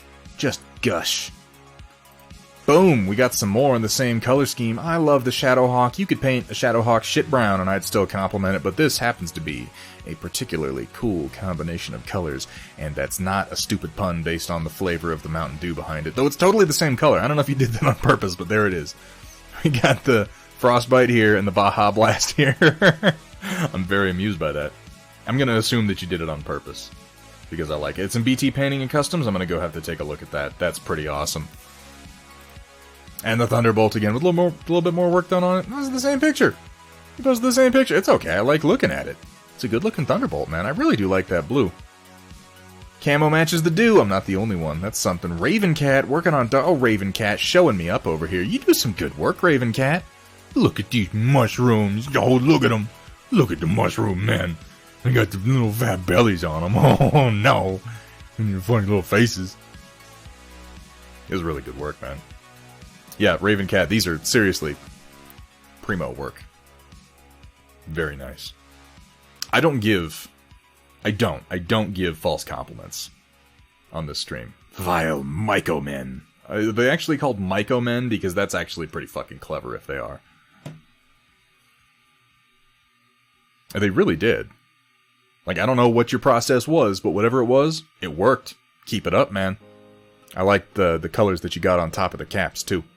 It's very natural looking. The transitions are believable. And the basing work is fantastic. How did you do the fronds? Are those part of the kit, or are these flat bases? I'm not sure. I would like to know how you did the fronds, though, because they look very nice. That's just contrast paint plus dry brush. So let this... I mean, honestly, guys, you can do some amazing stuff with some really simple techniques. Contrast paint and dry brush are like... And I in no way mean this to be an indictment of your work, Ravencat. They're like bottom rung, lowest tier of competence. Yeah, we can do that. What I'm saying is that if you take those techniques and you apply a little bit of artistry to them, the ceiling is much higher than people give it credit for. I know people talk down to contrast paints and to dry brushing a lot of the time, like, oh yeah, that's really simple stuff. And it's really easy to get into. It's easy to learn. It's more difficult to master. And I would say that this is an example of a mastery of those techniques. This is really well done. Reminds me more of Army of Mushrooms. Look, I'm not saying Thunderhead's trying to brush you off, but you're just base coat, man. Ferns are done with fingernail scissors and double-sided photo paper. Oh, they're just printed and cut out. That's really cool. Yeah, dude, dry brushing is a great technique. I dry brush a lot. I dry brush these fucking clones that I've been... This dude was dry brushed. Oh, you can't see it. I'm gonna have to start charging you 50 C-bills per hour so I can listen to it. Really. Ravencat, thank you so much for sharing with us. That's fantastic. Oh, and we got more! It's a little tricky to see this guy because of the lighting, but I like the gold color. It looks like he's got some good depth to him. I like what you've done here with the spearhead. Looks like it's made of stone, maybe? It's tricky to tell. Good gold. Good gold. Big ol' axe dude. Ooh, that's some fine gold work. That's looking pretty good. I gotta say, though, this is your standout hit today, man. This is by far. Oof. Fantastic. White Wolf. It is built. Look at all this. Look at all this MDF. All this MDF on the shelf that you built. These are the doors you were saying you were getting put in, the glass ones? It looks nice, man. That's a bunch of infinity terrain you got up there. I need more cabinets. I really do. Where's DLG when you need him? I ask that question all the time. Where's Amax when you need her? She fucking took off and left you to soak up all of our ridiculousness by yourself, Cat. Never trust the Amax, that's what I say. Unless she's still here, in which case I'm sorry. I mean, most IKEA makes fucking great cabinets. I need to go back to the IKEA store that's actually in my city. Well, you know, once I can. This is what you were talking about, Space Iguana. You... weird guy, you. No offense. This is just so disturbing. Look at this. Look at this Diglett. He's not fucking around at all. I do love it. This is what happens when Diglett fucking uses, like, body slam. He pops up out of the dirt and you're like, oh shit, there's way more down there than I thought. Oh my god. This isn't even the weirdest one that he's printed. Like, I look forward to seeing what you do with the other completely insane models that you've printed lately. Oh, lordy lord. I liked blue more than my gray. Ooh, the blue looks nice. Look at all those mechs. We got some of the new Goliaths back here, too. I like the look of that. There's a dragon, right? Yeah, I like the look of him. That's a good blue, man. I look forward to seeing the rest of this come together. Whipped up a missile box for my next project. Ooh, what's Kursala's next project? What could this be for? What could he be working on? The dragon is a nice design. I mean, it's an LRM-20, yeah? It's a 4x5. What could that be on? If it was a 15, I would ask if you were working on a trebuchet, but I would only ask that because that's one of my other favorite mechs, and God knows you only do things to please me. I mean, that's just fact. We should just get that right out of the way. Is it going to be a catapult box? Is it going to be a catapult? I'm not sure. He doesn't even have to tell us. He probably won't. He's going to drag it out and make us guess. Oh, Lord. Was that Optimus Prime on those stands? I don't know, was it? Was there an Optimus Prime someplace? Did I miss it? Where? Enough to tell me where it was. Ooh, Ravencat, the temple for Star Wars Legion printed. Is this from Imperial Terrain? Not a catapult. Okay, we got one answer. Is this one of the ones from Imperial Terrain? Ravencat? Nice. They do really good work. I've got a few of their things printed out right now. And I like their stuff quite a lot. I've got a couple things that I have printed from them and a few things that I made myself to print. They're going to be going up on Thingiverse. I'm hoping in the next week or so to be able to show Cat. Thank you so much for being here. Chat, could we please get a warm... It's the opposite of a... Let's just... Can we say goodnight to Cat with a thanks for all the work that she does for the stream? Thank you so much, Cat. I really appreciate you being here today. This looks really good. I look forward to seeing this come together the rest of the way, man. More pictures of... As you get your board more complete, please post pictures of that. I'm going to be posting some pictures of mine. I'm working on a Lethal board right now. Not a Timber, not a Yeoman. Okay, okay. I'll be very interested to see what you work. What you work. I use the good English to talk real smart like. Oh, dragons don't share. This one right here. You know, I didn't look all that closely at it, but that is the cover, isn't it? And it's got the heroes all positioned around him and everything. I would love to see a closer shot of this. I really would. Oh, it's a clan design. Well, I don't care then. Nobody, stop guessing. Nobody, it doesn't matter. I'm joking. That was mean. I look forward to seeing what it is, Kursala, even if I'm going to insult it constantly. I would genuinely like to see a closer shot of this, if you get a chance. It doesn't have to be tonight. I'll be back Thursday. Ooh, Papa Bear. You know, the best whites are mostly gray. I'm liking how this is coming together, but I like crabs, what can I say? Good lensing work on the cockpit up here. This is one of the things I don't like about the new crab that I've seen from CGL. I'm not a clan lover at all. One of the things I don't like about the new crab I've seen from CGL is they move the cockpit down into the nose, I think, from what I've seen from the art. And that just seems like a weird-ass thing to do. The cockpit's perfectly fine where it is. Yeah, the mouth cockpit. I don't know why they did that. It's weird because it also puts a laser, like, in the cockpit. And it's not to say that there isn't usually a small laser up by the cockpit of the crab, but yeah. Yeah.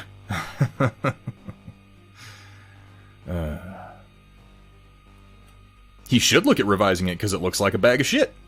I would not normally be as critical of artists' work, but if there's any artist on the planet Earth, that's not even fair, that's way too broad, there are way worse people than him. If there's any artist working for CGL who has earned a few unkind words, it's Scroggins. So I will extend that as far as to say, that looked fucking stupid, and he should fucking change it, because it's dumb, and he should feel bad for doing it. Centurion's looking real nice. Oh! That looks real nice. Now, it looks like you're doing kind of like a vague glow effect around the cockpit there. That's interesting. I like the look of the lasers with the sort of central glow to them. That looks really good. You know, the MWO Centurion, it's kind of a divisive design, and it's not necessarily my favorite, but this is a really good-looking example of it. I like the pose, too. I think this is one of the ones from Sylogy, is it not? Yeah, the bases are really nice. I agree, O'Coral. Scrotum. That's pretty good. I like that, Sentient. Thank you. I'm gonna keep that if you don't mind. Project Dark Fox. Oh, you did a puppy! You did a puppy with a little sentient. Is this Sentient, Pickles? Puppy. Is that what I'm looking at? Because it's adorable. And I like it. And everyone ever painted the head fin red like an actual Centurion? I would imagine someone has. I couldn't point you directly at an example of it, but I would have to imagine someone else has thought of that, because it's definitely meant to resemble the comb from a Centurion-style helmet. Yes, it is. This is the puppy of Sentient Pickle with a little Sentient Pickle tag. Look at his bright eyes. That's adorable. Is this final version or early draft, Dark Fox? Has like the feet look a little sketchy to me, and I don't mean sketchy like questionable. I mean sketchy like it's a sketch. Early draft. Let me just yell into the microphone real quick. I'm looking forward to seeing the finished project. It's been an absolute pleasure getting to watch some of Dark Fox's work come together over the course of the Storm Report segments, posting early sketches and then moving onward into more advanced sketches and then final drafts. I really enjoy that, and I hope you keep it up, man. I hope you keep being entertained by the stream. Manro Fasal working on some sisters. Woof! Looking good. Classic colors. I like the look of the scroll work up here. I wouldn't mind seeing that closer. We'll see if you oh, you did a little bit closer. And you've started to do the work on the purity seals and such. That's looking really good, Manro. Look at that. Doing some power sword effects up here. Fucking fantastic work, man. Keep it up. I look forward to seeing the rest of the squad come together. Kursala with progress. Somebody could probably guess it based off this. I can't because I'm not, a 2B baby scum. But I'm sure somebody else could look at this and guess what it was. Absolutely, Manro. Thank you for sharing. Still, it's good looking work, Kursala. I'll compliment it even though it's a clan mech. Oh, Coral working on a lamb? Woof! Interesting. I like the color combo. It's all in browns and yellows, kind of sandy colors. That's looking nice. Very nice, O'Coral. Chef Tig, this is the one I was talking about. Painting him up to look like Colossus, doing like an X-Men Battletech series. It's an Orion... Okay, why did no one guess that? That makes perfect fucking sense. Orion 2C. Of course he's working on an Orion 2C. Duh. Even I feel kind of dumb for not guessing that. Non-water-based ink pens. I've done that. And yeah, Vergaderang makes a good point. If you pick up some of like micron, 0.5 millimeter ink pens, you can go in and just do a real tight little series of dots with that, and you get a real sharp, real nice sort of scroll effect on purity scrolls or purity seals and scroll work and anything where you need it to look like there's tiny text. It's a fantastic way to do it. That's a really good idea, Vergaderang. I hadn't thought about it because I did that when I first got started painting 40k, and I left it behind a while ago, and I just don't think about it anymore. But yeah, no, that's a great way. In fact, it's how I did the scroll work on some of my minis that I have up here that I now can't show to you because my camera isn't on, but maybe we'll do that in a second. This, it's obviously Colossus, which I think is about the best compliment you can get when you're going for Colossus, eh? Yeah, that's another thing Manro saw, is when you're doing the lines, if you think about it, because a line of text isn't just a straight line, it's a series of letters. So if you do just teeny tiny dots, just da-da-da-da-da-da-da-da in a row, it looks more like text than just a straight line would. You know, it'd be a great pick, Logan/James Howlett, sitting on top of a Wolverine as a mech jock. Oh. Huh. That'd be interesting. Yeah, and that's the thing, too. Vary the length of the lines. Because in actual text, there will be some lines that are shorter and some lines that are longer. They acquire a sort of shape to them. And all you're really doing is suggesting text. So if you get those overall shapes and the sort of stuttered nature, and put larger gaps, too. Because there will be gaps between letters and gaps between words. And also I found that putting like one really big letter every now and then, because they're like old style scrolls, you know.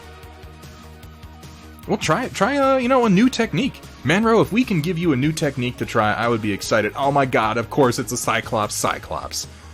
You fucking goofball. Oh, Chef Tig. That's awesome. I didn't see this one yet, but that's funny. I mean, it makes so much damn sense, and yet, for some reason, I wouldn't have guessed it. And your Black Panther. Chef, this is delightful work.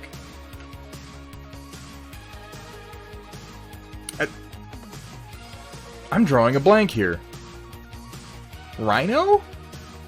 Is that... Wicked Witch of the West? Okay, that's why I'm drawing a blank. Oh, now the green makes more sense. Okay. Wicked Witch of the West. Chef Tig, you are a silly, silly person. Oh, I see. I see. The Atlas is Dorothy. The Cowardly Lion is an awesome... This is...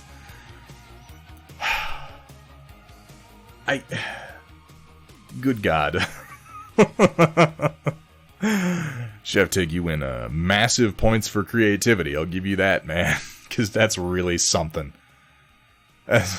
We have the Tin Man, we have the Scarecrow, and we even have Toto. That's really something. No, good work, Chef Tig. Because I never would have thought of it. Who is our, is this Rifleman I'm looking at? He's not like, my immediate thought is Lex Luthor because of the colors. But that's, you know, obviously DC and insane. Who am I missing that's this bright of green and purple? Green Goblin. No? Oh, it's Devastator!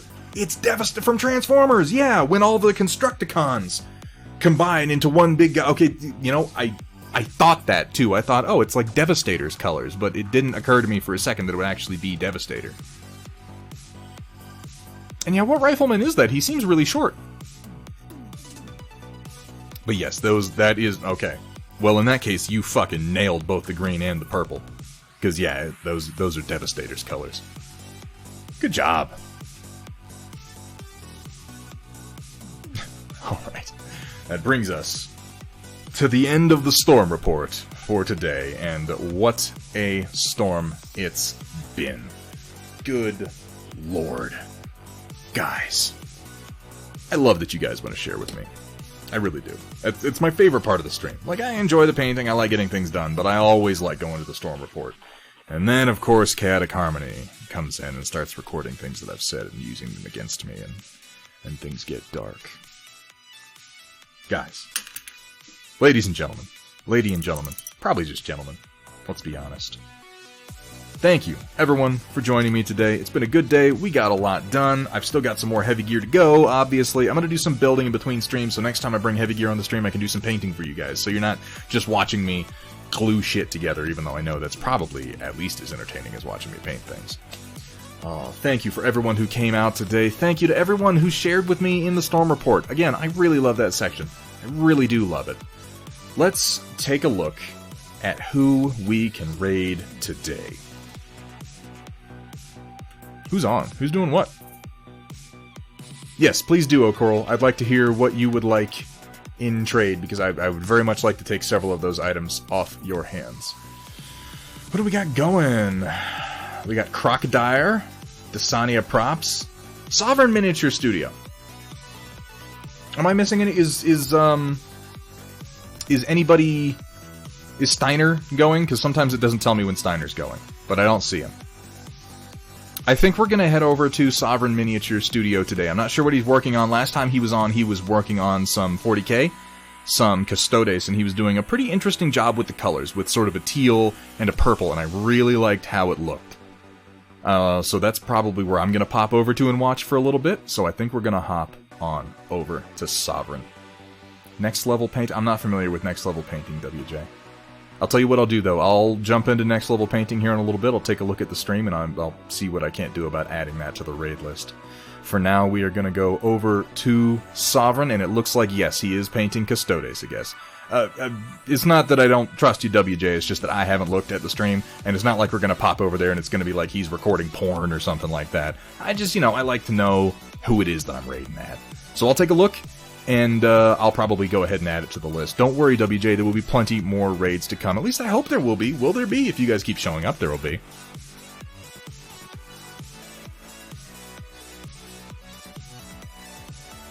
Alright. Guys, again, thank you so much for coming out. I had a great time. I hope you had a great time. I will be back on Thursday. I'm going to get this Tyrant that we built today prepped up. It will be Cyber Knight's birthday. Cyber Knight's birthday. Interesting. So we're going to paint that Tyrant orange in celebration of, well, his birthday. Because that's what it is. Words. I'm so good at speaking, you guys. I'm amazing at it. Alright, we're going to head over to Sovereign. You guys have a good time. I'll see you over there in a little bit. I will see you guys on Thursday, and in the meantime, as always, keep on painting. Y'all take it easy.